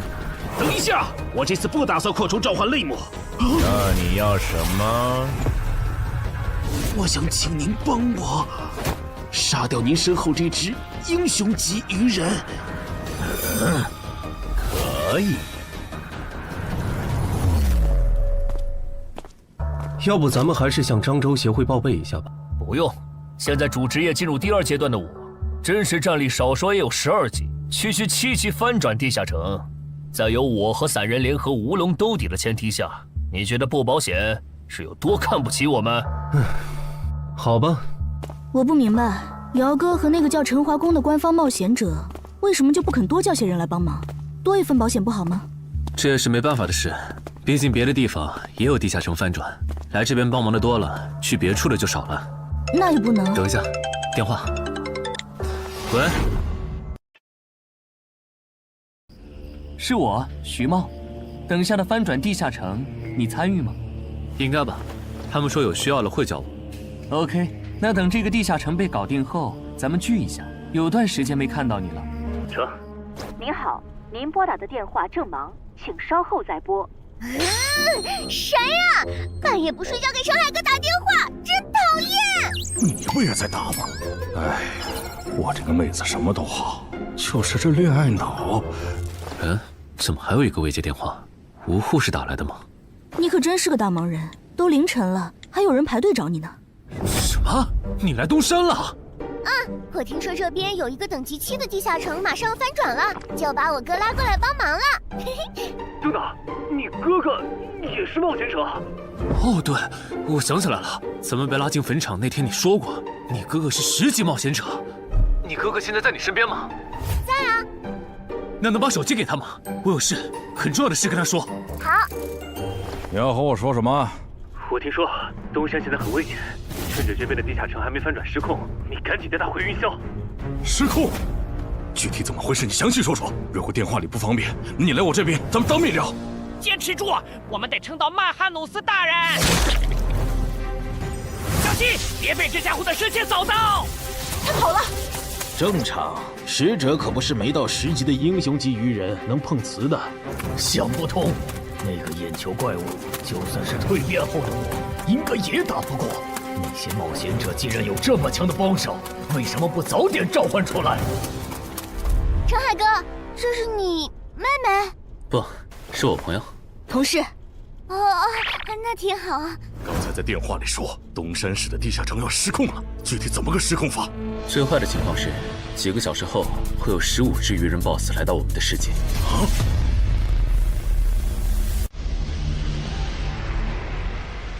原来我进化后自然领悟的法术这么强吗？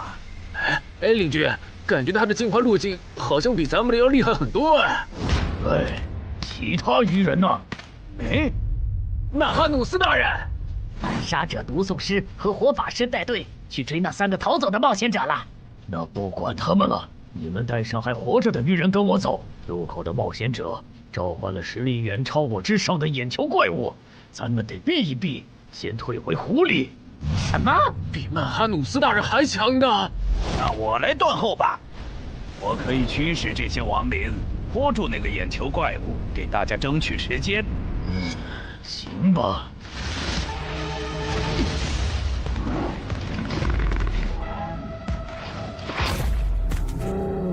这个数量的亡灵，这里竟然还有掌握了死灵转化的部下。发现眼球怪物，杀！这样看，这里说不定有很多只首领级鱼人。哼，那看来只用5个精英级人类冒险者的灵魂，就能买曼哈努斯的命，可真有点不值了。嘿嘿嘿嘿，这片森林里死掉的鱼人都在这儿了。就算你等级比曼哈努斯大人高很多，也会在几百只亡灵围攻下被活活耗死吧？不知道杀死这样强大的存在，海真母会赏我什么？如果我进化为曼哈努斯，啊不，超越曼哈努斯大人那样的存在。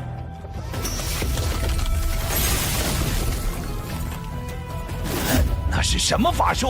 我的亡灵大军竟然这么轻易就被全灭了！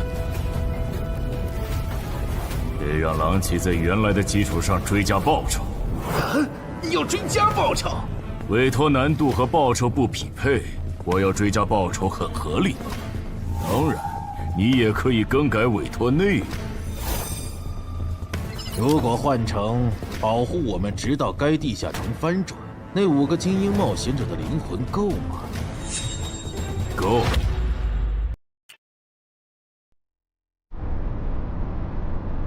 原来如此，你们是通过特殊称号发现东山市的地下城有失控的风险。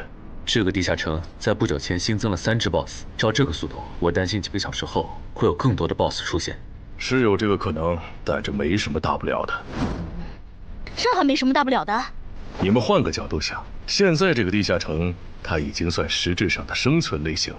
这些鱼人来到我们的世界，也将获得同样的待遇。到时，为了匹配这个难度，原本的称号限制必定会被解除。如果这样还不能配平，那这个翻转地下城说不定会变成坟场那样。一旦有鱼人完成脱离任务，就会出现更高等级的我方冒险者介入的类型。哥，你怎么又提坟场？总之，你们把心放肚子里，这个地下城不会成为东山的威胁，我保证。我刚刚躲在树后，才侥幸逃过一命。他放过你了？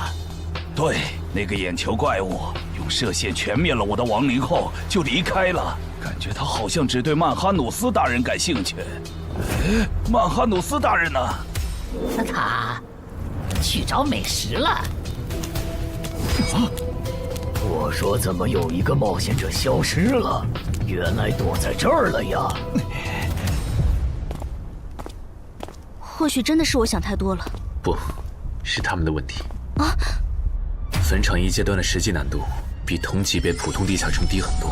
要是鱼人地下城翻转后跟坟场一样，那1阶段对鱼人来说简直小菜一碟。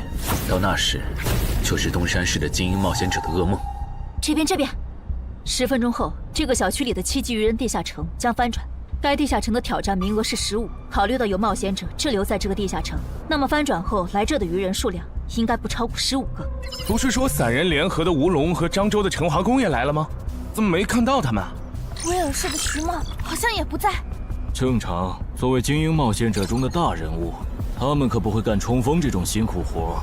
啊，这样吗？哼。还有，一旦有人成功捕捉到鱼人，我会通过无人机将这个消息同步给大家。首个被活捉的鱼人价值与 BOSS 相当。等这个翻转地下城被彻底解决，我会根据大家狩猎到的鱼人来核算绩点，然后协助各位兑换奇物、称号线索或者情报转制道具。结果最后只有5人幸存吗？感谢您的帮助。客气。脱离。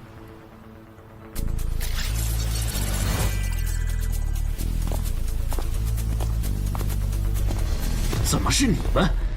我们3个活到最后，你很意外？不，只是没想到王二会死。王二死了，不应该呀！拥有潜行技能的他，就算被那只英雄级鱼人逮到，应该也可以利用森林地形逃掉才对啊！力量源源不断的涌上来了。倒是你们，明明都逃出来了，为什么还堵在这儿？难道你们打算帮忙消灭攻入咱们世界的鱼人？那倒没有，主要是我们回来以后，发现称号竟然还能用，这和王二说的攻方有利原则对不上。我们怀疑王二耍了我们，所以才守在这里，等他出来给我们一个说法。谁能想到他竟然死在了这个鱼人地下城？这下好，白等了。只有你们几个幸存吗？对，只有我们。了解了，那跟我来吧。哎呀，我就知道干脏活有风险。等一下，严格来说，我们就是普通游客。听说周建明后人悬赏程海，就想着来凑凑热闹，不小心闯进了程海家，占了他家地下城的挑战名额。不过没和程海本人有过接触。按地下城入口勘探法案第27条，私人地下城因为攻略出了啥纠纷，当地协会不会直接插手吧？和那没关系。根据地下城翻转防卫法第14条，我代表东山市冒险者协会临时征召你们协助我们处理本次的地下城翻转事件，有异议吗？没，我们配合。配合。配合。好，那先同步一下情报吧。这个7级地下城里的怪物构成和 BOSS 大概是怎样的？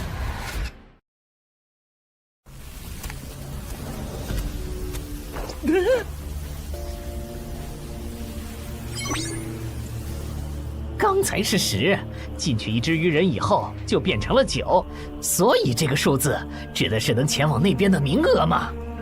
有名额限制的话，那岂不是说明我们可能会遇到和那些人类冒险者相同的困境？那不是问题，只要他们别再召唤出那种眼球怪物，这些人类冒险者就不足为惧。等级地下城，英雄级鱼人。不止如此，他也变成了死亡率最高的生存型。这一点我们可以作证。当时我们被英雄级鱼人盯上，花了不小的代价才侥幸活了下来。但刺杀者王二就没那么幸运了。刺杀者王二死了，连他都没活下来，那这个地下城的难度……生存类地下城，英雄级鱼人吗？有意思。啊！澄海家的地下城里有只英雄级鱼人，地下城还变成了9级生存型。是的，我觉得这次的翻转地下城恐怕要失控了。先别慌，生存型地下城翻转后也会是生存型。为了配平难度，你们的称号限制应该会解除。没了限制，主职业升阶过的陈华公和吴龙应该可以打赢那只英雄级鱼人。如果他们失败了的话，那我和安然会出手将其逼退，明白？怎么事情一旦和陈海扯上，就变得离谱起来？那小子是属扫把星的吗？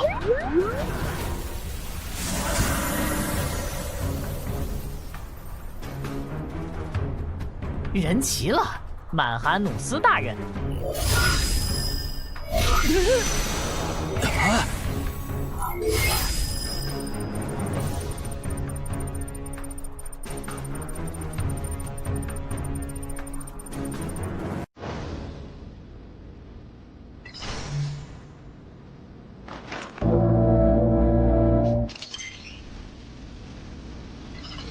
大人，您找我？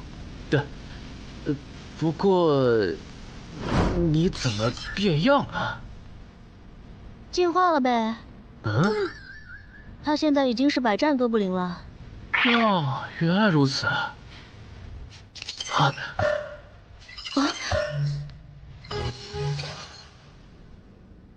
喂，你在哪儿？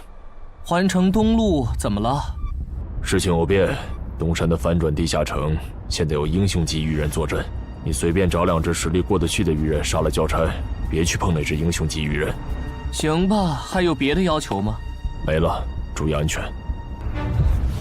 我懂了，红点是等级和我相差不过2级的人类冒险者，而黑点是等级比我高3级的人类冒险者中的首领。只有2个黑点，有点不够分呢。等等，为什么我这里全是红点，没有黑点？因为你等级比我们高1级吧。那这样的话，咱们要进化就不能用领军大人的增益 buff 了，不然和人类冒险者的等级差就拉不开了。你这么一说，好像是这样哎。曼哈努斯大人，您的地图上有可用来进化的吗？没有，我猜只有把这片区域的人类冒险者杀光，才能吸引来更高等级的人类冒险者。明白了，诸位，你们的任务是清理掉地图上所有的红点、黑点，把更高等级的人类冒险者吸引过来。诸位，你们的任务是清理掉地图上所有的红点、黑点，把更高等级的人类冒险者吸引过来。但地图上的黑点只有2个，怎么分配？最近的黑点由我和精英巢穴守卫亲自处理，另一个等你们解决完附近的人类冒险者以后，根据红点狩猎数量来决定挑战顺序。这分配方式可以，挺公平的，谁都有机会。还有问题吗？没有就自由行动了哈。有，我不擅长正面作战。如果我用暗箭射死了你们的猎物，那怎么算？地图上不是有2个离咱们挺远的红点吗？给你了。啊！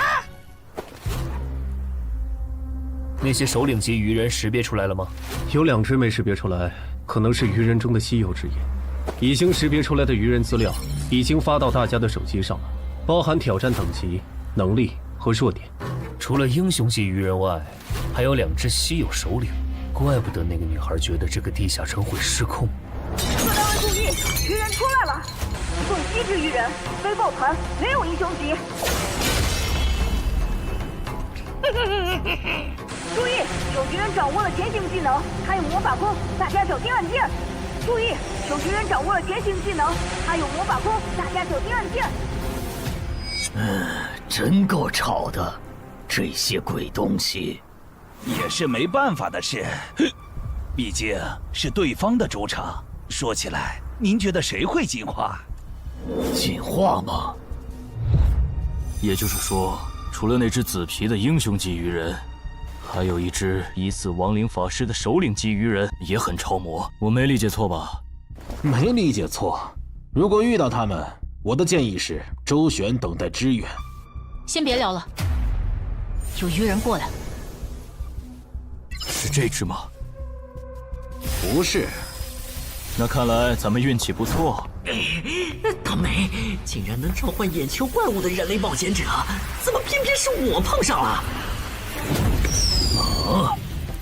火法师遇到了眼球怪物的召唤者，正好去试一下进化后的我和那只眼球怪物谁更强。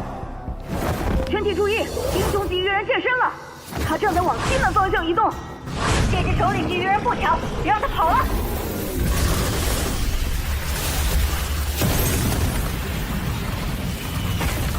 远波射线！乱须术！探边！幽暗地狱的王眼暴君啊！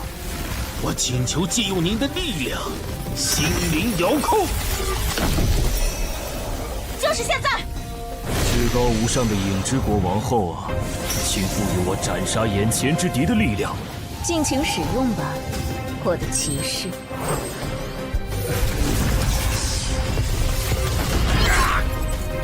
干掉了一只首领级鱼人，可以交差了。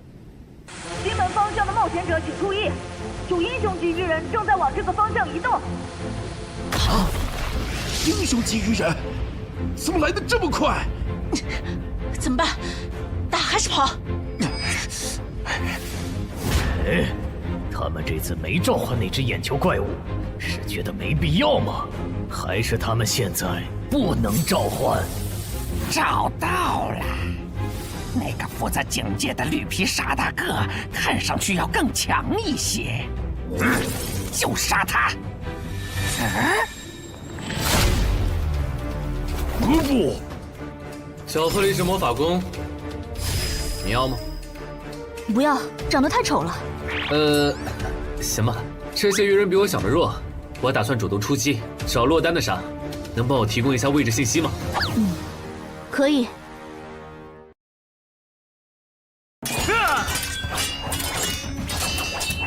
这些鱼人的实力好像还不如同等级的哥布林强。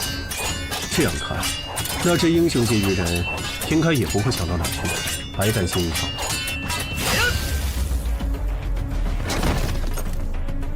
这些鱼人弱得很，我一个人就能搞定，你去帮别人吧。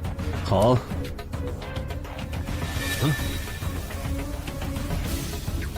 搞什么？原来你们还能变强吗？希望这些人类冒险者能争点气，不然我这趟可就白来了。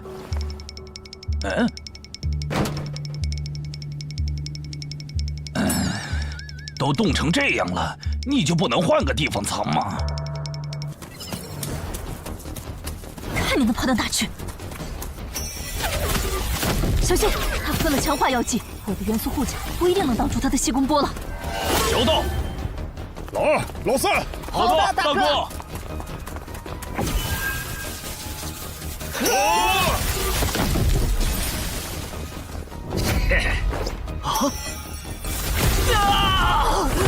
小心！慢着，老弟！你在得意什么？欧提路克，冰封术。幽暗地狱的王眼暴君啊！我请求借用你的力量，心灵遥控。玩够了吧？把那只眼球怪物叫出来，我要和他打。狼骑，问过了，他没回应。张离，来帮忙，我知道你还有底牌没交。不，我拒绝。这只英雄级鱼人是奔着你来的，我没义务为你冒险。更何况你的控制法术还对他无效。我撤了，你们加油。你可惜了，看来你们真的无法再召唤他。我还想着杀掉他，说不定有机会2段进化。狼骑，没用了。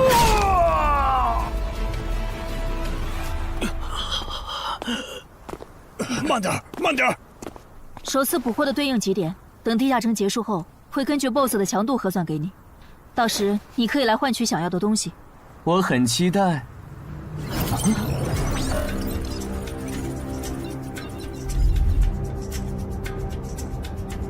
该咱们登场了。大意了。虽然对10级人类冒险者的强大有一定预期，但强化到9级的基因巢穴守卫，竟然这么轻松就被干掉了。这个高等级的人类冒险者和森林里遇到的那些完全不一样，不能再……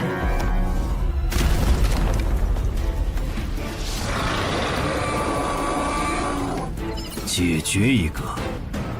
吴龙，那是我的祭典。只是一只首领级鱼人，没必要抠得这么细吧？你们就是这片区域最强的人类吧？英雄级鱼人。稳点！这只首领级鱼人的毒被安小姐的毒素防护克制，就这么拉扯着打，慢慢磨死他。不会吧？领军死了？那火法师、毒素师和气功师那边是不是也……过来，去把死掉的同胞带回来，我来为他们做亡灵转化。如果有快死的，就用这个救一下。他的目标是安小姐，想办法来一下。罗素，知道。休想从我这里过！你们这些……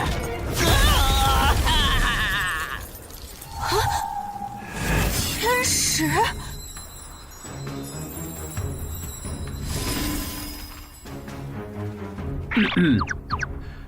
我没来晚吧？没，刚刚好。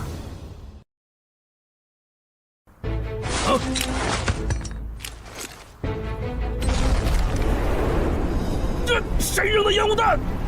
不对，我感知掉了。正常烟雾弹没有这种效果，这是奇物化的烟雾弹。火法师和领军死了，主人让我喊你回去。别管我，我不奢求进化，等下我随便杀个红点就脱离。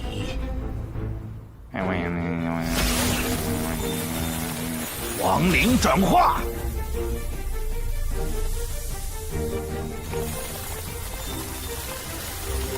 我变成亡灵了。对，主人，我回来了。啊！气功师和毒素师呢？气功师被人类的冒险者捕获了，毒素师他好像受到了打击，现在不想进化，只想尽快脱离这个地下城。这样吗？被那只首领级鱼人逃了。能找到他吗？已经找到了，他刚刚翻墙离开了小区，现在正在向西逃窜。帮我规划追击路线，还有通知就近的冒险者过去拦截。好，很好，那些人类冒险者没有追过来。我现在明白上位、中位、下位种族的不同了。像我们下位种族，得当上首领才有职业，可中位种族里的精英，每个人都有职业。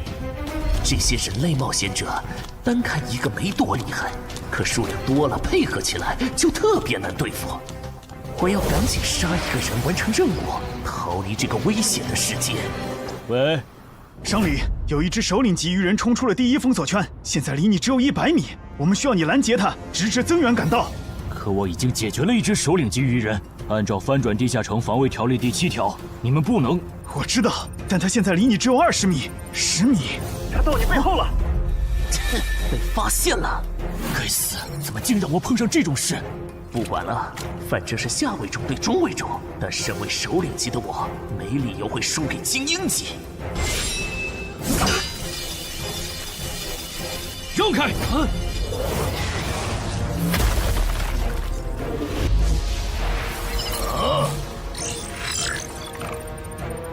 你连偷袭都不会吗？刚才为什么要喊出声来？笨蛋，我那是在帮你解围。这2个黑点移动的速度好快，这样看，我这边应该是来不及了，有点可惜。本来我还想着吃掉它们，升到11级以后再进化的。啊，那是进化之光。等等，英雄级鱼人竟然还能进化，这不是6到10级地下城吗？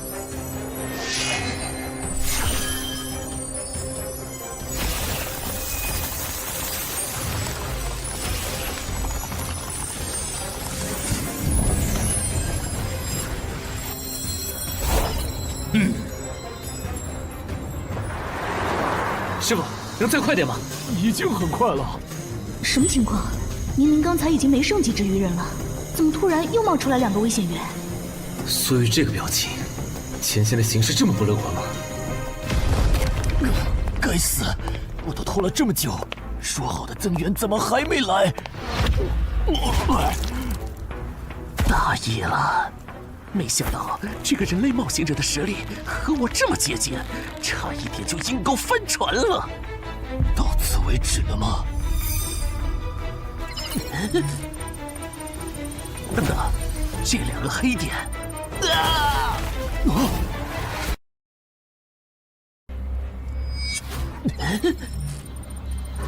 等等，这2个黑点，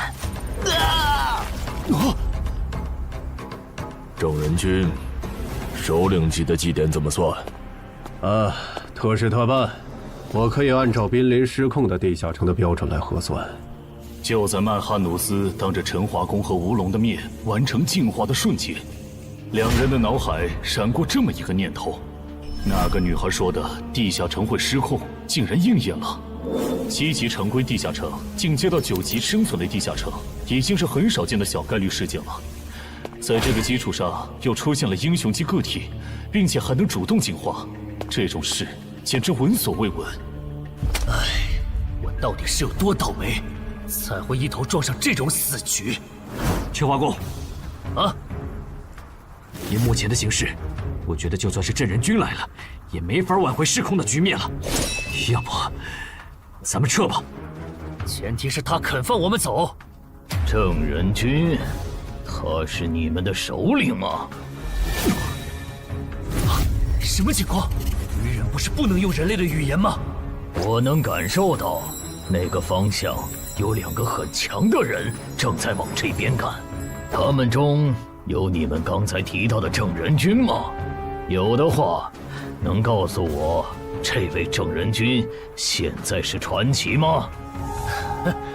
无可奉告。看来不是，那就没什么好担心的了。小心，他要动真格的了！终止召唤！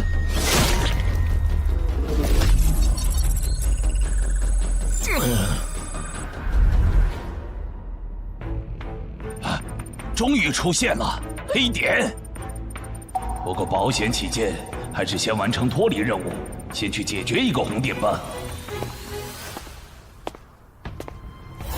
你不是去追那只毒素鱼人了吗？怎么又回来了？哦，那只首领级 BOSS 被郑人君和他找来的帮手干掉了。倒是你们为什么都聚在这里？小区里的鱼人解决了？大部分解决了，除了吴龙和陈华宫负责的英雄级鱼人，现在只剩下陈海家里的鱼人没解决。但他们待在楼里不肯出来，在室内作战的话，我们的人数优势就没了。亡灵能快速穿过墙。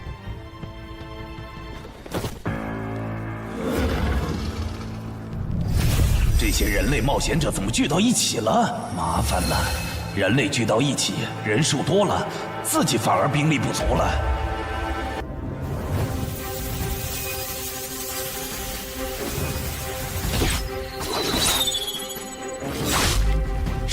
谁干的？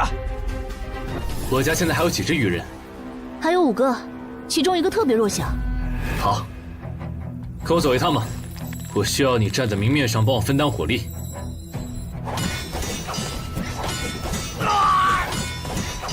够了，我玩腻了。你个乌龙，机会我可是给你创造了，你给我好好把握！一铁贯穿，不杀神枪，还有你！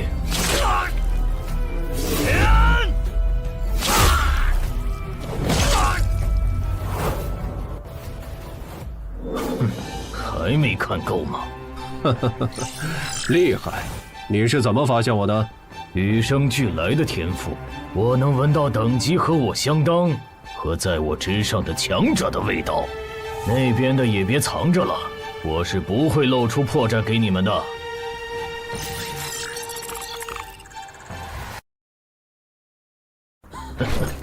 说起来，你们还真是冷酷无情呢。就这么看着我对你们优秀的后辈下杀手，如果我不叫你们出来，你们是不是还会继续看下去？彼此彼此吧。你的部下不也被歼灭的七七八八了吗？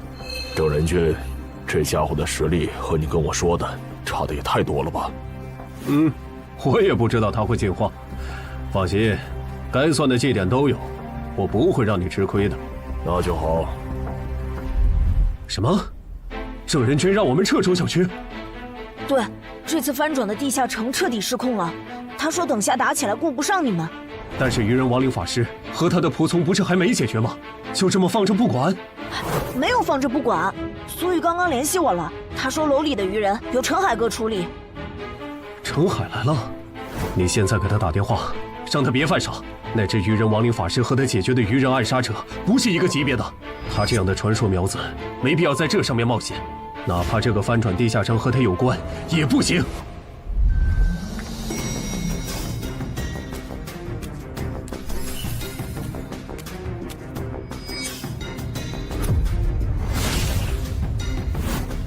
别回头，继续往前。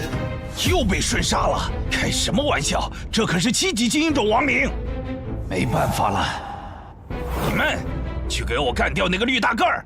好。他这样的传说苗子没必要在这上面冒险，哪怕这个翻转地下城和他有关也不行。小哥，不行啊，陈海哥关机了，电话打不通。啊，关机了？啊？需要帮忙吗？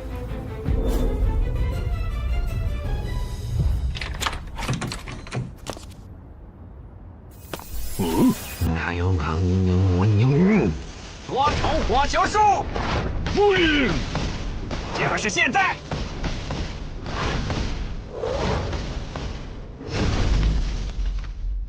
和暗杀者有着相同技能的人类，怪不得那2个巢穴守卫会被瞬杀，这样就解释得通了。上一任，走廊的愚人就交给你了。多重火球术，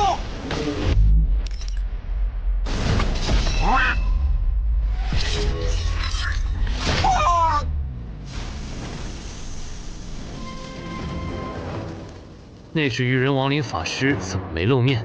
算了，用过去式找吧。正好也打算测试一下这个能力。你们去给我干掉那个绿皮大个儿！啊！三阳台跑了。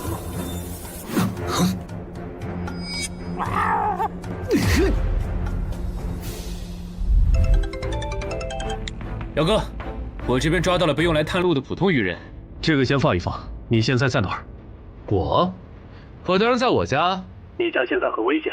你是说愚人亡灵法师和他的亡灵仆从吗？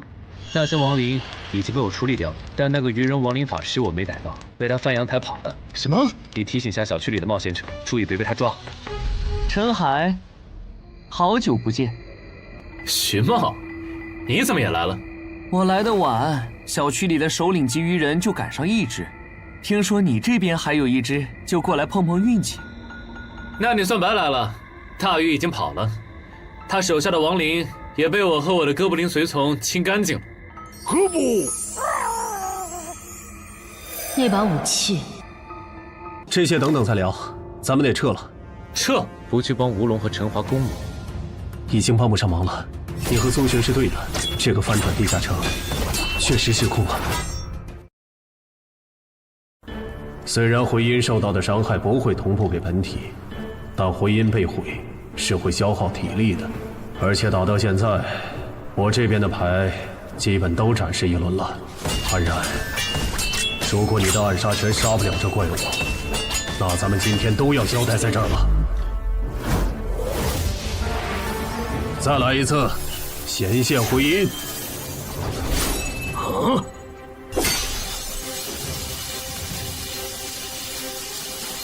这个人类的职业好讨厌，他召唤自己的复制品，难道就不需要代价吗？终于让我等到了。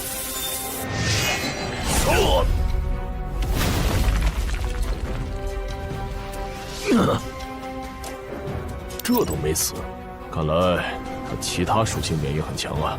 正人君，这个 BOSS 太难杀了，我要求按15级翻转地下城 BOSS 的标准核算绩点。可以。好，那你接着磨，出机会了我再出手。或许是镇安君和安然的职业技能给到了曼哈努斯足够的压力，也可能是他们表现出来的态度刺激到了曼哈努斯。靠着职业的加成就能击败我，简直是痴心妄想。这让曼哈努斯做出了草率的决定。我要选择职业，筛选出有远程攻击手段的职业。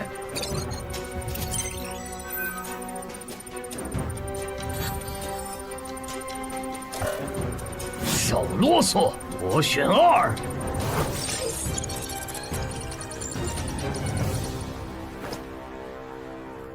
那我们先走了哈。注意安全，有事给我打电话。喂，萍姐，那只鱼人亡灵师被陈海哥打跑了，我把他的逃跑路线发你，他现在落单了，应该比较好对付。镇人君竟然亲自下场了，看来这个翻转地下城应该会很快结束。虽然中间出了不少插曲，但好在是活下来了。啊！可算找到我的猎物了。是从什么时候开始的呢？我的人生走入了死胡同。等很久了吧？啊，没有很久，李伯。这是我之前跟你提到的周畅，传说级冒险者周建明的孙女。这是云霄市的新兴冒险者商礼，她是咱们省唯一受到影之国王后青睐的冒险者，以后大有可为。你们认识一下。你好。你好。哦，是从那次李伯介绍周畅给我认识的时候开始的。那又是什么时候，我的冒险者生涯正式步入坟墓了呢？早上贵子，好像是从我变成周家女婿，官方给我分配超出能力上限的攻略任务，而我的妻子却袖手旁观的时候。还没好吗？他快撑不住了。岿然不动。完了！五环法术，怪物定身术。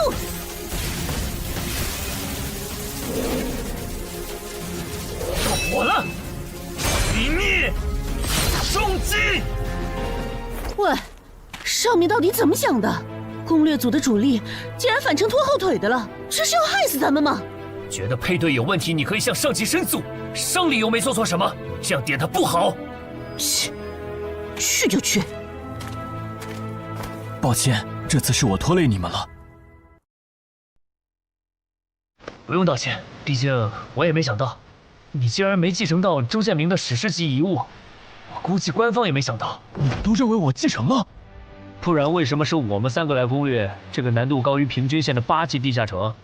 至少在官方看来，入赘周家，同时又是漳州新兴冒险者的你，继承周建明遗物是板上钉钉的事。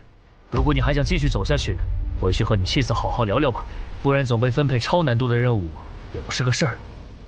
姐夫，你还没有搞清现状吗？你只是入赘到我周家，但并不意味着我们一定要把全部的资源压在你这个外人的身上。再说，你又没有成为传说冒险者的潜力，不如就走黄伯伯的路子，当个云霄市入口管理人算了。我觉得可以，你留在云霄正好可以照顾周德，而且也不用照顾。如果那个时候我没有入赘周家，我的冒险者生涯会不会就是另外一种样子呢？要是能重来一次，我能把它转化为亡灵吗？办不到，我只能转化同种族的鱼人。看到了，他们就在前面。这些人类来得好快，快有什么用？脱离任务已经完成了。脱离。喂？什么？伤离死了？对，并且那个亡灵法师已经……糟了，那只英雄级鱼人又进化了。不是，这怪物还能再次进阶吗？这就是实力吗？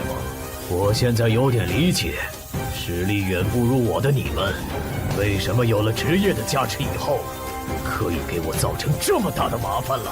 不过，也就到此为止了。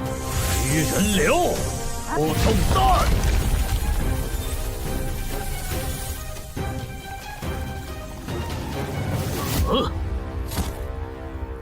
移形换位，欠你条命。这种时候就不要说什么欠不欠的了。哼，原来你的复制品还可以和别人交换位置啊！是啊，很方便嘛。那如果我同时攻击你和你的复制品，你该怎么躲呢？传奇下，好快，感觉好像躲不掉了。别傻撒着了，那个进阶不了。当时的人连续黄泉，这怪物的实力已经能摸到传说级的边了。咱们不是他的对手。无意义的挣扎。喂，那个大小的气弹可不是开玩笑的。去！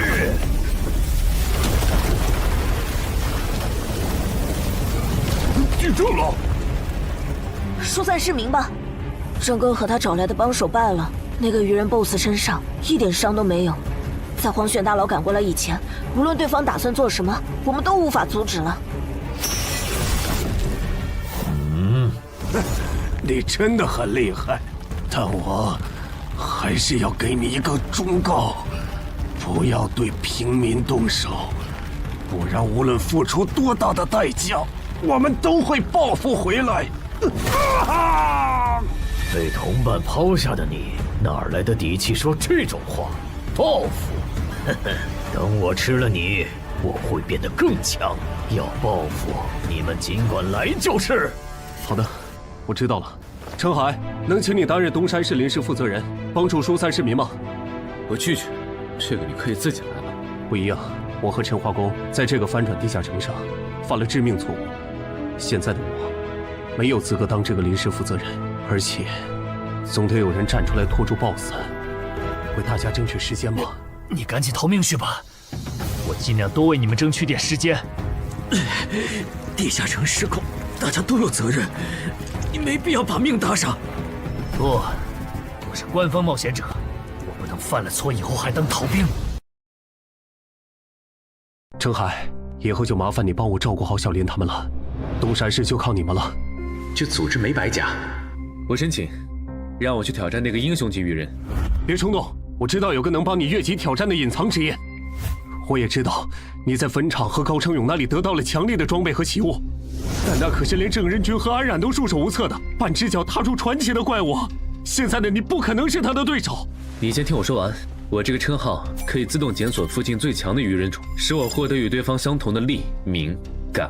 就算你们的基础数值完全相同，你和他仍有着无法弥补的战力差。这不是……那如果再加上这件能提供战斗意志和经验的史诗奇物——传奇亡灵库罗德的头盔，以及那边的史诗装备——黑骑士之剑，2件史诗级。哎呀，安教练，你这次可真是看走眼了。还有我的职业，死亡行者，我靠他先后和2位传奇级 BOSS 交过手，就算是19级的上位传奇，我也有自信在他的手下撑过3分钟。很抱歉对你们隐瞒至今，但现在我想作为东山市民、东山市冒险者、东山市官方冒险者协会的一员，尽我的一份力，请不要拒绝我。你都这么说了，我还怎么拒绝？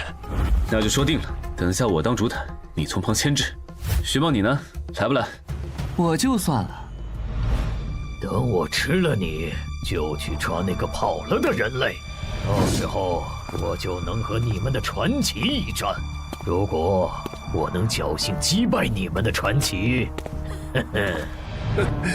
除非太阳打西边出来。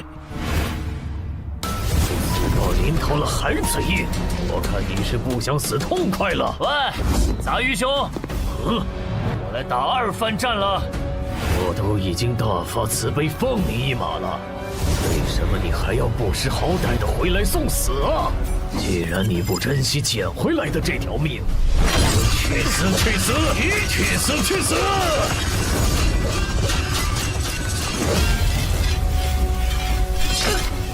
糟糕，死！行换位。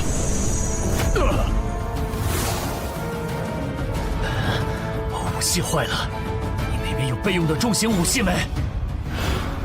有。竟然还在垂死挣扎！你们在聊什么？聊得这么起劲，愿带我一个吗？程海，他不是才6级吗？他来干什么？这个人类很强。有点意外啊！那个叫程海的冒险者，很有可能挽回局势的。这种可以白蹭基点的好事，你为什么要拒绝？彼此彼此吧，你不也没去吗？攻略团的攻城魔女，我不是说了，随便找2只鱼人杀了交差就可以撤了吗？怎么还没走？算了，不重要了，赶紧跟我走。这个翻转地下城失控了，东山市已经不安全了。凭借气功师带来的高级感知，曼哈努斯敏锐地察觉到，这位不速之客的实力和自己非常接近。这个人类很强，但诡异的是，天赋却告诉曼哈努斯，吃掉眼前之人并不能升级。显然，他和自己一样，也是族群中的特殊个体。人类，你现在多少级？我6级啊，怎么了？把我当傻子吗？就算你也有王者资质，也不可能6级就和我实力相当。想知道原因吗？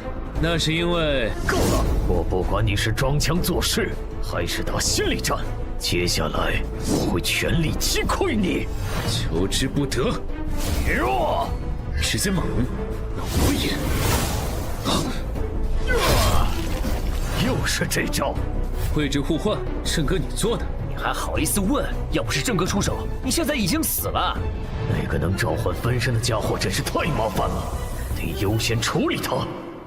郑哥，你就信我一次，如果没把握和那个鱼人一战，我是不会来的。你确定？他的黎明坎可都在20以上，就算你之前通关的都是高位地下城，也都拿到了 A 或者 S 评级。不确定。行，那你主攻，我辅助。不是，他上下嘴皮子一动你就信了啊？他才6级啊！先杀一个！光顾着说话把他给漏了。移形换位！郑哥小心，他的目标是你。外面的家伙，给我死！来不及放出回音再置换了，得手了！不是说好了要全力击溃我吗？对我的同伴出手是什么意思？程海有2件史诗级装备。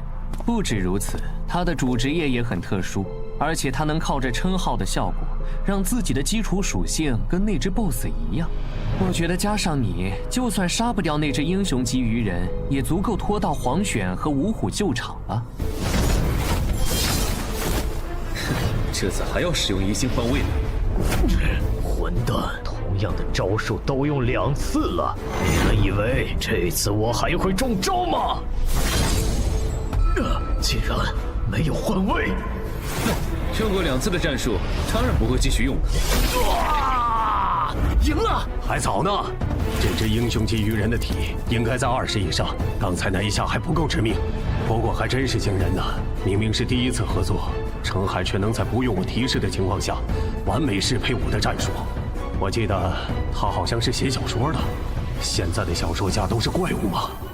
可恶，这小子得手后就退了，完全不给我出招的机会。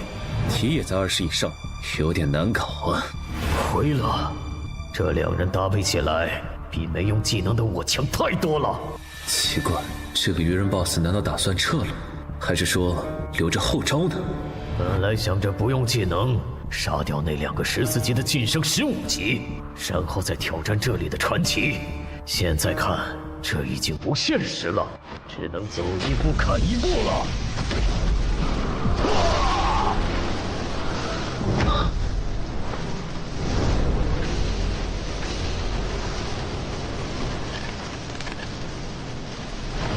本来打算把这招留给你们的传奇的，但现在看来是没这个机会了。这个快跑！这鱼人的速度又提升了，这次我不一定能拦住他。至少在走之前，让我提升到15级吧。很好，他的一条胳膊废了，接下来应该很难再。上来，趁现在，收到。以为这样就能限制住我的行动，别太想当然了。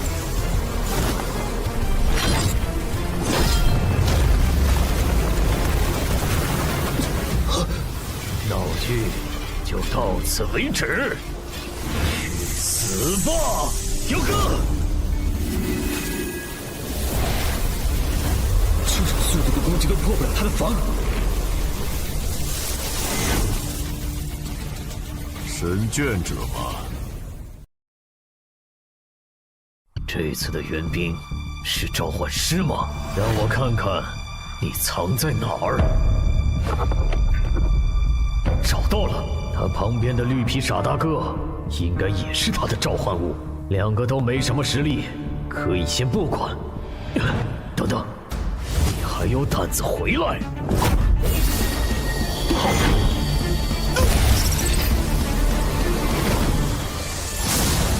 给我死！还能打吗？有点难。这是回血药剂，你和郑哥省着点喝。在增援赶到以前，咱们只能靠他撑时间了。我明白了，不杀掉你，我就不能对其他人出手。是这个意思吧？可以这么理解。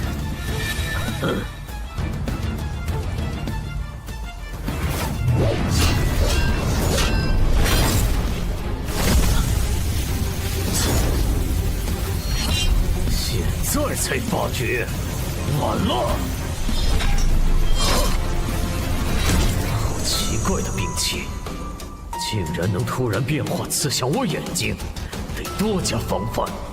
还好他没和长莲对战过，不然刚才就只能硬接他的气功波了。但这么高强度对攻下去，他迟早会适应的。得换个打法了。用这个吧。啊，别喝太多，你一小口就能结痂了。这么阔气吗？3A 级教练就配备了回血药水，我还以为至少要馆主级才有。是程海借给咱们用的。我估计他自己都没意识到，在6级这个阶段搞到这种级别的装备起雾有多难。我警告你别打他的主意啊！不管这个翻转地下城最终结果如何，程海都会成为我民省官方冒险者协会全力培养的超新星。我不会这么不识趣的。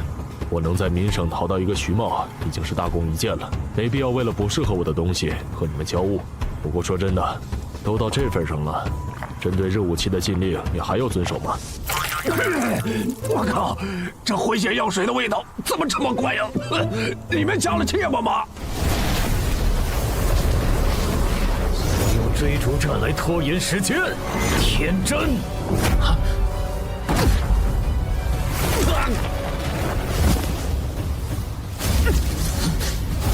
怎么不逃了？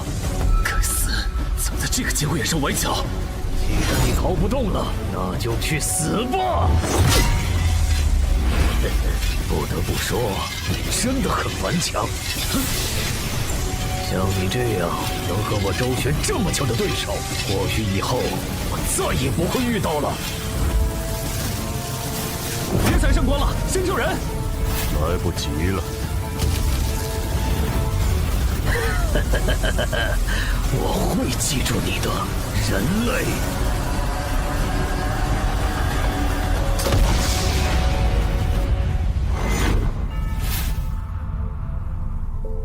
这个叫超限的技能虽然很强，但太耗体力了。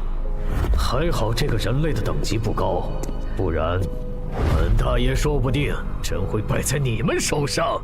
你还没赢呢，笑什么？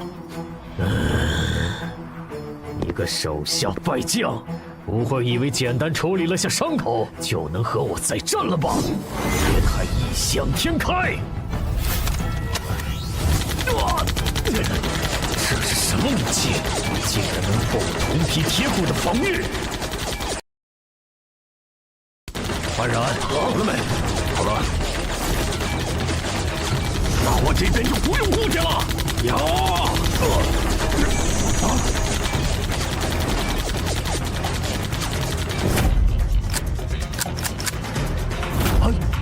为什么2把枪会同时卡壳？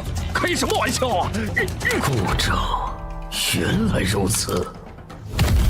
看来你们的神并不会关注你们呢，人类。天界的使者，您还要等到什么时候？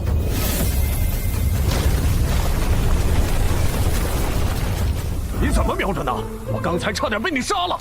不会的，我有分寸。感激不尽，武神。不是，他这都没死。圣血会焚尽一切非传奇单位，你明明还不是传奇。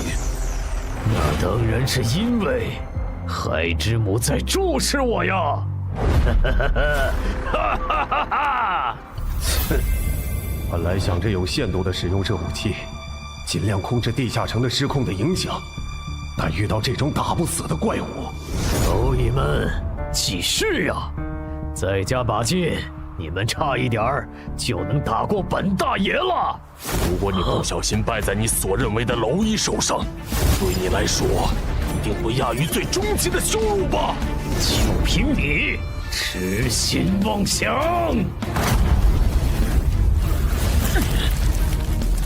太傲慢了，连续的车轮战早就让你打不动了。现在的你没办法硬接下我的拳头。自己享有墓志铭吧！该享墓志铭的是你！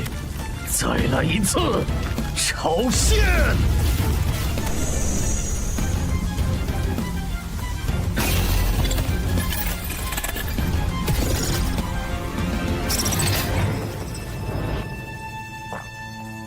呼吸平稳了。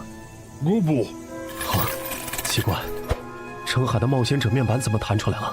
他都没醒。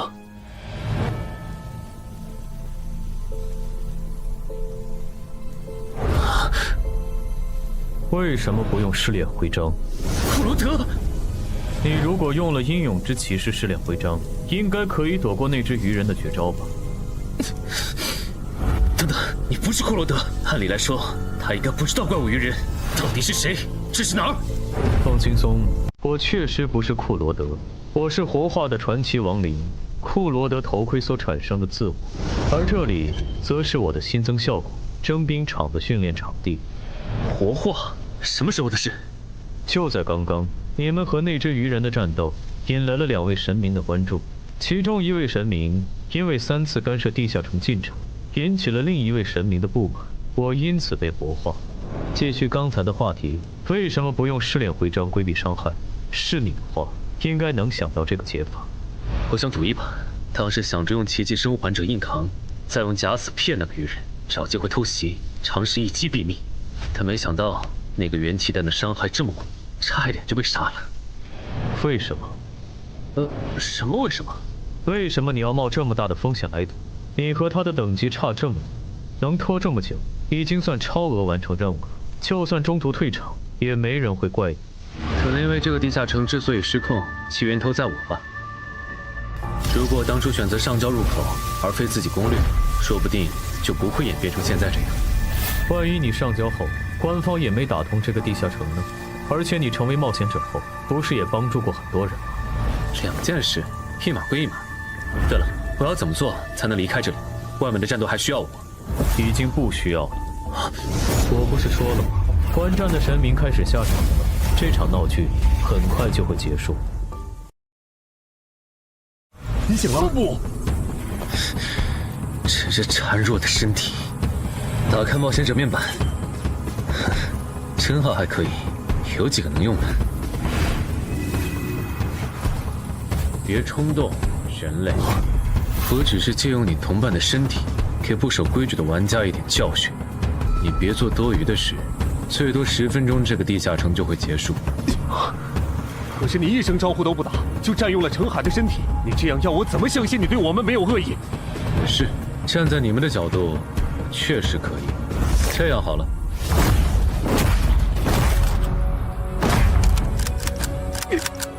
搞什么？怎么又卡壳了？死吧！啊！死的人是你！哦，暗杀拳！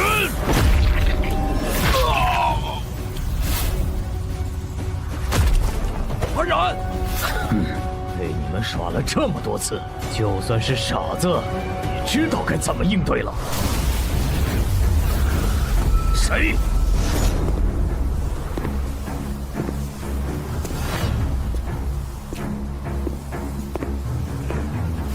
程海，你怎么又来了？换班换班，这只鱼人交给我。又来，阴魂不散的东西，你们真不会觉得？哦，这个绿皮傻大个是什么时候摸到我身后的？我竟然完全没注意。这都没能杀掉他，好可惜啊！无妨，至少废了他的生蛋。他现在无法召唤冒险者面板，已经是砧板上的鱼，只能被咱们狂揍了。一会儿你别插手了，我要和这条鱼玩玩。等它快死了，你再过来补刀。不，声带受损，无法召唤冒险者面板的曼哈努斯开始意识到，放弃上线，选择其战力，其实是一件很欠考虑的决策。前所未有的懊悔涌上曼哈努斯的心头。要是能重来，他不会再戏耍这群人类冒险者。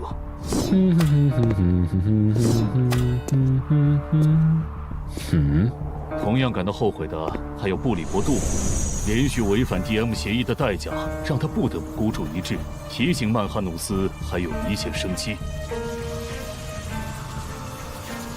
感谢你，牧神。这都帮你几次了，你的神难道是你们的保姆吗？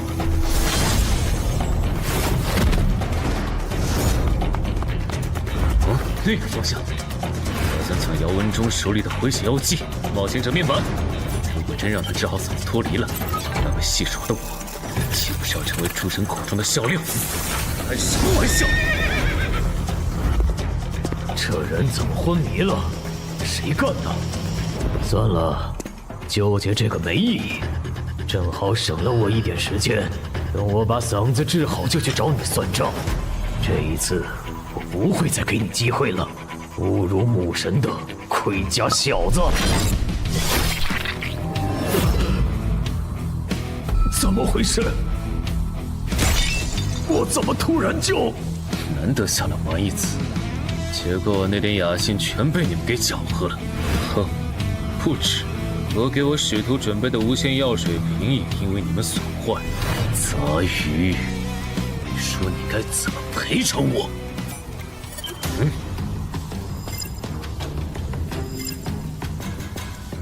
赔偿可以，但这条鱼人必须死。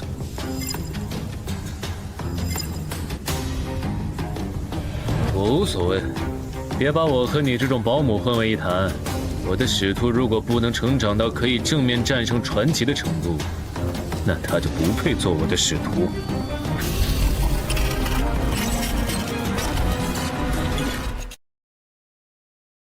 哥布，你来的再迟一点，这鱼人就死了。哥布。对了，黑骑士之剑的效果，你应该还没吃满吧？那用它补刀。哥布，我要死了吗？我不甘心，我还能战斗。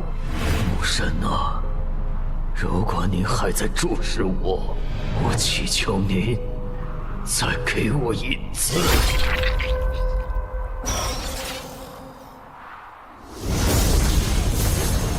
这是什么信条？为什么萨满大人的传承之书里没收录？你激活了哥布林的隐藏进化路径，帕吉击杀敌对英雄种的基因个体，只要后续觉醒天赋和真名，就能成为货真价实的英雄种。真的吗？先别急着高兴。既然您已出手中断了这个翻转地下城，能不能先把澄海先生的身体还回去？他可是我钦定的继任者，如果有什么闪失，我和看好他的人会很心疼的。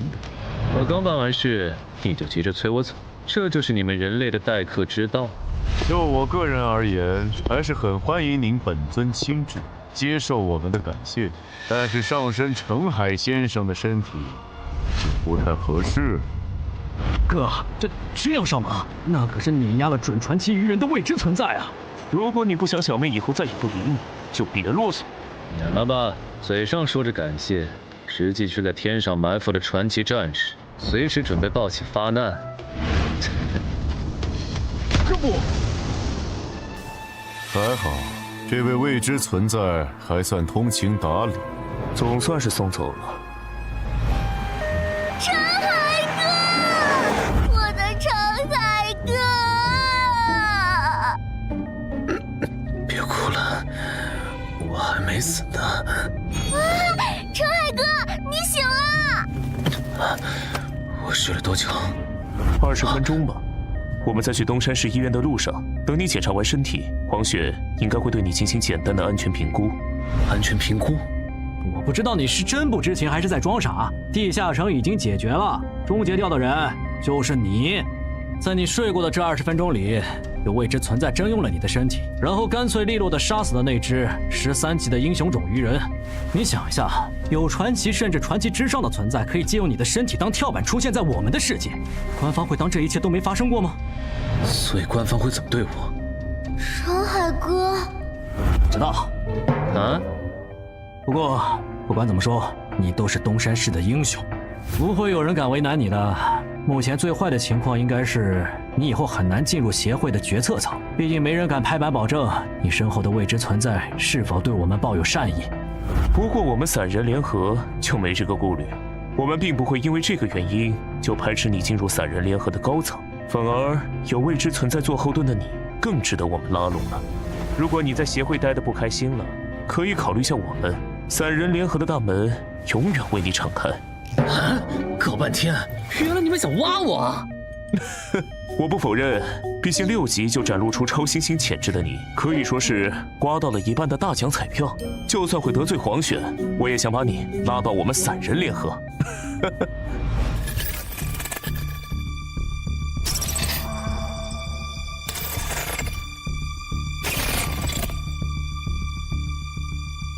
死囚之船，澄海先生，什么意思？澄海先生，澄海先生。抱歉，刚才在想事情，怎么了？您的武器和隐身衣被您的哥布林随从带走了，我们在现场只找到了这件损坏的药剂瓶。了解，剑和隐身衣，我之后找他要。那我这边没有要聊的了。关于药水瓶的补偿方案，协会会在3个工作日内整理出来。好。这个人有点厉害，刚才的谈话，连我哪天成为冒险者和死亡主宰何时关注我都被他问出来了。他的副职业技能，该不会是强制对话，或者必须说真话吧？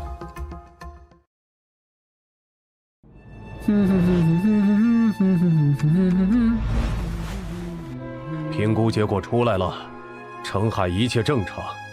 那个用澄海身体神将的未知神明呢？5号有问吗？问了，但澄海知道的也有限，目前只确认了对方称号“死亡主宰”。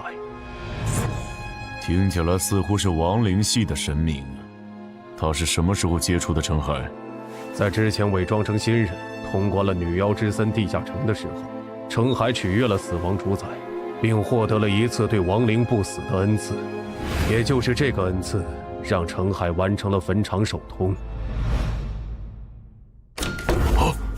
安教练，我们来看你了。嗨，安教练，医生有说这次要静养多久吗？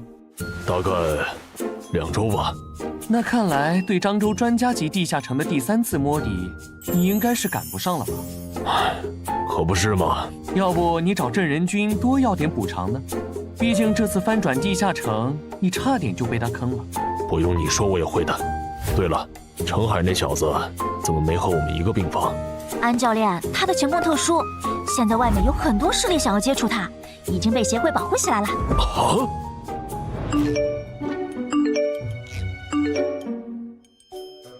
婉婉，不是吧？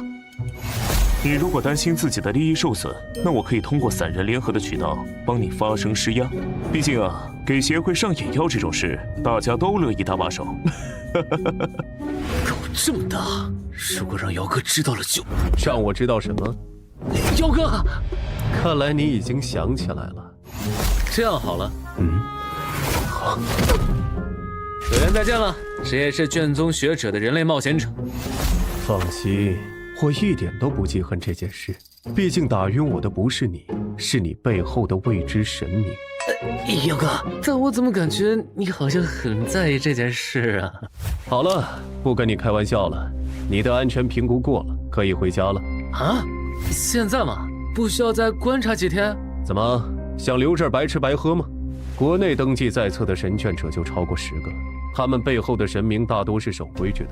说白了，只要你背后的神明没有展现出明显的反社会、反人类倾向，那协会这边就不会限制你的人身自由。反社会、反人类倾向？哎，你怎么又变样了？奇怪，我为什么要说又？算了，你和我简单说一下那位大人征用我身体的事吧。哥不。懂了。所以他是用我的身体打赢了那只鱼人，然后让你补了刀，你才进化成这个姿态的。不止如此，我还激活了隐藏进化路径，是连萨满大人的传承之书都没能收录的。那不错，正好你这个新形态蛮帅的，以后就叫你豪杰吧。对了，我的隐身衣和黑骑士之剑是不是在你那儿？在的。没别的事了，黑骑士之剑你拿好，等以后击杀强敌没提升了再还我。哥不。之前还担心他可能会跟不上我的脚步，现在看来这个担心有点多余啊！我的天，传说节！这效果也太 bug 了吧！征兵场我知道，这个突然冒出来的临时托管，该不会是降神吧？不行，我得问问。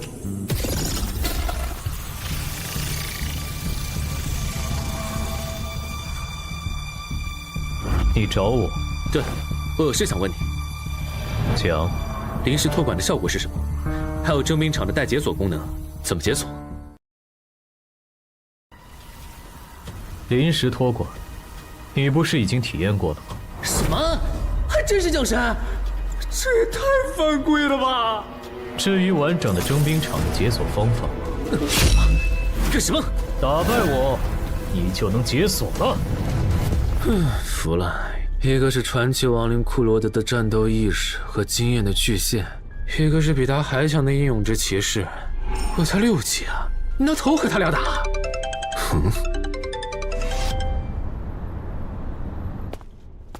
程海老弟来了。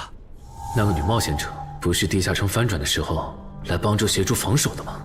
她怎么也在？哎，过来坐。就是他嘛，看起来不太像啊。是啊。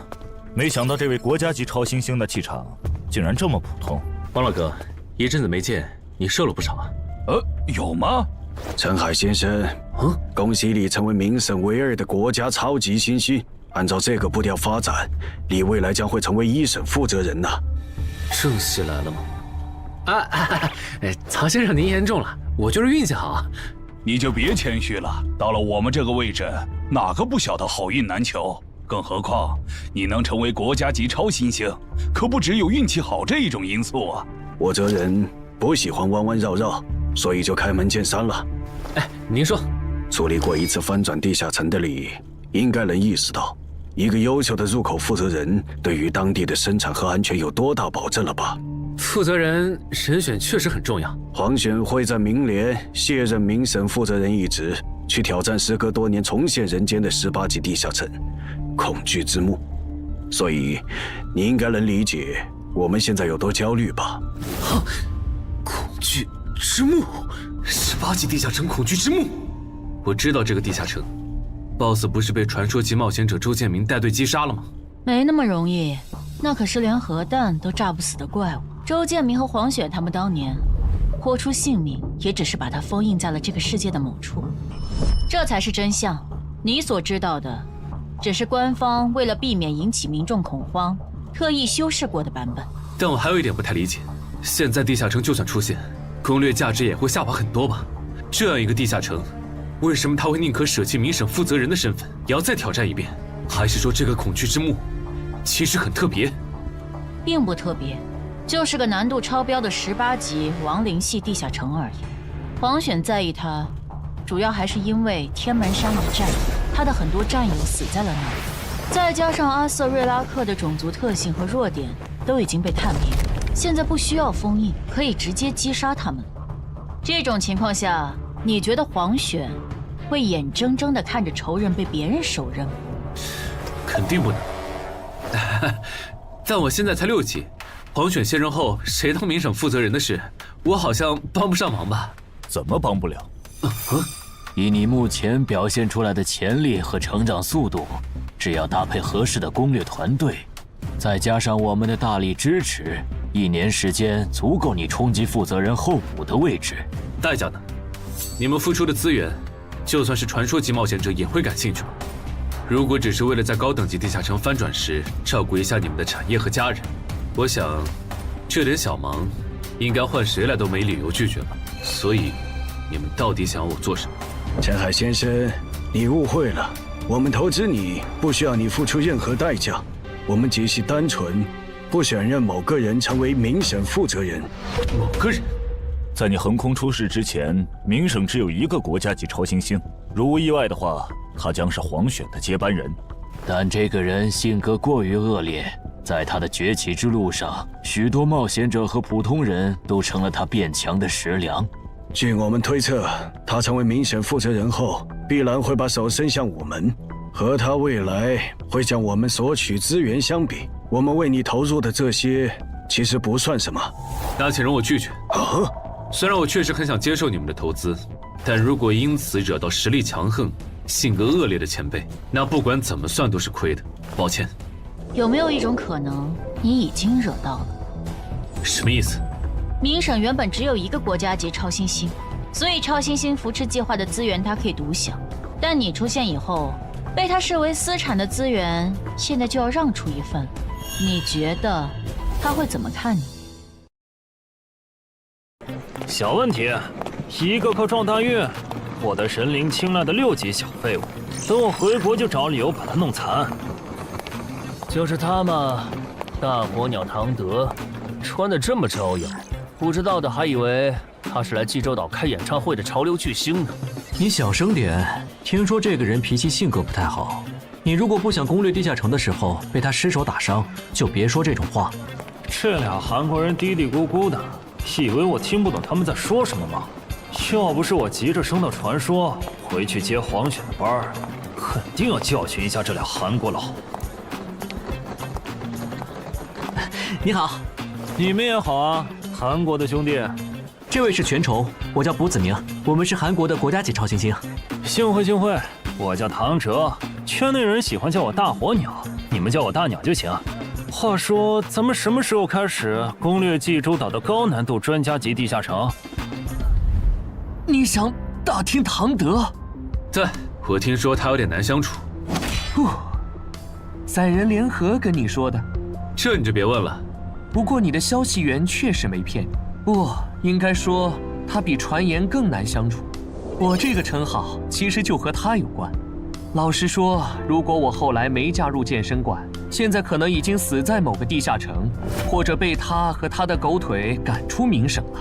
不用太担心，你和唐德不是一个等级区间，现在还不属于竞争关系。只要你后面能控制好升级速度，他应该不会太为难你。但愿吧。说起来，你今年的地下城通关指标还没做吧？我过几天要去漳州挑战10级地下城山丘上的巨人。咱俩认识这么久了，还没合作过，要不要组个队一起？好啊。啊？你想在近期把你今年的地下城攻略指标全清掉？我感觉我的力、名、体，靠锻炼已经很难有明显的提升了。打算找2个合适的地下城，锻炼下实战能力。合适的地下城，很难找吗？那要不条件放宽一些？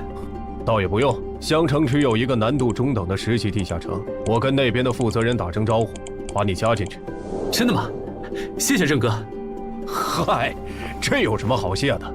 啊，对了，你那个药水瓶的补偿方案下来了，你空了记得去找姚文仲，顺便把你之前赚到的祭点一并兑换成奇物。好。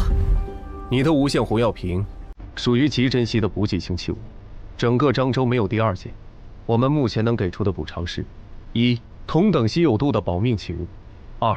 1张奇物升级券。你看选哪个？我能看一下保命奇物的效果吗？可以。好霸道的效果，没有脱战的限制，说明可以在打不过又逃不掉的地下城 BOSS 面前强制脱离。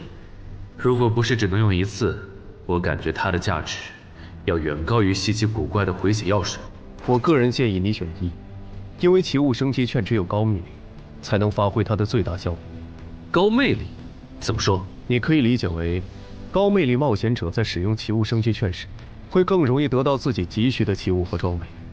至于这一现象背后的原理，学界目前还在猜想论证阶段。等等，我记得用奇物升级券换到稀奇古怪的回血药水时，不仅是面板提示我呀，而且那时魅力值才11，这算高吗？难不成那时候死亡主宰之类的什么东西就盯上我了？是他拉了我一把，从鬼门关前救回了我吗？但是为了什么呢？陈海，不好意思，走神了。我选1。好，那我们接下来核算祭点兑换奇物。结果适合我的奇物就只有这2件，这跟手杖找东西时有一半的几率指错方向。不过有了它，以后碰到寻找类任务，总归能派上用场，也算是挺好用的辅助奇物。还有这枚戒指，虽然用1次要冷却3天，但这上面的范围性伤害法术，刚好可以弥补我没有群伤技能的短板。完美！现在的我已经没有死角了。必要再考虑一段时间。对，正好这段时间，我要去把协会的地下城通关指标做完，预计需要1个月时间，到时候我会升到8级。您和您的朋友也不用担心时间上会来不及。1个月嘛，那唐德应该也从济州岛回来了。行吧，1个月后我等你电话。没道理啊！我完全按照坟场的攻略法来的。为什么我假死后，坟场的 BOSS 还会攻击我啊？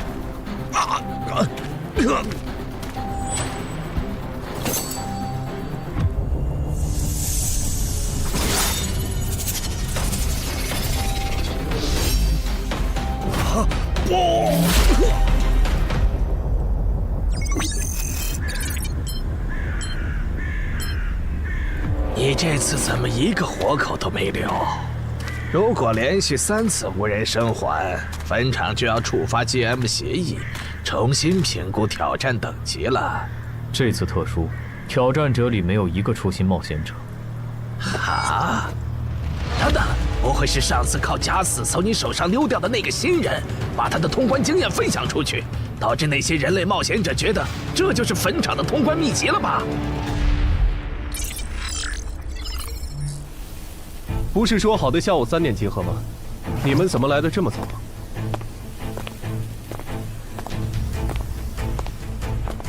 这次攻略行动一共几人？就咱们这些，你们是最后到的。啊？你怎么也在？我当初协助你们处理东山市翻转地下城，为的就是拿到山丘上的巨人地下城的攻略资格。原来如此啊！既然人已经到齐了，那出发吧。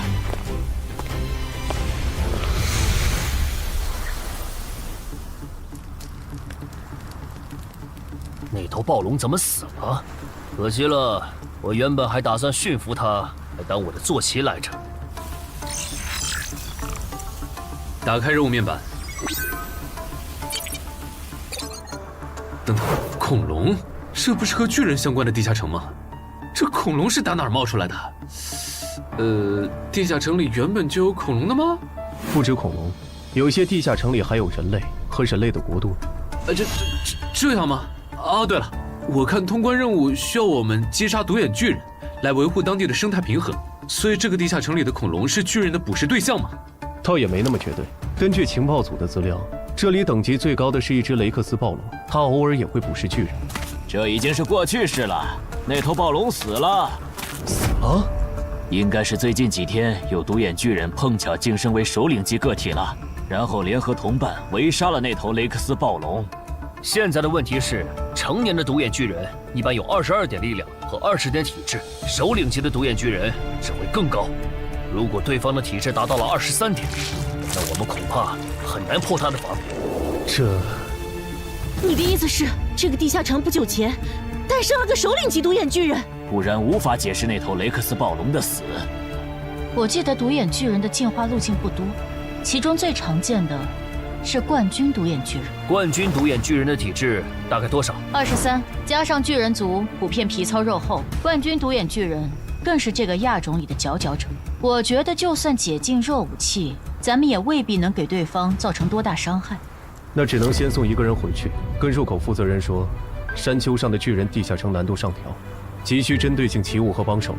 咱们之中我实力最差，送信的工作交给我吧。好，我知道这附近哪有恐龙，我带你去做脱离任务。我带了无人机，寻找首领级独眼巨人的工作可以交给我。和可靠的队友一起攻略地下城，感觉如何？怎么说呢？我感觉或许会成为我通关的最轻松的地下城了吧。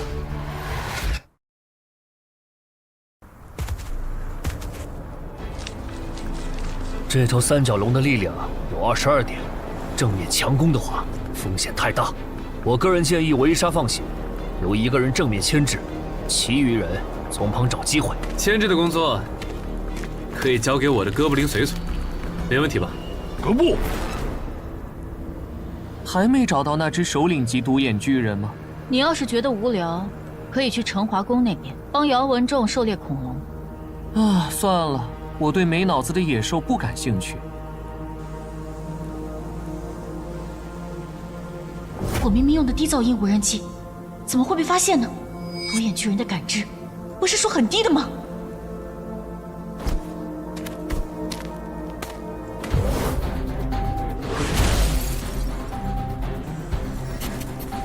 确认了，这群巨人的首领就是冠军独眼巨人。不，来了。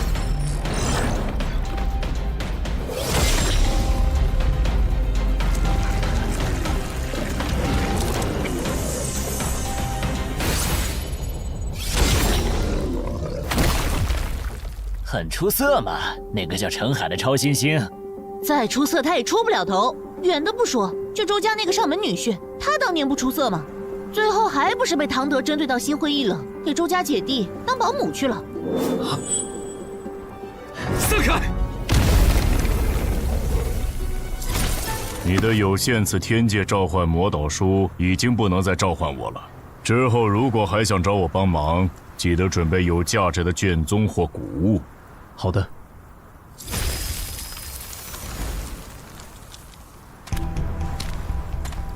谁去看看他断气了没？没的话叫姚文忠过来做最后一击。他已经死了，我这边刚刚收到脱离任务已完成的提醒。已经确定了 BOSS 就是冠军独眼巨人。你出去以后，记得让入口负责人做针对性的人员补充。明白。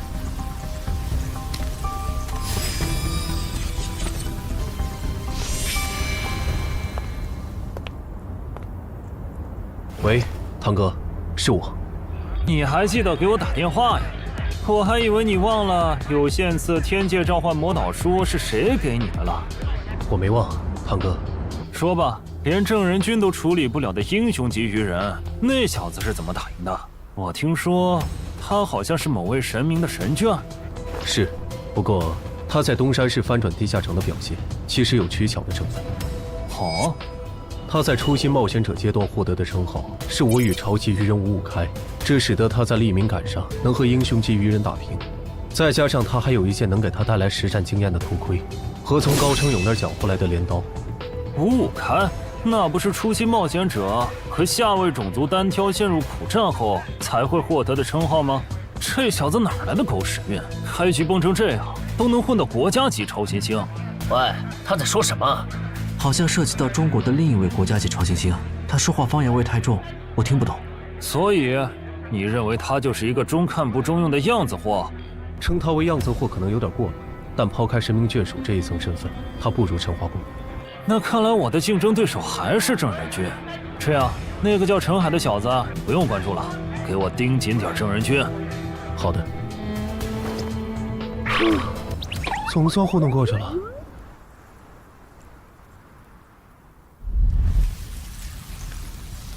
陈哥，白天的时候明明时间很充裕，咱们为什么不顺便也把脱离任务做了？只杀掉一只三角龙，还不至于引起巨人的警惕。如果大量猎杀的话，这片区域的独眼巨人会因为领地被入侵而陷入疯狂。咱们人手不足，现在还没到和他们起冲突的时候。哦，原来如此。哎，你别听他瞎说，其实是因为杀的恐龙越多，通关时所需要杀的巨人就越多。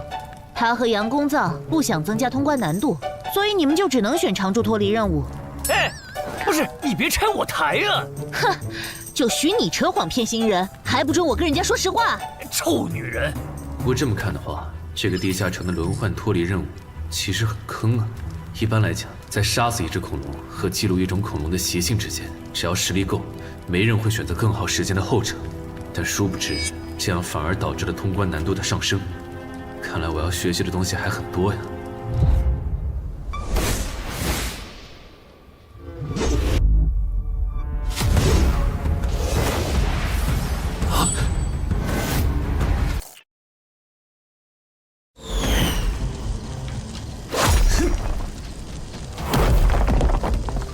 陈哥，麻烦你去叫醒其他人。好，郝杰，掩护我。哥布。按照巨石飞来的轨迹回推，应该是那个方向。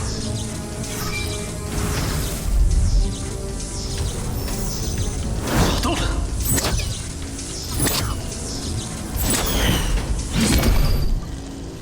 看来我的回应在你眼里根本不值一提啊，连躲都懒得躲吗？那些巨人是怎么找到我们的？应该是篝火。不过陈海说他只感知到10只独眼巨人，就算攻过来，目前占据有利高低的我们也能打退他们，就是咱们很难下去做脱离任务了。这样吗？那听起来倒不是很严重。你们可以用我的无人机去记录恐龙的习性。你怎么看？部落的老哥布林说，独眼巨人非常讨厌外人进入他们的领地，一旦发现就会致时驱逐。所以刚才那一下是他们发出的警告，如果对方不听劝告，那他们就会发狂，不把入侵者捣成肉酱，绝不罢休。陈海，你们先去休息吧，接下来我们守夜。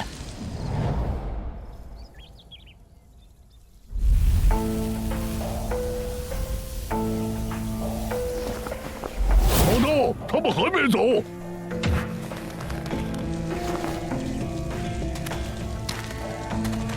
山丘上的人类不肯滚，我准许你们砸烂他们的营地，把他们的血肉捣烂了下锅。怎么感觉最近 level 11到 level 15的地下城难度都这么高啊？这要是处理不当，岂不是会出现大规模地下城翻转事件？官方那边有对策吗？这个，你还是别问了，官方的计划不好透露。没什么不能说的。其实官方早就做准备了，前年提出的超新星计划就是对策。难怪官方突然花这么大精力在各地招募精英冒险者，原来是想利用他们来对抗这些失控的地下城怪物。哎呀，憋死了，憋死了！哦，痛快。什么声音？巨人爬上来了！灵力提升，想偷袭门都没有。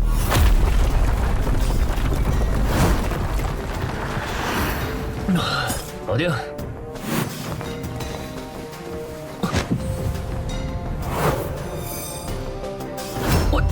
完蛋了！杨公曹，你们怎么让独眼巨人打上来了？我没想到巨人会这么聪明，竟然会绕一大圈从背后爬上来偷袭。跑不掉了，得想办法把他们赶下去。欧提路克冰封术，冰封术撑不了太久，你们还有什么办法？除了硬碰硬，还能怎么办？直接上！人数、力量都不占优，我们的胜率很低。而且，对面还有一只冠军独眼巨人，我们加起来也不是他的对手，到底该怎么办？等等，我记得你会精神控制类法术，能用在巨人身上吗？我们可以试试用困惑术干扰他们的行动，但是这样根本没用，巨人对这种法术有免疫效果。你别管，我自有办法。契约召唤，构装生命体。尊敬的工程魔女，构装体9号，很高兴为您服务。隐身斗篷给你用吧。那你呢？我有头盔就够了。走吧，去会会他们的首领。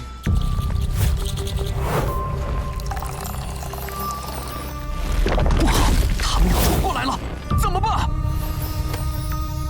亚人种独眼巨人限定法术瘟疫药剂已调配完毕，请验收。辛苦了。我的荣幸。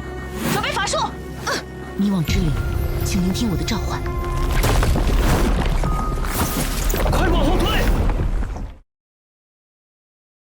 接下来，看我的！金城，快对独眼巨人施法！好，4环法术，困惑术。没用，看来这次只能靠咱们俩了。先说好，实在拼不过的话，打歪，最好打在其他巨人的身上。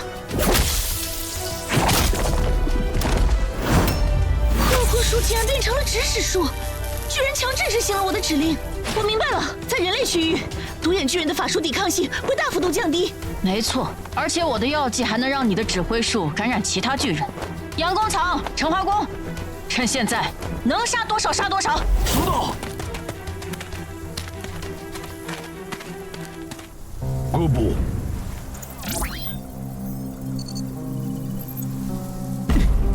从记录恐龙习性到击杀冠军独眼巨人，这任务难度差的也太多了吧！好呀，打眼睛！好！你打我干什么？我不知道，诅咒，我只是想帮忙。人类对我们施加了自相残杀的诅咒。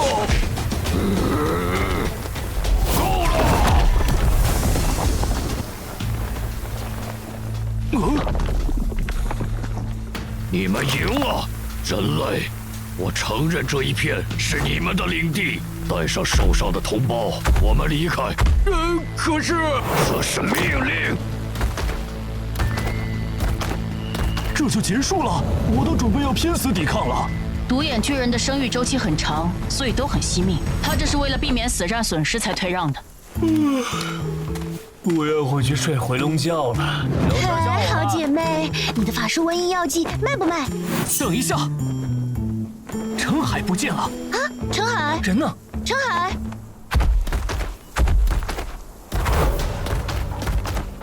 人类，我们不是已经认输了吗？为什么还来？真要闹到不死不休的地步吗？人类，我也不想这样。但今天你我只能活一个，你要怪就怪那个逼着我们决斗的混蛋神明吧。就在这儿打，我都行，第一套你挑。找到了，等等，陈海要单挑冠军独眼巨人，在哪儿？他在独眼巨人的决斗场里。这应该是队友的无人机，本来不想暴露战斗细节的。看来不行了，人类。你说你是被神明逼着来和我决斗的，那你们能进入我们的领地，也是因为他吗？具体我也不清楚，不过10年前我们那边就已经开始出现入口了。要是不按规定完成任务，像你一样的怪物们就会冲出来反杀我们。原来如此，那就没办法了。是啊。不可调和的矛盾，只能你死我活了。考虑到我和巨人的身形差距，他的攻击路线应该只有4种，分别是向下砸、低空扫、凌空踩，以及直接抓。无论哪一种，拥有未来视野的我都能在第一时间预判、避并反击。只要抓住机会弄瞎他的毒瘾，管他是不是，我们耗死他。是财。接下来人类，快结束了！原来还有第5种变化吗？好嘞！刚才那一下是错觉吗？手感竟然和我打暴龙时相差无几，他区区一个人类。老大小心！这样也不行吗？你还真是强的可怕，一点死角都找不到。彼此彼此，你也比我想象的更难对付。麻烦了，解决不了他的阵脚，近战就只能被动挨打。中远距离武器、魔法弓又很难对他造成威胁。现在称号也爆了，接下来可不好打了。再想想，还有哪些底牌？远距离武器，只能先躲了。好快！不用看了，差距太大了，澄海必输。这个决斗场离咱们有多远？你想救人？不可能！冠军独眼巨人有多强，你也看到了。就算我们都加起来，也不是他的对手。此路不通，区区下位种族，谁给你的胆子敢拦着我？大意了，这个冠军独眼巨人除了力量和体质，敏捷竟然也有接近20的水平，不好！这个小人很耐打呀，这样都没死啊！放开我！小心点，他好像还能攻击。怕什么？上次那头暴龙挨了老大2棒子后，都任人宰割了。这个小人类还能翻起什么浪花呀？那就让你见识一下！老大，布林被杀了！那个人类还没死，你也感受一下吧！不！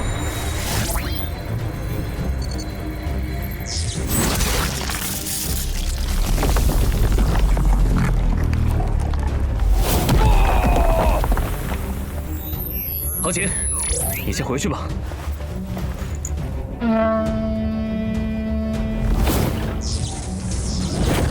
狡猾的人类！我发誓，我一定要毁了你的家乡，杀光你的族人！前提是你能活下来。就算正好激活，战力恒定在自身巅峰值，我也赢不了。只剩最后的底牌了。对记录了女妖之声的8银河使用奇物升级券，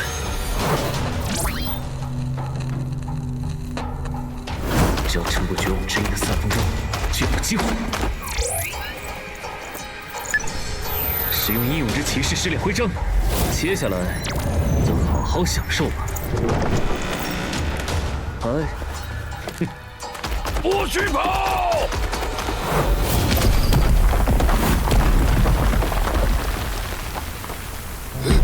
竟然完好无损，可恶！有一阵子没见了，别急，要不咱先聊聊呗。人还在，说明那个混蛋应该只是暂时躲在里面了。哼，我就守在这儿，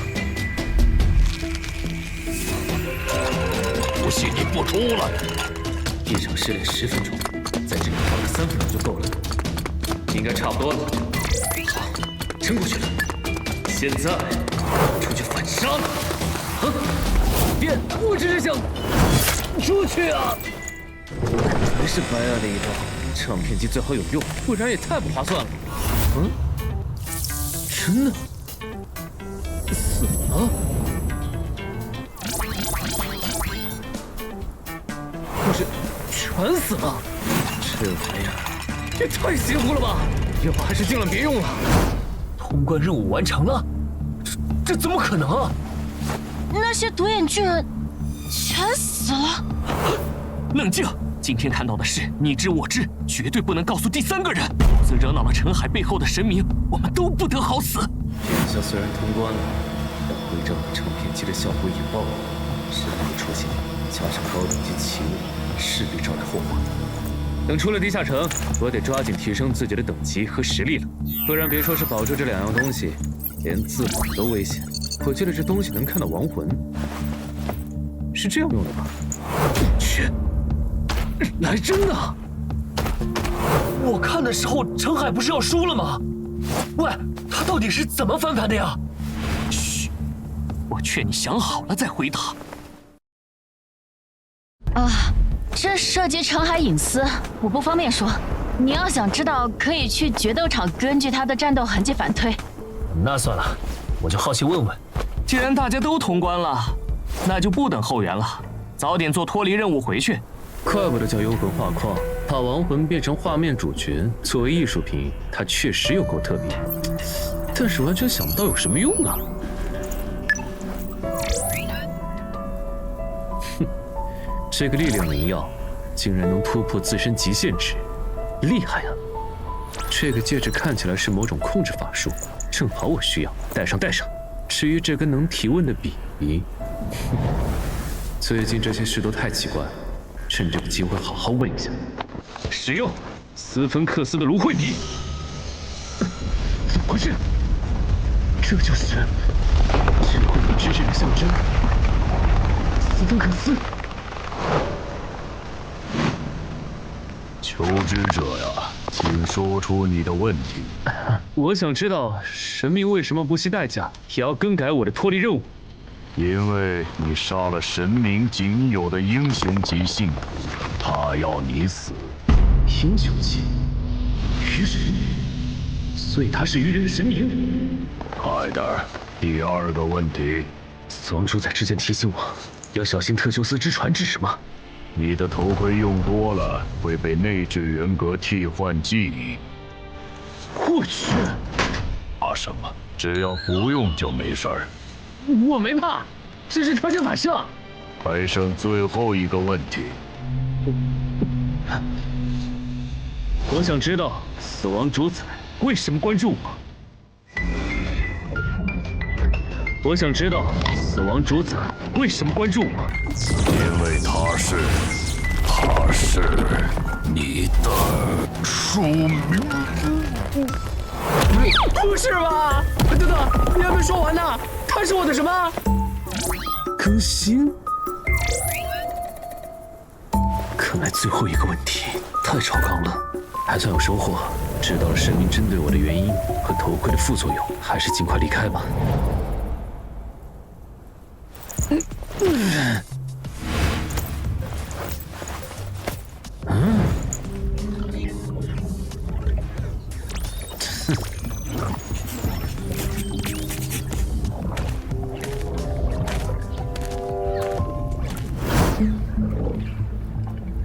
不是说有冠军独眼巨人要支援吗？这怎么显示已经通关了？可能我走后，里面又有了什么突发状况。有人出来了。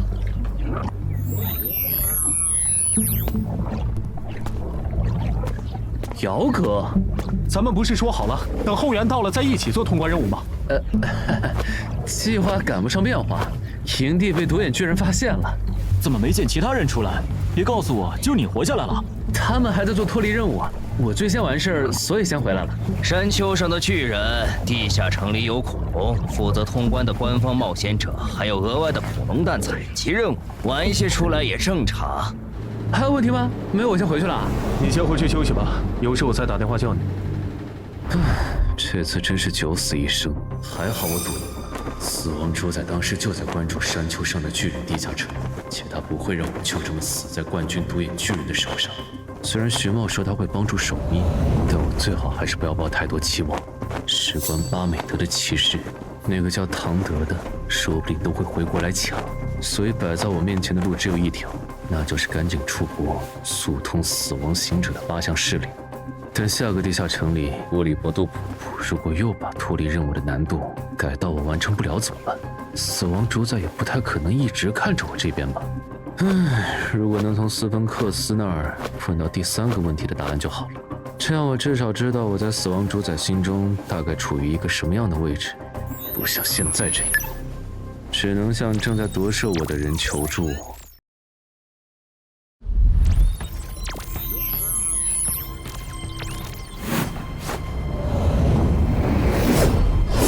我不是来打架的，你已经知道了使用我的代价，不从我这夺回你的记忆和部分人格，那来干什么？果然，我已经有一部分内在被替换。按他刚才说的，似乎只要打赢了他，我就能夺回自己被替换掉的部分。我来问几个问题，问完就走。咱们在上一个地下城的遭遇你也看到了，你应该不想我就这样被坑死在某个地下城里，然后陪着我一起腐烂生锈。你想问什么？你觉得我和布里伯杜普的恩怨有没有大到让他在之后的地下城继续做手脚，不把我坑死不罢休？如果有，你觉得下次遇到类似的情况，死亡主宰还会帮我吗？这破头盔坑我啊！还这么找死亡主宰求情，叫他饶了英雄级鱼人的事儿不和我说。死亡主宰拒绝海之母后嘲讽他是鱼人的保姆，然后两神彻底结仇的事也不和我说。我要没用斯芬克斯的芦荟笔问一嘴，到现在还得被蒙在鼓里，然后下一个地下城继续被海之母针对。这样看，斯芬克斯的芦荟笔说不定和唱片机一样，是死亡主宰给我用来抹平信息差的。下个地下城海之母如果还针对我，他应该不会坐视不管。不过，英勇骑士的失联徽章和刻录了绝望之音的唱片机，在下个地下城可能不会很好用。海之母毕竟是神灵，不可能想不出针对他们的招。考虑到我手上没有奇物升级券，我得先做最坏的打算，囤积能撑到地下城翻转的物资。去国外的机票出票了。啊，你要出国旅游啊？对啊，最晚可能要下个季度才回来。啊，是唐哲的小弟威胁你了吧？没有，没那回事儿。不用解释，我懂。王选大佬明年卸任，宁省负责人的位置，姓唐的志在必得。在这个节骨眼上冒出来的国家级超新星，难免会被他视为眼中钉。你不想得罪他，我理解，但不至于躲出国吧？这和他没关系。不想说就算了，你是假我批了，年底记得回来，把没做完的通关指标清了。你又没有这个地下城的开采许可，脱离任务做完了，为什么不回去？因为咱们在这个地下城多待几天，陈海就有更充足的时间来决定要不要把关注他的神的倾向上报。要不是亲眼所见，我还真想不到从来都见死不救的你，竟然会为别人着想。如果有的选，我也不想要见死不救这个称号。中国人，嗨，你真的是陈海？我到了，你在哪儿？我在2号出口等您。老王是用了变声器吗？怎么听起来不像中年人？好年轻啊！你好，陈海先生，我是您的导游刚果老王，您叫我阿达泽就可以了。哎，等等，你是刚果老王？不对啊，这差太多了，你还没成年吧？在网上跟您联系的是我的父亲，但他没有导游证，请不要换掉我，我很专业的。我有好几个兄弟姐妹，需要赚钱补贴家用，拜托了，陈海先生，救救孩子。好吧，但有言在先，只要我发现你不合适，我一定会换人。谢谢陈先生。